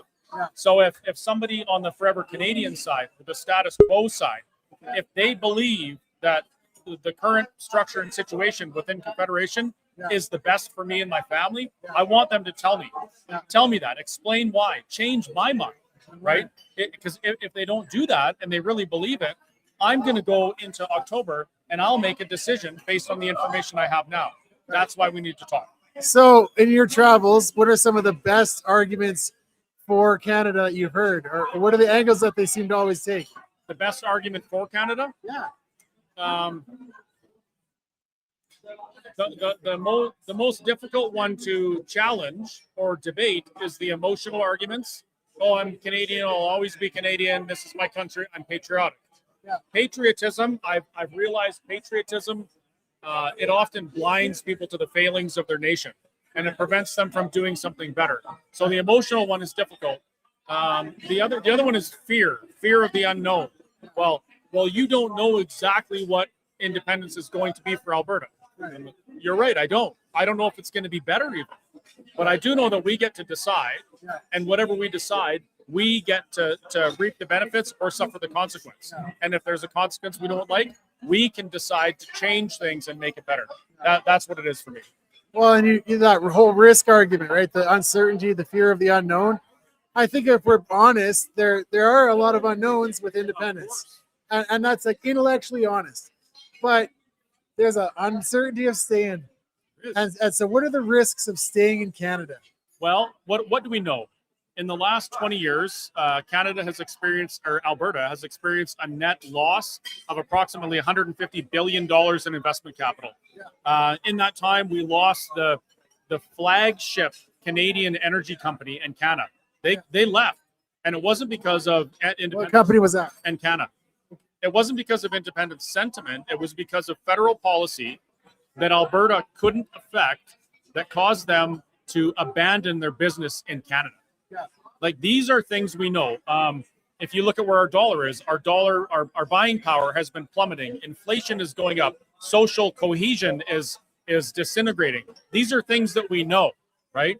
I know that if we don't do anything and we continue on that trajectory, 10 years from now, I'll be thinking back, and I'll be thinking we should have done something. Like if you put yourself in your own shoes 20 years ago, and I know that's a tough thing to do, but just pretend you're 20 years younger, and someone came to you and said, in Canada, in your Canada, you're going to have to attend church secretly, illegally, because if the government finds you, they're going to throw you in jail. Or in your Canada, if you offend somebody, you're going to be fined or potentially jailed. Would you believe that? No, I wouldn't believe that. I can't even believe we got to that point. I know. Now you think, what's it going to be like in 10 more years or 20 more years if we don't stop what's going on right now? These are things we know. The unknowns about what is our currency going to be, what's the military going to be, all of those things, I don't know, but we get to decide, and that's the opportunity. We get to decide. We Albertans have nothing but good ideas. Every Albertan I talk to, it's like good idea after good idea, but they fall upon deaf ears. We have no power at this point. That, like, as a province of Canada, we are always outvoted. We're always at the behest of Ottawa. We have no power. And so independence is about asserting ourselves and deciding our future. Albertans deciding our future. And even worse, sometimes we're the sacrificial lamb of Confederation. I mean, look at when Carney was campaigning, they were ready to sacrifice Alberta. Oh, we're going to turn off your oil, United States. And Alberta's like, pardon me, that's like 100,000 jobs. We're not just going to stop shipping oil to satisfy your trade war, right? Without even talking to us about it. So there's even more to it than just that. Well, hey, Chris, thanks for all you do. How can we support you? Buy a burger at the Whistle Stop. Yeah. Well, okay, you also say in your talks that you're a capitalist. I am. So give us your plug. So my website's whistlestoptruckstop.ca, which I did prior to becoming a sovereigntist advocate. I've got lots of stuff people can buy off there. I love it when people come to the restaurant and eat our food because it's delicious, and I love watching people enjoy their meals. That makes me happy. I also, Let's Talk Alberta is doing big things. We have been since we started back in February.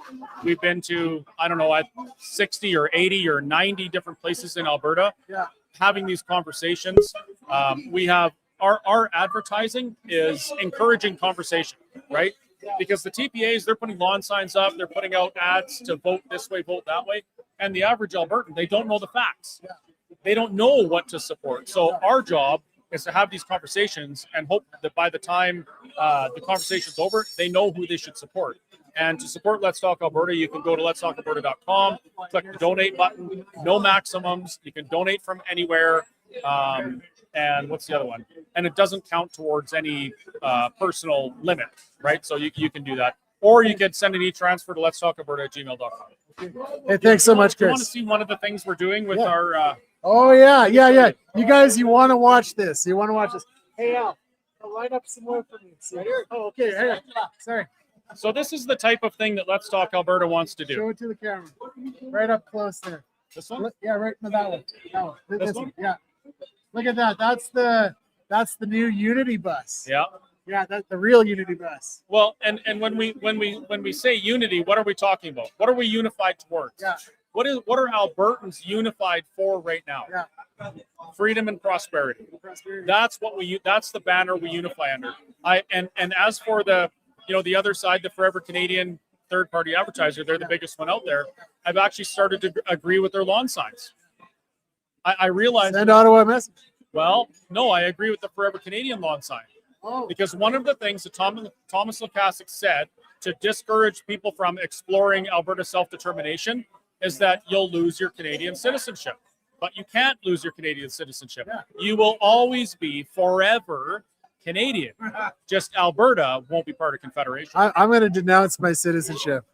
Well, here's why I won't. I'm just going to stop filing my taxes with Revenue Canada. I'll tell you why I will keep my Canadian citizenship, because I consider it a huge blessing to live in a country where my voice can be heard and I'm free to express my political views, even when my political views are so big as to remove my province from Confederation. That's a blessing to me. And I do appreciate what Canada has offered me in that regards. I just don't agree with where they're going now.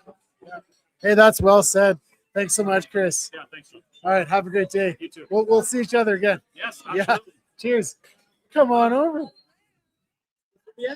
Angela, pleased to meet you. My name's John.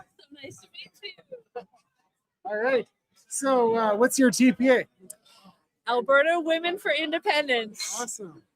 And how can people support you and donate to you? Well, you can go to our website. It's a really long website address. Spell it out slowly for the live stream. abwomensindependencenetwork.com. That's easy to remember. The abwomensindependencenetwork.com. There you go. Yeah. Now, people always want to know what where the money goes when they donate. So what are your projects? What are you doing? Sure. So, you know, our focus for the last year and a half before we had to register as a TPA has been education, and especially reaching out to women, inviting them to be a part of the conversation that we need to have in Alberta. And so we decided that we were going to stick with that same focus. So we are doing meetings all across the province. This week we have meetings in Medicine Hat, Red Deer, Grand Prairie, Fairview, and High Prairie. Yeah. That's really spread out. Yeah, it is. And we're just kind of, I mean, Kathy is up in Sherwood Park, so she's my partner in crime, and I'm down in the Southwest. And we're just kind of doing a conquer and divide, but sometimes we were able to come together. So we're doing meetings where we are inviting women especially to, like I said, get involved in the conversation. So we've got literature that we're handing out that they can share with their friends and family. We've been doing videos on each of the referendum questions. We've got lawn signs. Everybody wants a lawn sign. When we're at the meetings, we're handing out T-shirts as well. Sometimes we're handing out books if we can get a hold of them. So the whole focus is on making sure that we are informed voters, and just really kind of having a respectful dialogue. Like, even if people come to the meetings and they don't necessarily agree with what we're talking about, at least we're really fostering an opportunity to have respectful dialogue, to relearn that. That's something that people used to be able to do. You know, they would sit around the coffee table or whatever, and they would go back and forth and share ideas. And unfortunately, we've lost that in our current society. And so our focus is on allowing people to experience that again and to realize it's okay. We can have these really hard conversations. We always do it over dessert.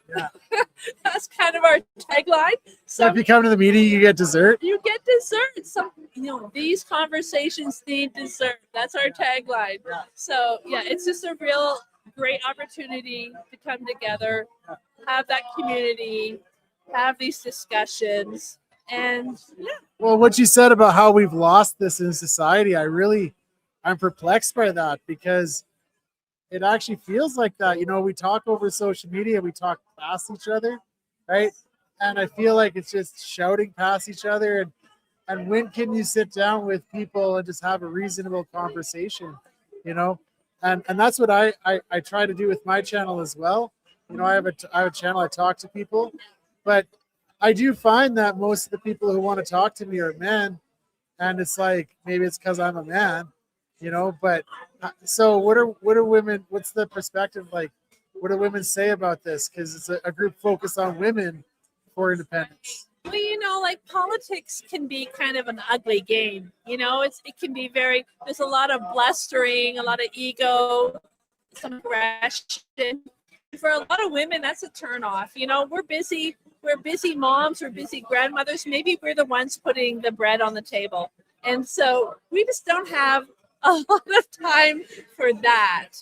But we do have time to get together and to have these conversations. While the facts are really important, and the facts support the idea of Alberta independence, that we could do this on our own, there is also an emotional aspect to this. What we are asking people to do is actually very difficult for some. A lot of our personal identity is tied up in our nationality. And so we are asking people to kind of step away from maybe how they've been for 30, 40, 50, 60 years and consider the possibilities of something new. And that takes time. You can't just throw facts at somebody who's struggling with that and say, well, what's wrong with you? No, it takes time, and you need to be able to process those feelings. And when you're sitting in a warm environment, as we try to foster, and you're sharing food and you're having that discussion, it's a lot easier to get past that than if you're just being bombarded by facts. And that's just the way women are. We're wired differently. And So- it's okay. That's such a profound thing to say. It's like you're sitting around in a small group sharing food, and that just is the context for how you're going to have these deep political conversations.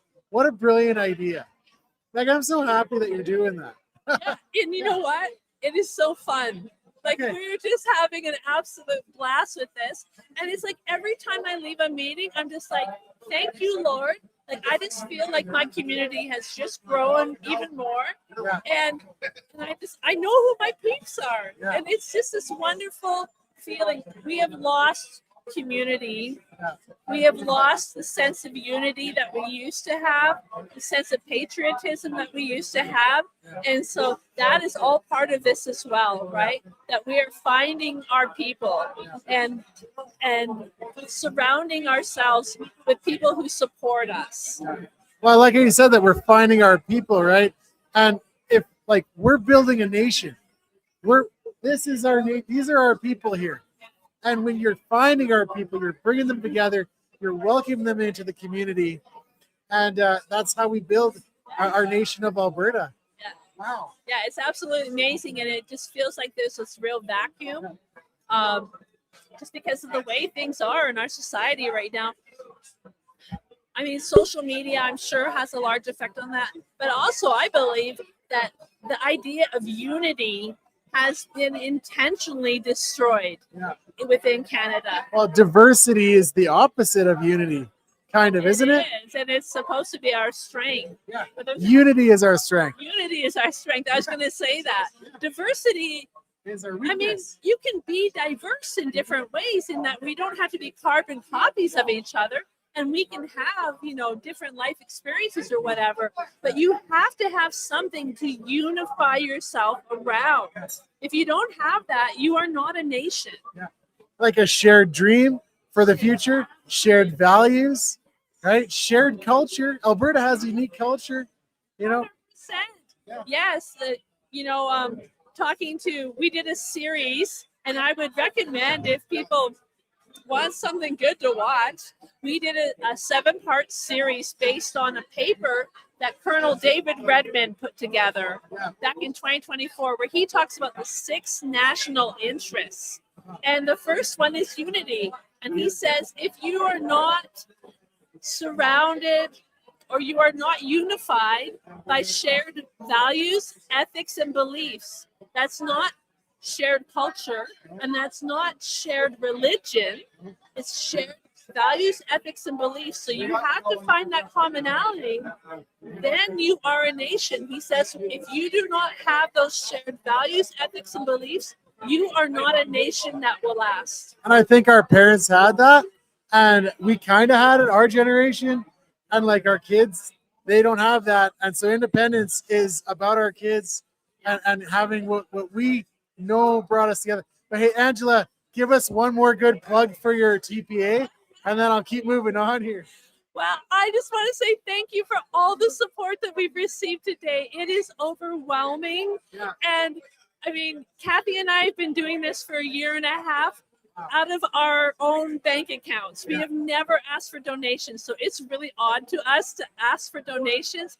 But today is just overwhelming, the support. And oh my goodness, we pledge that we are just, every dollar to me is almost sacred. It represents a sacrifice that someone has made for their belief in Alberta independence. And when we spend those dollars, it is so carefully, because I keep that in mind, that that's what people have done. They have sacrificed for that. Okay, so go to albertatelethon.com and donate to the Alberta Women's Independence Network. Yes, Alberta Women for Independence. Alberta Women's for Yes. Thanks, Angela. Thank you so much. Thank you.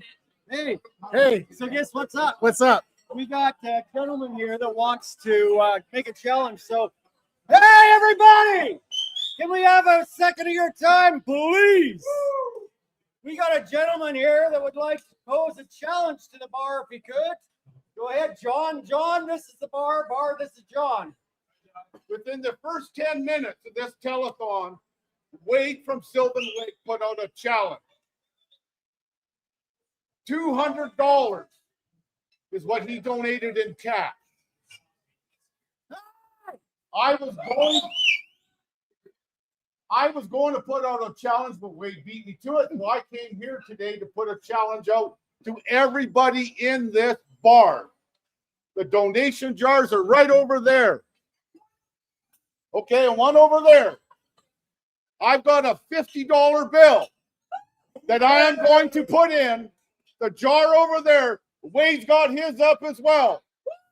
So everybody in here, take a $50 bill, whatever you can, and let's fill those donation jars.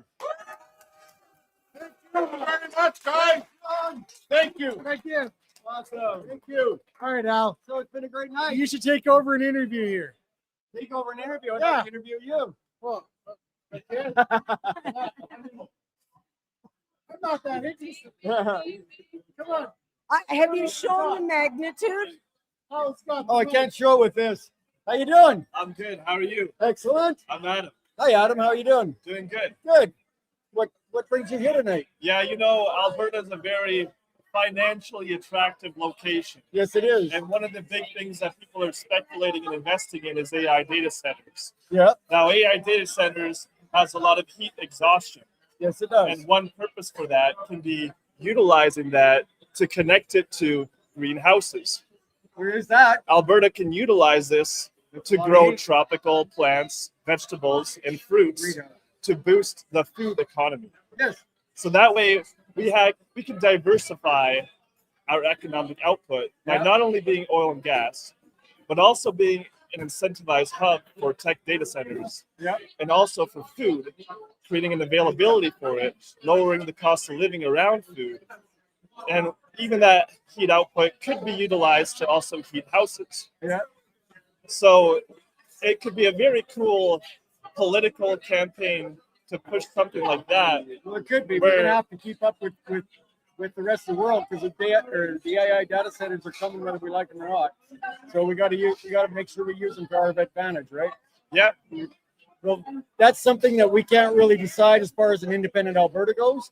But that once we become an independent Alberta, then we can decide how we utilize it and what we do with it, right? Yeah. Right now, we have to become an independent Alberta before we can even get the choices to do that. That's right, because we have a lot of policies in Canada that prevent this kind of thing. Yep. But we can incentivize that politically if we were independent. Absolutely. And I think we have a lot of time to go. That's Hey right. guys, Thank sorry to cut you off. Hey guys, we got 3 minutes left. Can we get a Yahoo? We are heading out. I can't really take this off, but there is a bunch of people over on the other side of the room as well that you've seen. And apparently, Vicky has to go. You want to talk? Vicky would like to say something.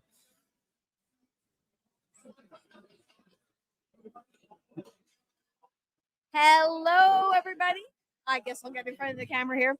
So I just wanted to give a quick shout out. There's been so much support today. I've loved watching all the speakers today, and I hope you are, putting out your donations and helping everybody out. But there are a few TPAs that have just formed recently, and I want you guys all to be aware, especially about the regional one. So we have a brand new TPA that's just started up in the Grand Prairie Peace River area. And I'm going to read it just so that I don't screw anything up. It's called North Alberta Strong. And they're a third-party advertiser that has come up in Peace River, Grand Prairie. And again, they're out there to educate and get people to understand why they need to vote for option 2 on October 19th. Absolutely. So I just wanted everyone to know that, look on the Elections Alberta website regularly. There's going to be new TPAs popping up. Find the one closest to you and help support them. Awesome. Thank you so much. I would like to say to Vicky, what are your thoughts on tonight? Amazing turnout. And again, I've been watching online all day before we got here. So everyone's doing a fantastic job. I love seeing these donations coming in. And I love seeing my Freedom family, my Alberta Independence family. It's been a beautiful day. We have people outside on the upper patio, lower patio, the restaurant's packed. The boat lounge is packed. It's the place to be. So what time is it? It's time for us to go. So he's going to plug us off right now. We're going to be back in about an hour. Right now, we're going to pass it off to Derek Smith up in Edmonton, and we'll see what he can do while we're having some more fun here at Paul's Pizza. We'll see you back here in about an hour. Thanks, and have a great night.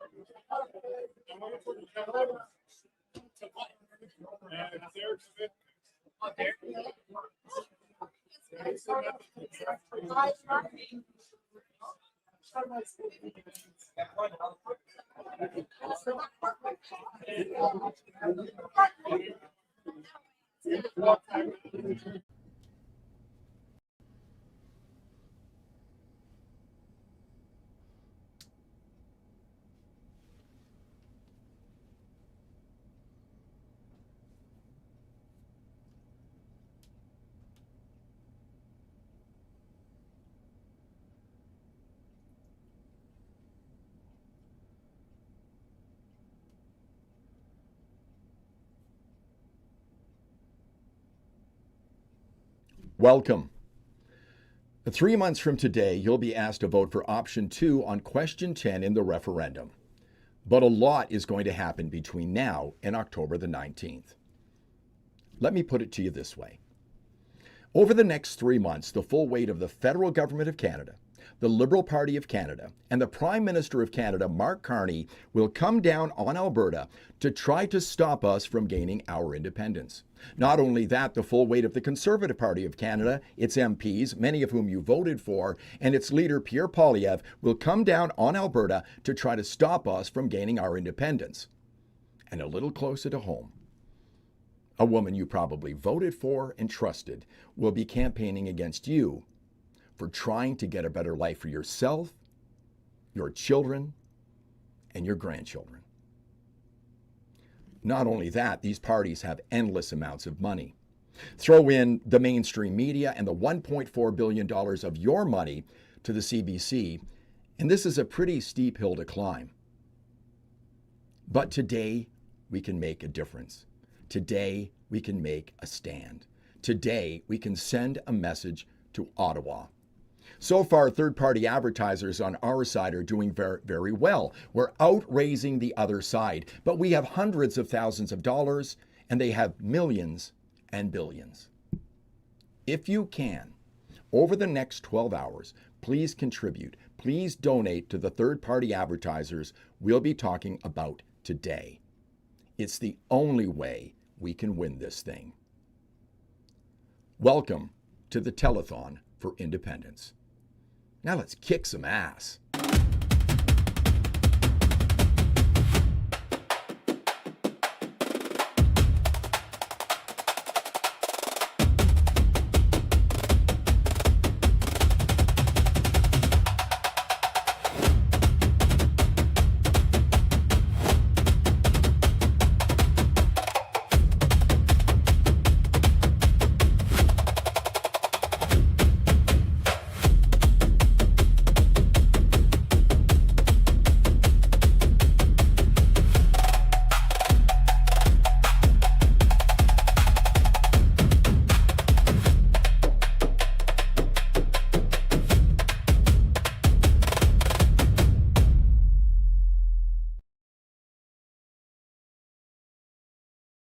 Ladies and gentlemen, welcome back to the Alberta Telethon. What a day it's been. The donations have been pouring in, absolutely flooding in. You guys have been doing a top job, but we need to step it up a bit tonight. The Fringe is here. The whole team is here. We have Tiffany, of course, my lovely wife and Friday night co-host. Mike is joining us in studio as well. And Keith, say hi to Keith. Keith's here. Hi, Keith. Keith, he's had a long day. He's a little tired, so we're not going to hold that against him. But we just had to make sure that we wrapped him up for you so that we knew it was Keith. Got a lot to talk about today. We got a lot to talk about in terms of the telethon. First, Mrs. Fringe, would you like to update us on the numbers? Yes, I would love some to. Updates on the TPAs. What do we got? Give us So we've got Keith and Tanya are sitting at $60,000. Wow. We've got Corey is at $16,000, and Levine is at 11.5.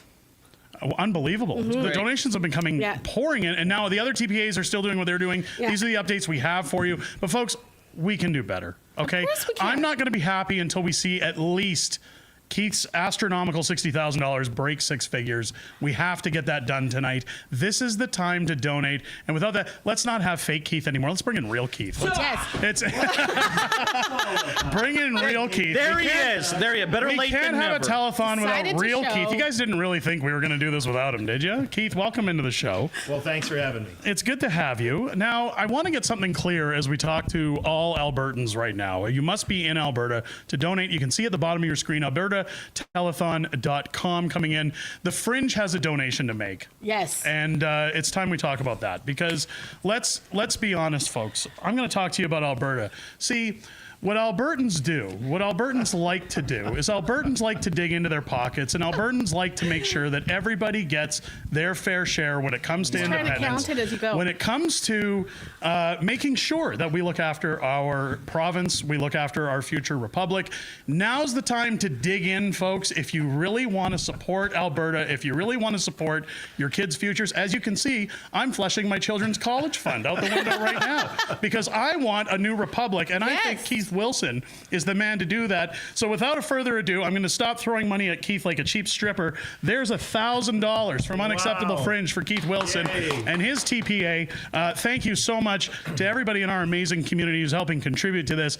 Get into your wallets, folks. Now's the time to dig deep and show the world Alberta means business and that we're ready to get out of Canada. We're moving forward. Keith, we have to talk about this white paper. Sure. Racist term, by the way. Yes. It should have been a black paper or something. But let's talk about the white paper. Sure. Coming out at the end of the month. Yeah. Now, the white paper is going to be different, I understand, from the value of freedom. Correct. Because we were talking about that earlier in the telethon. What can people expect out of this white paper when it comes out?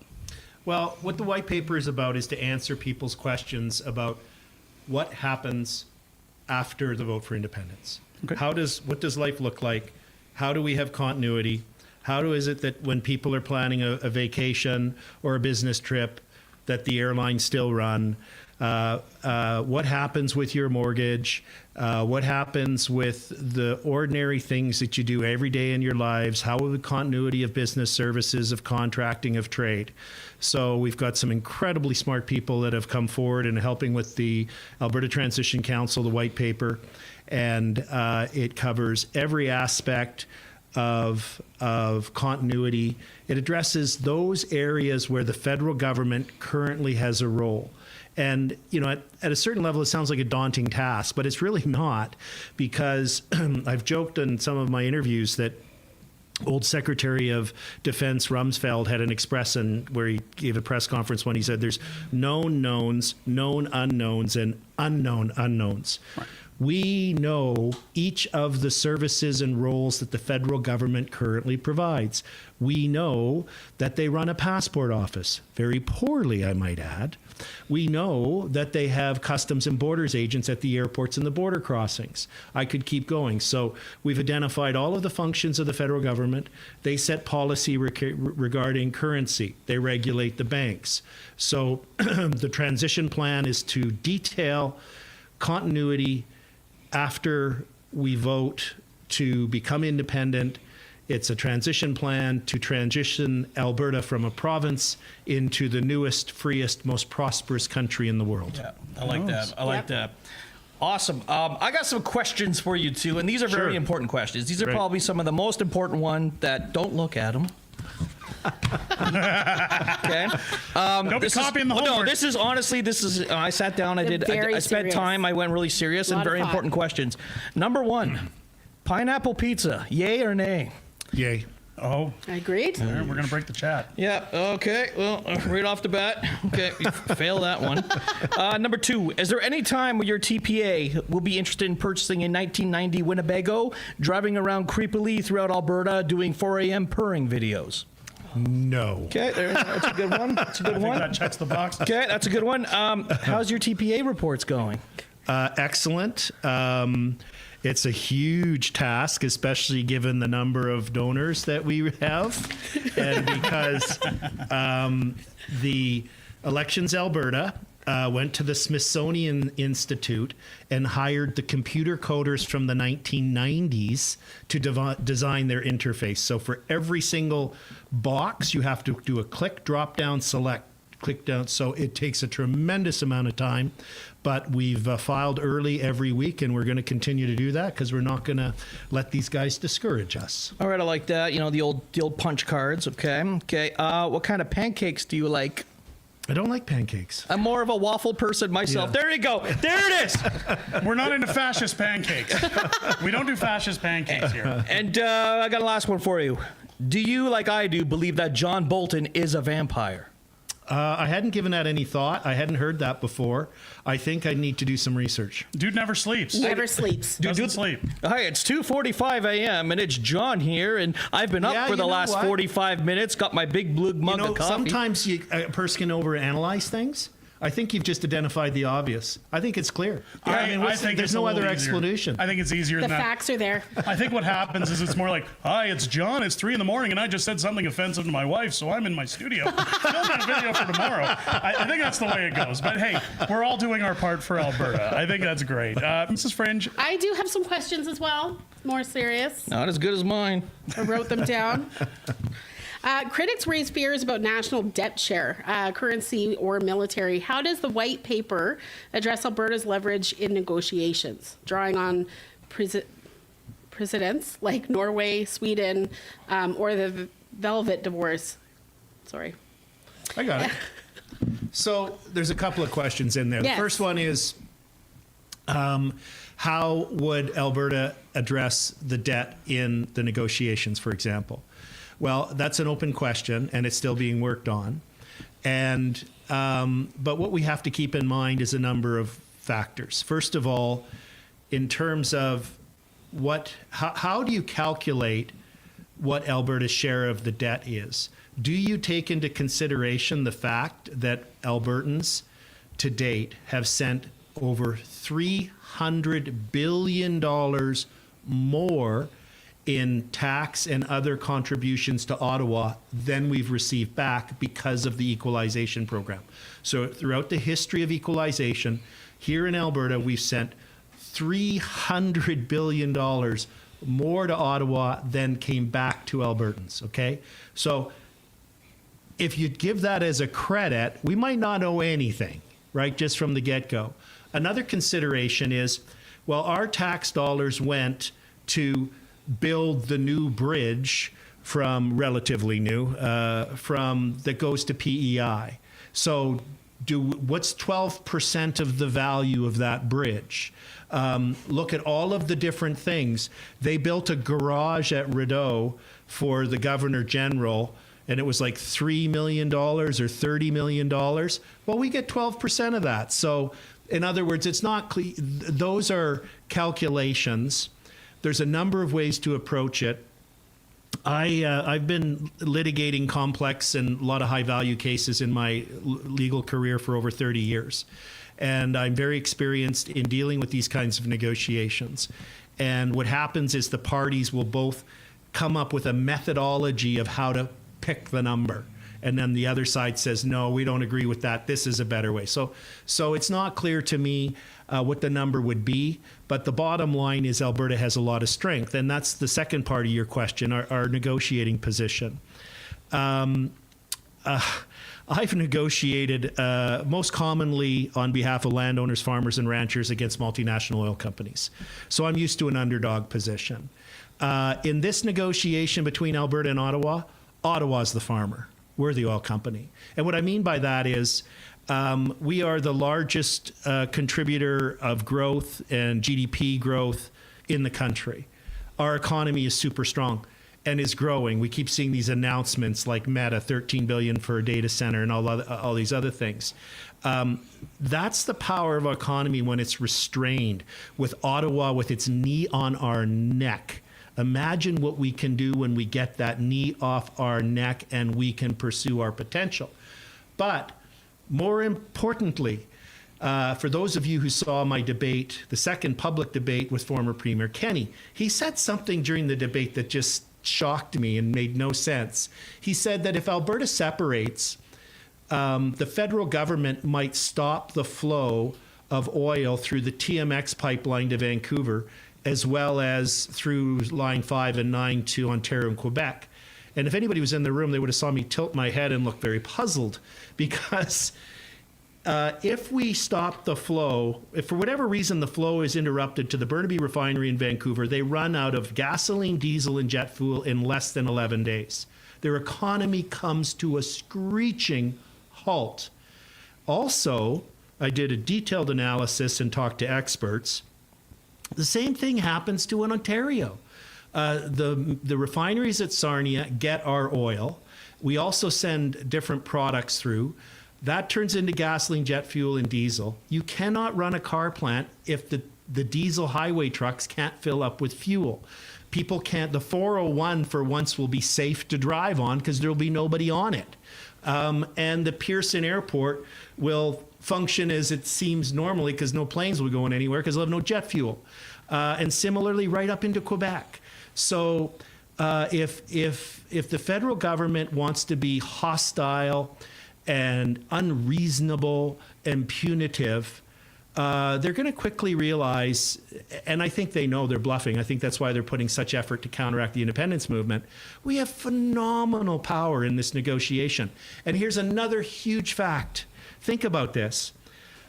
Overwhelming majority of our overall economy, not just our oil, is north-south. Our largest trading partner, the driver of our economy, is the largest economy in the world, which is the largest market in the world, which is the largest market closest to us.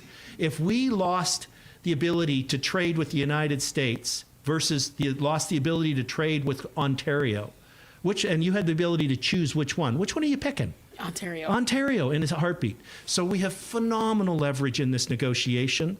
And I think you're going to see the other side fight even harder in the coming weeks and months to undermine the independence movement. All they've got is emotion and fear, because by every objective measure, our kids and grandkids will be way better off in an independent Alberta. Absolutely. Yep. Yeah, they think they're going to scare us by shutting off the taps, but they're just de-benefiting themselves. Yeah, I mean, the oil, it's not like it's bananas. No. You know, like where we sell bananas and it's like, oh my God, they're going to be bad if we can't keep shipping them. It's like, okay, fine. It'll still be We'll here. show you. Yeah, exactly. Okay, I have one more. So for the many Albertans who aren't fully sold on independence yet, but feel deeply concerned about their kids' and grandkids' future, rising costs, fewer opportunities, and watching Alberta's wealth and potential constantly held back by decisions made far away in Ottawa, what would you say to them about why choosing option 2 on October 19th, I was hoping that would happen, could open the door to more confident, prosperous Alberta, where our own resources, work ethic, and values finally build the kind of province we all want to pass on? Well, I think we're going to have to try and get past the emotion of the patriotism, of the symbolism of Canada.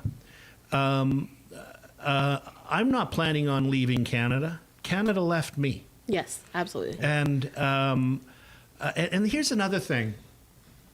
We're not actually leaving Canada. And let me be precise about this, because some people might misinterpret what I'm saying and get mad at me, like you. I just saw the fist clench. And you're closest, so I've got to be really careful. So let me see if I can get that fist unclenched. And it's this. We're not bringing in concrete cutters and jackhammers and dollies and house movers to lift Alberta up and move it somewhere else. Which is what a lot of people kind of make it sound like that's what's happening. Intuitively, without thinking about it, does seem that way. We're always going to have British Columbia as our neighbor to the west, and Saskatchewan, and I mean Saskatchewan, if we go, is going to come, and so it'll be Manitoba to the east. But what's going to change is our relationship with the rest of Canada. We are exploited. We're treated as a colony. We have taxation without representation. We have taxation without representation. The laws that are made that affect us, that affect the safety of our community, the delivery of our health care, are made in Ottawa by politicians we can never elect. And that will always be the case. That's why Canada is structurally broken and doesn't work for Alberta anymore. So through independence, we're going to redefine our relationship with Canada. We're going to have one where our respect will be respect for us will be automatic, because we are the ones, the wealth creators. We're the hard workers. We're the entrepreneurs. We're the risk takers. And we have the third largest reserve of oil in the world. And we have one of the smallest populations relative to our oil reserves. So if you look at countries in the Middle East, where the government there also owns the oil, like the government here in Alberta owns the oil, even though they have a far higher population and not as much oil reserves as us, they have no income tax. They have free healthcare. They have free education. It is inevitable that in time, if our economy is freed and we can supply the oil and gas to the world that so desperately wants it, because we can get rid of these ideologues in Ontario and Quebec and who keep voting in the guys in Ottawa who are pursuing net zero, we'll be able to create the most prosperous country in the world. It's a fact. Yep. So how do we change these people's minds who are still on the fence about moving forward with independence? Well, you know, you have different problems in politics. The biggest problem is actually getting people to even pay attention to you, right? It's we could do a little survey here and go walk down the street and bump into people, and a whole bunch of them wouldn't even, if you said, what's the name of the premier of Alberta, they'd go, Joe Biden? Yep. You know, like, I don't know. Yep. What's a premier? Is that soccer team? Yeah. You know? So, and of course, there's gradients of that. So one of the key important aspects of our campaign, the campaign that Tanya and I are leading with Let Alberta Decide, letalbertadecide.com. Derek, is that where they can go to donate? That is where they can go to donate. Yeah, that's right. Okay. That is exactly where they can go to donate. Yeah. So just to wrap up on this is that our campaign has so many different aspects to it. They're all targeted to those different groups.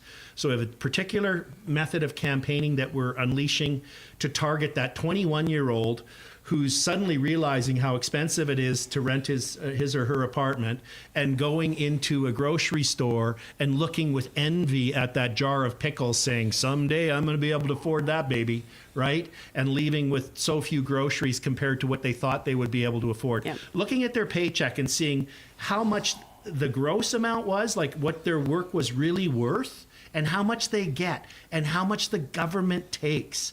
I've said to some of my nephews who are in their 20s, I said, could you imagine working and that top number you keep? And they're like, no way, Uncle Keith, that would be awesome, right? So for each of the demographics, for the seniors who are worried about their pensions, one of the hardest demographics for us to crack is actually parents who are like in their 40s, and who have kids who are, 8 to 12. Yeah. Right? And both of them are working and have a good income, and they go, life's pretty good for me. Why should I take the risk? So our campaign is multi-layered, is very dynamic, and it's very professional, and we're targeting each one of those groups through different methods. Yes, agreed. Okay. You know, and that brings us to a very important point, and it's one that I want to address with the audience, because this is literally what we're discussing is the old phrase that I've been hearing for about the last year. You can't vote your way out of this. Alberta has been given a golden ticket in the sense that we finally have the opportunity to show that votes actually matter, at least in this province, and we have the ability to do so. The problem we're facing and what we're seeing today, and the reason for this telethon, folks, this is our only shot. Now or never is the only time to make the donations. Please, I know times are tough. I know people are struggling. Dig into your pockets, throw out a donation, and I'm going to tell you why. I started this YouTube journey a couple of years ago, back at the height of the pandemic, shortly around the times of the Freedom Convoy. Yep. Brought out a little ditty called How the Prime Minister Stole Freedom. And during the Emergency Act hearing, I went down to Ottawa. I met Keith Wilson for the first time in Ottawa, which is funny given that we live, very close to each other now. But when I sat down in this rental that they were staying in, and I talked to Keith, and we sat down, and he asked what got me involved in writing these books or taking a shot at Prime Minister Justin Trudeau. And I told him everything that our family had gone through. I told him about my kids staring at the TV asking, are the truckers going to get our lives back? Tamara Leach has quoted that was one of the times they thought maybe Canada could be saved. And I'll tell you, watching those trucks go past in Manitoba and the CB radios saying, thank you truckers for what you're doing, with all the kids cheering for them, I had faith that the nostalgic Canada that I once believed in still existed, that it could be saved and salvaged from this tyrant of a prime minister. Unfortunately, we saw how things unfolded. But as I told Keith this story about how my family dealt with the pandemic alongside my children losing their grandmother behind a wall because of the way the pandemic went, this man, after meeting me for less than 5 minutes, shed a tear. He showed emotion. And it was at that moment I knew that this man, despite what people say about lawyers, was the most trustworthy lawyer on the face of the planet. And he is a man that not only am I happy to call a friend, but I trust his plan. I trust all of these TPAs and the plans that they have. And the best thing you can do right now is to reach in, support them, and support their efforts for Alberta. Support the efforts that hundreds and thousands of volunteers made over the winter while collecting signatures out in the freezing cold to ensure that Alberta could be free. If we don't win the vote October 19th, folks, the whole effort goes to waste. It's all for nothing. Not completely. This genie's never going back in the bottle, but we get one crack at this. Might as well do it right the first time. So head over to albertatelethon.com. All TPAs are listed there. Reach in, whatever you can afford, $1, $5, $10, $1,000 like we did on the show, folks. Get in there, support your local TPAs wherever you feel your money is going to be best used, and help them out. Let's get Alberta over the finish line. It's our only option right now. Let's vote our way away from this. Mike, you had a few things you wanted to talk about as well. A few more questions. Oh, I definitely have a Very few more important questions. ones. Batman or Superman? Why? There you go. Both. There you go. Why? Why? Because they're both awesome and they're superheroes. There you go. There you go. Both their mother's names was Martha. Whoa. Okay. Okay, that's good. Okay. All right, we talked about the pipeline stuff. Why no signs? What's going on with the signs for your TPA? My Ford operating base in Calgary sending me messages. Lawn signs, lawn signs. So if you go to our Let Alberta Decide website, you will see there's an announcement. We were putting it out on social media today.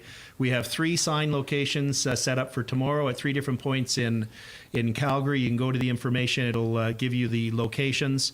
Very easy to understand. We just sent out an email to a couple thousand people with that information as well. From 10:30 till 1 p.m. tomorrow, we're doing our small sign distribution. However, if you've driven through Calgary, one of the things you will have seen is that Stephen Carter has these very strange white and red signs that say, he's such a douche. No to all the questions. And he's just data mining lists. He just wants people's names for his political party. But we currently have 100 large signs in production for Calgary. We have a sign making team. We have a workshop. We have an interesting strategy for how the signs are going to be designed because we're anticipating vandalism. And somebody on my team came up with a brilliant idea, which we won't share until you start to see it. And we also have volunteer teams that are going to be patrolling the signs regularly. And what we would like to achieve is that when a sign is vandalized or damaged, it will be replaced within 24 hours because that will send a message. Yes. When someone drives by, here's what we want to happen. Somebody drives by, they're an independent supporter, they're on the fence and not sure about us and they don't think we know what we're doing. All they see is the red and white signs. Now they're going to see these big, beautiful blue signs, 4x8s. And they're going to go, wow, they're up. And then they're going to drive by a few days later and it's going to be vandalized. And they're going to, oh, yeah, I knew that was going to happen. And then they're going to drive by the next day and they're going to go, huh, it's been fixed. And then It's going to get vandalized again. And then they're going to drive by again and they're going to go, huh, it's going to be fixed. And then they're going to say to themselves, these independence people know what they're doing. Yep. And if they know what they're doing on this, maybe actually they got this whole thing right. It's a small example, but it's happening. But we do need volunteers. So if you are someone who is interested in volunteering with our large sign install and repair team and manufacturing team, please go to info@letalbertadecide.com. Send an email at info@letalbertadecide.com and give your name and information and what your skill set is and where you are. We're currently going to be branching out the large sign campaign. There's some tricks around the bylaws. I know a lawyer. He's working for free. I'm reviewing all the sign bylaws Great lawyer. right now. So once we know where we can and can't put signs, we're going to try and put them up in your hometown, sir, madam, and as well as Grand Prairie, Lloydminster, Red Deer, Lethbridge, Medicine Hat, all the major regional centers, to start showing the support. And, we've all experienced the fear that people have. And that in itself is a remarkable testament to how things have gone off track in Canada, that you need to be fearful of showing your political affiliation. But the bigger signs on where legally they can be put on common property, on public property, are safer because, you're not going to have a repercussion of putting it outside your home. So there's so many people that want to put them on their home, but they're concerned about it. So this overcomes that to show the level of support. But we're also doing a lot more than signs. We're going to be doing some really interesting stuff that's already in the works. Awesome. Good stuff. Yeah. Good stuff. Is that not the perfect analogy for Alberta either, right? Something gets pushed back by vandalism and we just come back stronger and we show that we can take the hits and keep moving forward. I love it. I absolutely love it. That's the way this movement's been run, folks. And you guys have shown that with people getting cigarettes put out on their faces, Yep. coffee thrown at them, events shut down and canceled. Like a hydra, you cut off one head, we keep coming back stronger. Independence is the key to Alberta's survival. I think we're winning this fight. I think it's safe to Absolutely. say we're winning this fight. Keith, I know Nat and the guy kind of beat us to the punch earlier, but Tanya answered the question, so I want to ask you. Sure. What are you most hopeful for with an independent Alberta? What keeps you motivated to get an independent Alberta? What's the Keith Wilson sales pitch? Well, I know the entrepreneurial spirit of Albertans. I know our work ethic. I see it. This, if something knocks you down, brush yourself up, stand up and keep going. And it's true. It's from our roots. It's people who that approach to life appeals to them end up here. You don't have to be from Alberta to admire that work ethic, that cultural characteristic. So you combine that with some really simple things. We have incredible institutional infrastructure in place. Some people say, I think the Premier did, and I was very disappointed when she did, and if she didn't, others have said it, which is, it's going to be very expensive to build all of these things from scratch.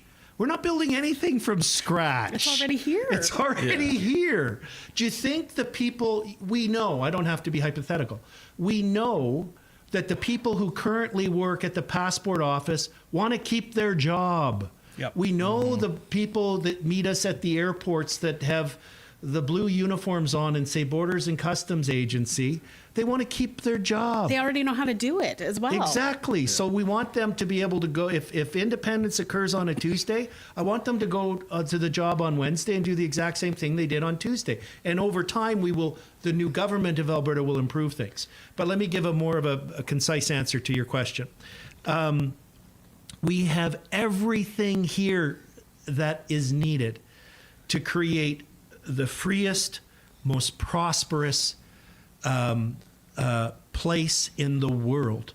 And the only reason it is not happening is we have no control over our future. We are ruled by Ottawa.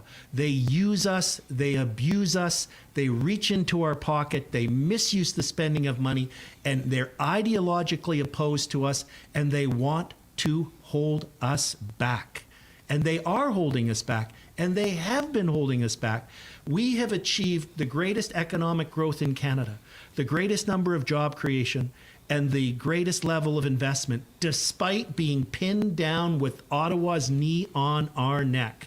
So that future for my kids, grandkids, and yours of getting Ottawa off of our neck is something that brings joy to me, and it's completely achievable. And I think we're going to get there. Yep. Oh, yeah. So what you're saying is in an independent Alberta, we wouldn't have $160,000 food flights or braised beef and luxury butter. I don't even know what luxury butter is. Right? Bougie butter? Yeah, I don't even know what it is. It doesn't even sound good. Probably make you feel not Probably so gross good. European It's cows. velvety. It's my No, it's probably gross velvety. European cows. I worked in government in the in the 90s when Ralph Klein was premier, and he was going through a period of extreme cutbacks. And we went from having lunch meetings where catered food was coming in with fresh fruit shish kebabs and chocolate dipped strawberries, I kid you not, to lunch meeting, no food, bring a bagged lunch. Yep. And we all literally showed up with a brown bag. And nobody complained. We I'm didn't sure. complain. Yeah. And the waste that occurs in government is off the scale. Absolutely. Because it's not their money. They don't care. They're spending your money. Yep. You know, it was one thing my father always said, because we moved to Alberta in 1995. We lived in Alberta. My father was transferred out to Manitoba, moved back in 95, 10 years later. And when we came out, I was a teenager, and I asked him, why are we uprooting our lives and going out to Alberta, of all places? To meet me.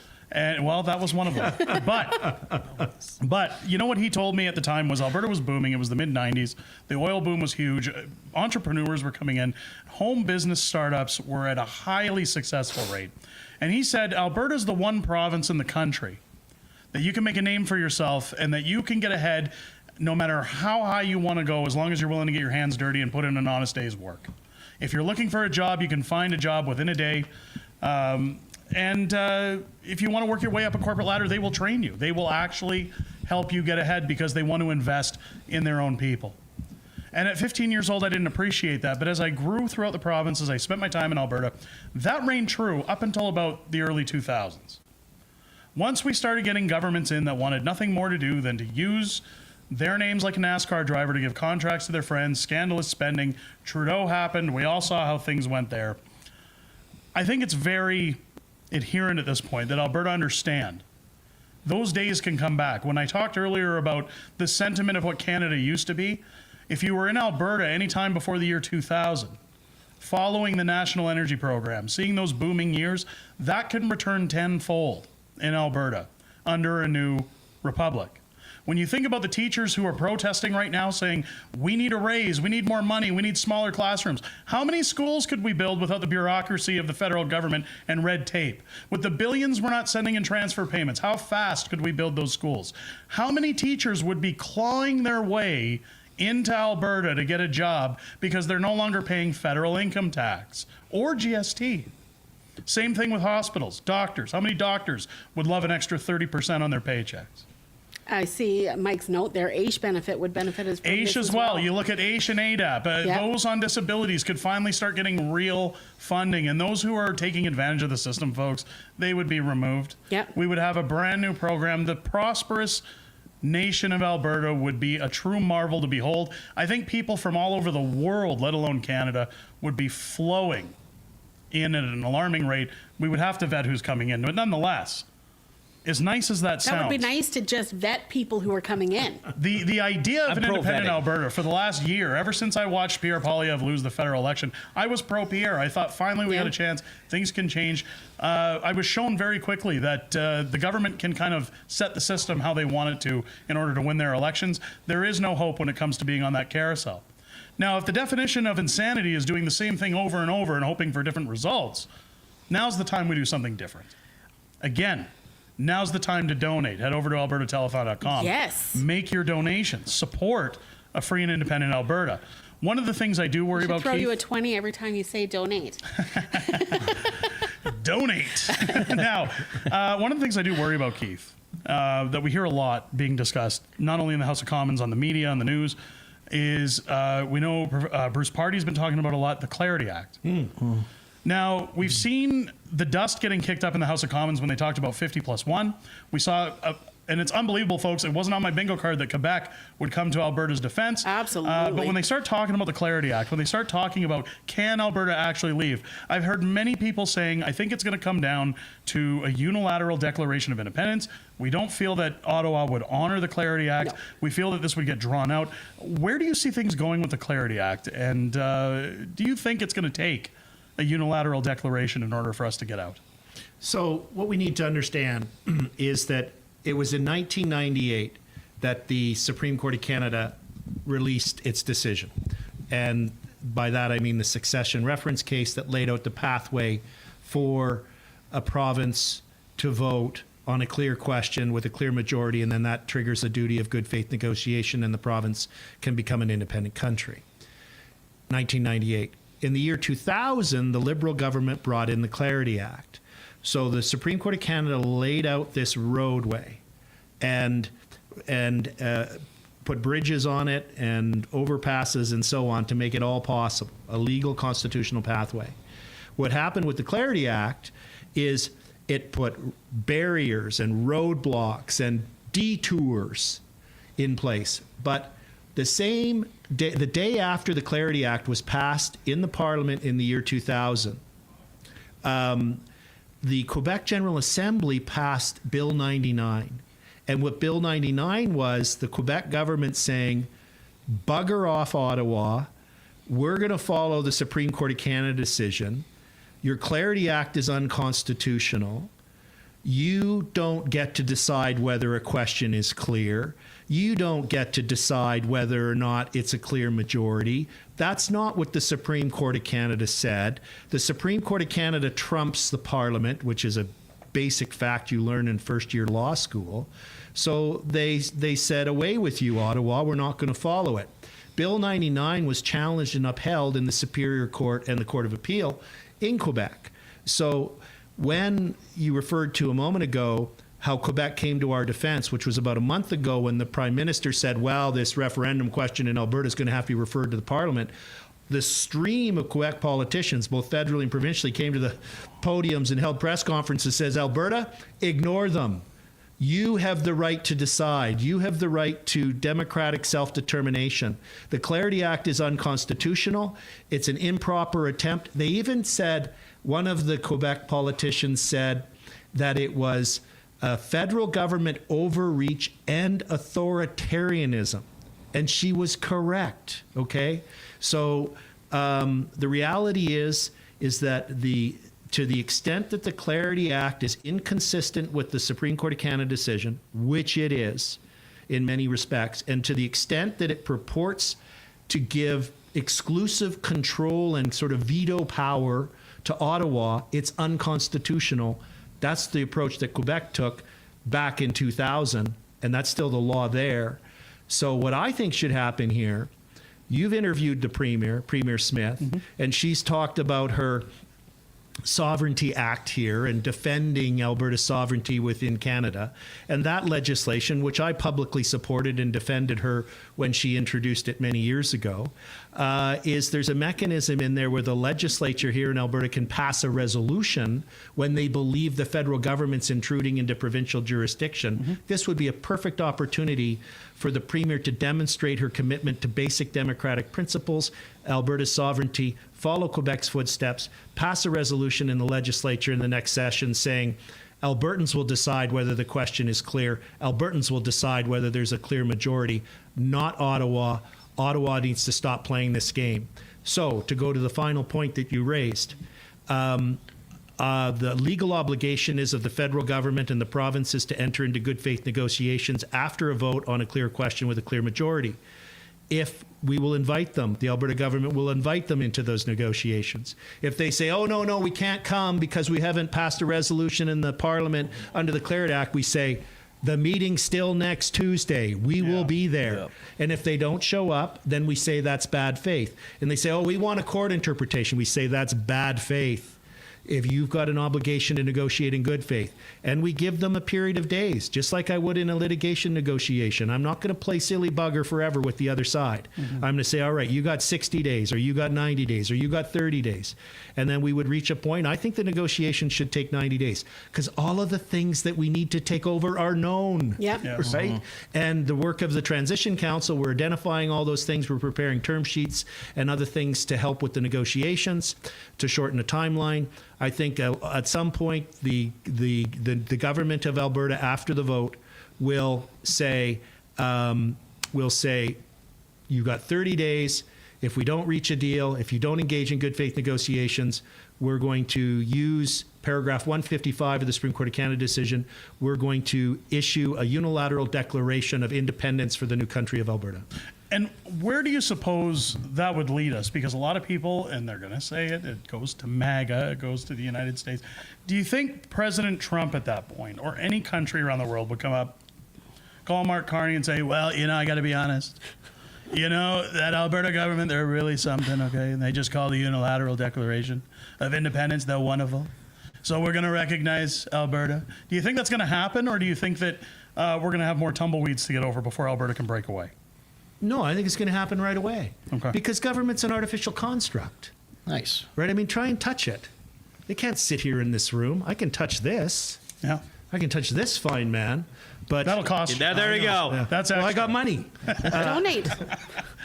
So the point is that I think the negotiations, if we negotiate from our true position of strength, which respectfully is not something the Premier has done to date. She went into this negotiation over this pipeline like if she was in a poker game and she barely had a pair of twos. And the fact of the matter is she had 3 aces and 2 kings. Yep. Phenomenal leverage. So back to your specific question. I think what will happen, if they're going to be vindictive, Peter Lougheed, when he was Premier and was getting frustrated with the Liberals in Ottawa, the federal government, he announced that the government of Alberta, if the federal government didn't come to the table, would reduce the flow, didn't actually do it, would reduce the flow of 9 Line and 5 by 15%. Yep. And they came to the table and they amended the Constitution and put in Section 92A, which, by the way, the federal government completely ignores and overrides right now, so it didn't achieve much, but that's the structural problem. My point is, if they really want to be mean and unfair and vindictive, we have phenomenal leverage. We can play We ball. have direct control over whether or not 2 major sources of the Canadian economy can carry on tomorrow, which is the supply of energy to their localities. So I think we have tremendous strength. I cannot see a circumstance. Somebody said, oh, well, the Canadian government would send in the army. Well, all right. I mean, let's just assume. I know. They're elbow cannons. I know. Okay. We'd all put on safety glasses because Yeah. they might throw tampons at us. I get it. You could get an abrasion on your eye. But assume we actually had an army that hadn't been destroyed like the Liberals have. What are they going to do other than, arrest me? Are they going to arrest you too? Are they going to arrest everyone? I don't know. I'm guessing with my luck, they probably would. Yeah. So, Gulag, we go, baby. I'll be calling you, Keith. Yeah. And I'm doing black market tattoos. and remember this. This is super important for everybody to remember. Is that in September of 2025, Prime Minister Carney announced that the government of Canada was giving international recognition to the unilateral declaration of the state of Palestine, Yep. of nationhood. They don't even have a defined boundary. At least Alberta has a defined boundary, a defined people, a defined culture, and a defined economy. So he's refreshed and renewed the concept that an identifiable region can invoke paragraph 155 of the Supreme Canada decision and engage in make a unilateral declaration of independence. And that the Americans and President Trump's going to say, well, Prime Minister, you remember you did this in September 2025. I'm doing it now. Yeah, you did it back then. I don't like that you did that. Yeah. So this is, and you know, the next country to recognize will no doubt be Israel. And there's at least 20 other countries that are going to recognize. And the most important country to recognize us is our largest customer and the largest economy of the world, that we supply the most of things to, and not just oil. And we know they're going to. So we're in a tremendous position of strength. And I think what will happen is we'll enter into a bilateral agreement with the rest of Canada for mobility and trade. I have a son in Vancouver. I still want to travel to Vancouver. People are going to... BC, we ship $30 billion worth of oil through the TMX pipeline. They ship $50 billion worth of goods through Alberta on our highways and rail lines. You know, I got a question about that. Why are we paying a toll to get our oil over there and they're not paying anything to transport through Alberta? The equivalent, if they put a $1 toll on the pipeline, that would be an equivalent toll on one of the containers, you know, the container ships that come in from Asia that unload at Prince Rupert and Vancouver. 80% of those containers, which is 900,000 of them, an equivalent value for us to do a reciprocal toll would be $900 per container. Wow. So that would be like $800 million a year just on their container traffic. I can live with that. If they want to play the toll game, oh yeah, let's play. Let's play. Exactly. We'll all be rolling in the dough. Yeah. So it's so weird how at least our governments have, and maybe Albertans have. We think we're the underdog in this somehow. We think that we've somehow we need to apologize and beg. We literally go to Ottawa, please, sir, may we work harder and generate more wealth so we can give more of it to you and you can tax us harder. We've been treated as such for so long, and all the other provinces think we are as well. Yeah, and we have so much strength, so much inherent natural strength, and it's time for us to exercise it. I don't want to treat any other province unfairly. I want to have adults in the room having a fair and respectful discussion. That's what we can achieve. That's what we're going to achieve. And that's one of the things I always try to sell home on the independence talk was that, you know, people say, well, you're landlocked. No, we're not. Absolutely people say, not. oh, you'd lose all your trade with Canada. No, they need us. It's all that changes, folks. And this is why we keep pushing the easy conversation with your neighbors, your friends, everybody else. The status quo is all that changes. So it comes down to, is your life better than it was 5 years ago, 10 years ago? Could it be better? Can Alberta do better? Keith has said it before. Everyone said it before. The answer, plain and simple, folks, is yes. Let me ask you this, though, because when it comes to the negotiations, and my audience asks a lot, who would be upholding those negotiations? Because I'm not going to nitpick at Danielle Smith or get into the gossip circle about her, but a lot of people have been disappointed with her actions when there was a post that was out recently where people said, I miss the old Danielle. Yeah. And there was a clip showing her talking about our sovereignty, about Ottawa overstepping. And at one point in time, I felt like this is our female Ralph Klein, our female Peter Lougheed that's going to really stick the nails to Ottawa. And we've seen a 180 when it comes to the MOUs and even the formation of this question. Now, I have no problem with the question because I think it's fair. We poll all of Alberta. Do you actually want to leave? But when it comes to the negotiations, if Danielle Smith is in charge of those negotiations, is she going to kick the can down the road? Or is there a higher power over Danielle Smith with a successful vote to leave that can say, no, you're obligated to get us out of here? Well, there's a couple things there. First of all, significantly, what the Premier has said when she's been asked is that when she's been asked what she will do if Albertans do decide to leave, and she has said she will respect the will of the people and suggested that she would facilitate those negotiations. Right. And you talk about a higher power. There is one. It's called the electorate. No politician has any power. They derive their power from each one of us, from each X that we put, from each hour that we volunteer, from each position we take on a constituency association board, from each donation that we make, from each door knocking that we do, from each sign that we put up during an election campaign. That's where their power comes from. And if enough Albertans speak, and I think increasing number of Albertans are discovering our worth, our value. And I think the leader of the province will reflect that. We need to take a strong position because we have a strong position.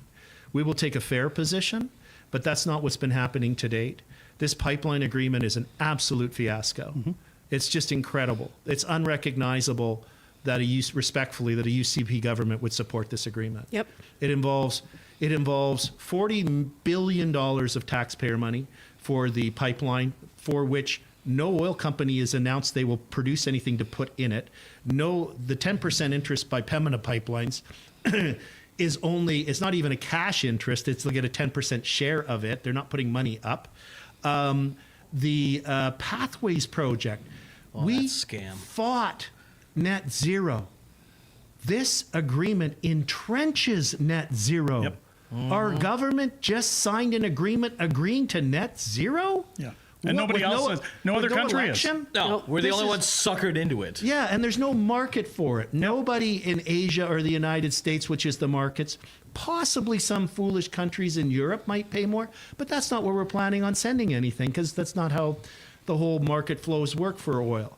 So it's remarkable what's happened. You know, the Stampede events and announcements were a complete flip. You mentioned 180. Yeah. Oh, yeah. It's 180. Yeah. It's not 10 degrees off course. That's where it's reversing. The hard idea of understanding this. Like, if the pipelines that Mark Carney is supposedly offering, which will never get built, by the way, are so fantastic, why does it take the government investing in them to get them done? Why aren't companies investing? Well, Why aren't we getting private investors? At it. Because they're bogus. Yeah. They're non-profitable. No company would invest in something that's going to be a money pit. But let me drive a really important point home while we're on this. So I've just described $40 billion for the pipeline. We know it's going to be way more than that. They got to build a port facility. Oh, multiply by 4. Could you imagine the huge tank farm? And go on Google Earth and look at where the Tawasin Ferry is, the Roberts Banks, and then it's the airport, and then it's Stanley Park and stuff. The protests and everything to stop that tank farm there are going to be off the scale. There's a First Nations right there. But let's assume it gets built. $40 billion, then $25 billion for Pathways. All of this is around $70 billion once you round up a little bit. Just to put that in perspective, because we keep hearing about billions here, billions there. The entire budget of Alberta for delivering health care, education, our transportation, our roads, our bridges, our LRTs, all of the things that the province delivers is $70 billion. Unbelievable. And this announcement has been made, all goes on the taxpayer. We have an affordability crisis in Canada because it's been driven by inflation through out-of-control government spending, ridiculous taxation. This pipeline announcement makes all of those things worse. Now, the good news is an MOU is non-binding. All of these agreements that have been announced, including the Pathways agreement from last Monday, are non-binding. This UCP needs to do some soul searching. Its leadership needs to have an honest look in the mirror, and they need to say, all right, maybe we didn't get this right, and fix it before they sign the binding agreements and commit all of us. There's only one taxpayer to $70 billion of wasted money. Even more reason to support the cause, to donate today. Well, I'll tell you what, folks. Keith hit it on the nail, or the nail on the head when he said it's going to take a leader. It is going to take a leader. Absolutely. I don't know about you. I think there's. I kind of like leader. I know a lawyer over here. When you guys are done this, like, we will be throwing money at Keith Wilson like a cheap stripper. Look, I've already said this guy's available. I've already said. Okay, put fake Keith down. We're not using fake that Keith. away. Put that away. Fake Keith is retired. Here's the thing, folks. I'm not going to do it. You don't. I said it last night on stream. You don't want me in charge of Alberta. No, he would be extreme. Ruthless. Yes. It would go from El Presidente. 0 to Buenos Aires, El Presidente coming to you. We're going to build a wall around Alberta. It would be so bad. We need Keith in the driver's seat. I think he's the guy. Absolutely. He's going to lead us over the finish line, folks. And all of these TPAs are going to get us over the finish line. Head out now, albertatelethon.com. Again, reach into your pockets. I want to see records broken tonight. I want to see those massive, massive numbers. We want these TPAs flush with cash to ensure not only Keith, not only Tanya, not only Kathy Flett, not only Jason Levine, not only Corey Morgan, all of them. Yes. All of them can get us over the finish line when it comes to the October 19th vote. We literally have one shot, folks. Let's not waste it. Get over. Donate now and show your support. Absolutely. 65. Yeah. 65K. There we go. Let's go. I want to see 6 figures by the end of the hour. Is this folks. included? Like by the end of the telethon, we got 66. There we go. That's what I like to hear. 6, 7. That's, Dance. Now, as we wrap up here, folks, we're going to be heading back to Airdrie for back to Calgary. Is it going back to Calgary for Max and John? I thought it was going. Sorry, my bad. I thought it was going into Paul's Pizza. Max and John will be headed back to Calgary. John had to get back to his lair, I think. Back to his lair. Back coffin. Yeah, his coffin. He's taking all that money and running, I think. No, I'm joking. Folks, please, albertatelethon.com. Yes. Reach in, donate now. Do what you can to help out. Every dollar helps. I want to thank Keith Wilson for joining us in studio tonight. He's been busy as hell, folks, but it's good to have him in here. Everybody for setting this up, and John Bolton. Everybody for joining today. It's been amazing. The incredible work so much. everybody has done. Wow. Amazing. This was slapped together in such fashion, folks, and it's very heartwarming to see not only our YouTube community, but the multiple YouTube communities coming together, ensuring that these TPAs are and everybody well-funded. behind the scenes making sure it went as smoothly as it possibly Max, Critical Compass, everybody that's been behind there. John for putting this on, even though I still think he's a vampire, but that's He totally time. is. And Keith Wilson for joining us. This is huge. We got the boss man himself. Guys, donate to all the TPAs. The future El Presidente of Alberta. Questionable pizza choice. I'll do his speeches for him. Hey, welcome, El Presidente has spoken. How many medals can we get on his chest? There will be no more MOUs, no more wacky pipelines. We're just going to get our leverage in place. Remember this, momentum is power in politics, and we know who has the momentum. We know who's going to win. Yeah. Yes. Alberta can do better, folks. Show it in numbers. Let's go. We can do better. Let's go. Bye. You stood on those stone cold governed steps, faith and freedom, loud and clear. Folding chairs and town hall stages spoke the truth they came to hear. They stood in line for hours, braved the cold and wind. You talked about their children and the mess we're living in. From the back row of the hall to the front row of the fight, you said if they're gonna hear us, it's gonna be tonight. Come on, let's go. So that's going to be the battle cry for our movement. Let's go! You came to sign on the freedom line. Ink on paper, hearts on fire.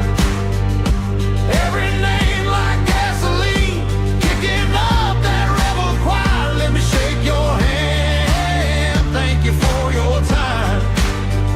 Fired up voices, strong and true. You stepped up for Alberta. This one's for you. I feel like I'm with friends here. Yeah, and that's exactly correct. That's what the whole thing with all these events are for. People understand that they're part of a group of like-minded people that think and have the same ambitions and goals as they have. You stared down that lens in your studio light. Coffee gone cold, face pale from the night. From the dark hours to the evening show, you hit go live and refused to let go. Slow roll down from Edmonton, high beams cutting through. Northbound up from Calgary, every small town waiting on you. Truck stop coffee cooling between petitions in the rain. Call tables and gravel out sharpening every name. You came to sign on the freedom line. Ink on paper, hearts on fire. Every name like gasoline, kicking up that rebel choir. Let me shake your hand. Thank you for your time. Fired up voices, strong and true. You stepped up for Alberta. This one's for you. Again.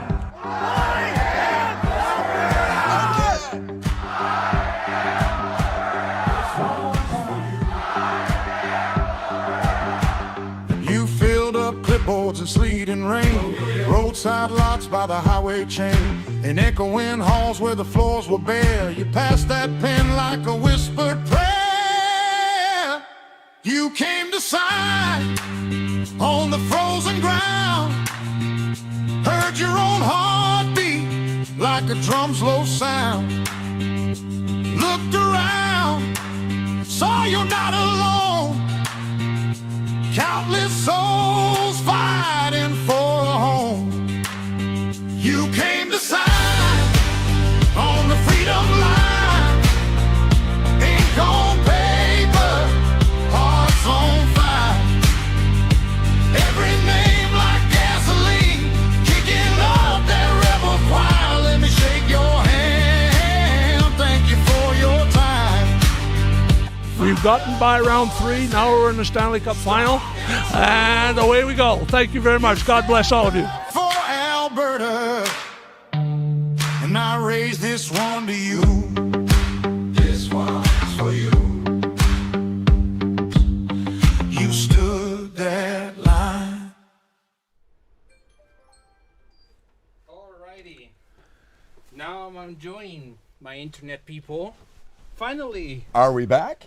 We're back in the house. Welcome back. It's good to be here. John Bolton with you 11 hours after I was on earlier this morning, and it is really great to see you again. It's been a long day, but I'll tell you, it has been an exciting day. I'd like to thank everybody that made a donation today. I really appreciate it. And there's still time to go. We've got another hour of the telethon. We will be throwing it back to Paul's Pizza shortly.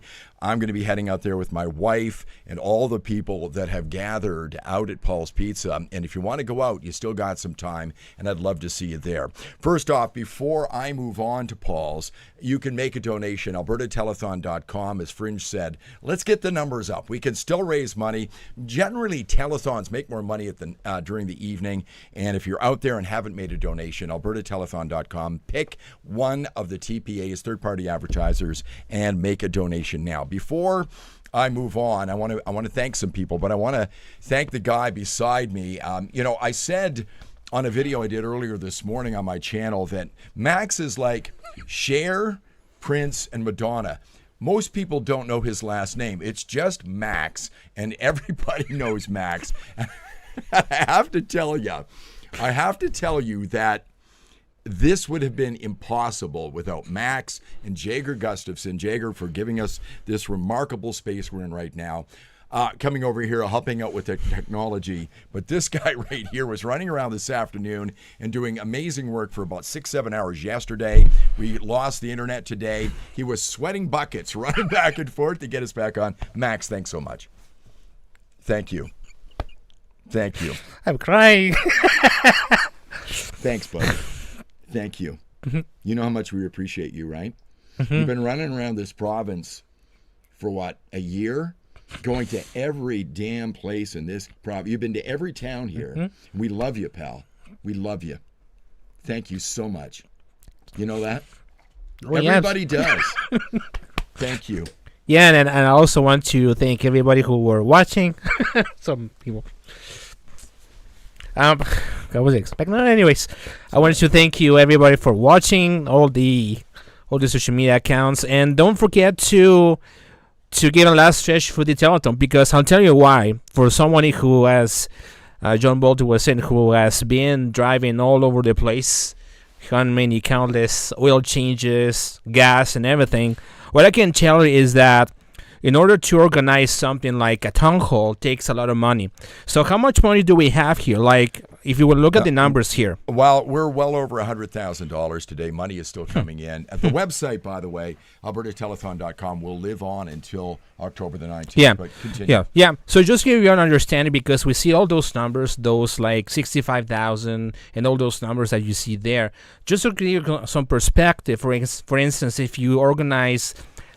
when Let's Talk Alberta organize their town hall meetings, their costs can go anywhere from $5,000 to $8,000, just one town hall meeting. So when those guys from, let's say, Let's Alberta decided to do a town hall meeting, when Jason Levine decides to do a town hall meeting, there are some costs attached to that. Even if you bring speakers from the outside, you have to bring, you have to bring people, like you have to pay hotels, even their planes, gas money, all those things add up.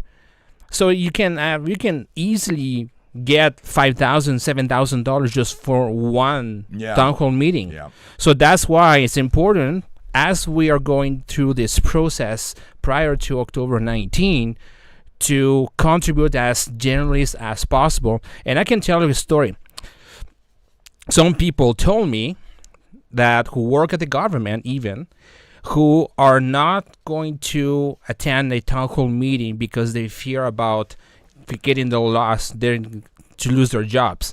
There are people who are who cannot just the reason why I'm doing those live streams is because I got people who tell me in part that they cannot. You can't come. They can't come because if their boss or their family finds out that they were in an independence town hall, they're gonna lose their job. Maybe they're gonna lose their jobs. I've seen people who lose their job just simply attending a town hall meeting. I've seen people who were discarding their families for the same reason, families breaking apart because of that. So a lot of the challenge that we have here as a community is to pass those barriers, in fact. But I can tell you from the money perspective, it takes a lot of money to organize events like what Keith Wilson was saying, is that we're going to do this, going to protect the signs, going to replace the signs. That's another cost as well too. So when I see 65,000 people, $65,000 from what's the name? Let Alberta Decide. Yeah, thank you. Yeah, Let Alberta Decide. I really think that this money will be gone in a month. Yeah. In a month. Yeah. And we're not even in August yet. So that's the priority, that's the importance to contribute to Alberta Telethon and all those TPAs. If you can't contribute right now, find somebody who can, because the uphill battle that we have is incredibly insane. Mm-hmm. Yes, we lost the stream at about 4:30 p.m. So we lost the stream because of an internet outage, but we've seen places where we have people who are legitimately physically attacking canvassers, who are attacking physical infrastructure like power lines and stuff. Like I think with Jeff Radd, sometimes they lose power and they were still counting. And we had an attack in Red Deer last night where they wrote traitor on a sign and broke some windows. So this kind of stuff is happening. Yeah, so the attacks are going to unfortunately continue as part of the game as far as I'm concerned. And that's why we need to focus on contributing to those TPS, because that is in fact the war chest as well too. Yeah. So we're going to wrap this up. I want to thank you everybody for organizing. Thanks for the guys from the Critical Compass. They've done an amazing job. All the podcasters as well who were sharing and patiently waiting for the streams to kick in. Yeah. And for the technical side of things. And I want to thank you, John, for organizing all of this. It was a lot of work. I know what it is. And Thanks, there's a lot of work that's seen around behind the scenes that you don't see necessarily. This is just the public facing side of things, but obviously this is the private facing ones. So, well, thank you very much for watching, and I'll see you next time. And I'm going to Paul's Pizza in Erdrey. So yeah, so I would like to thank all the hosts. I said early this morning that I asked people if they would be part of this.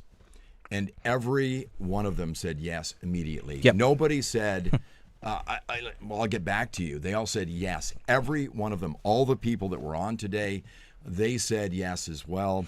And it's been just such a joy working with these people. We are so blessed to know the people who are on here today. But I think every one of us that were on this stream today, I think Max would agree that we're blessed to know you because you're part of our movement. We would like to say thank you for contributing. There's still time. We need to win this thing, and we're going to need more money and more money and more money. It's hard to say that, but when it comes to politics, really, money really does do the talking. So if you can continue to contribute, AlbertaTelethon.com is up right now. We've still got an hour left. We're heading to Paul's Pizza. Maybe you want to meet us out there. We're going right now. My friend Max, Thank you very much. Thank you so much. And we will talk to you again soon. See ya.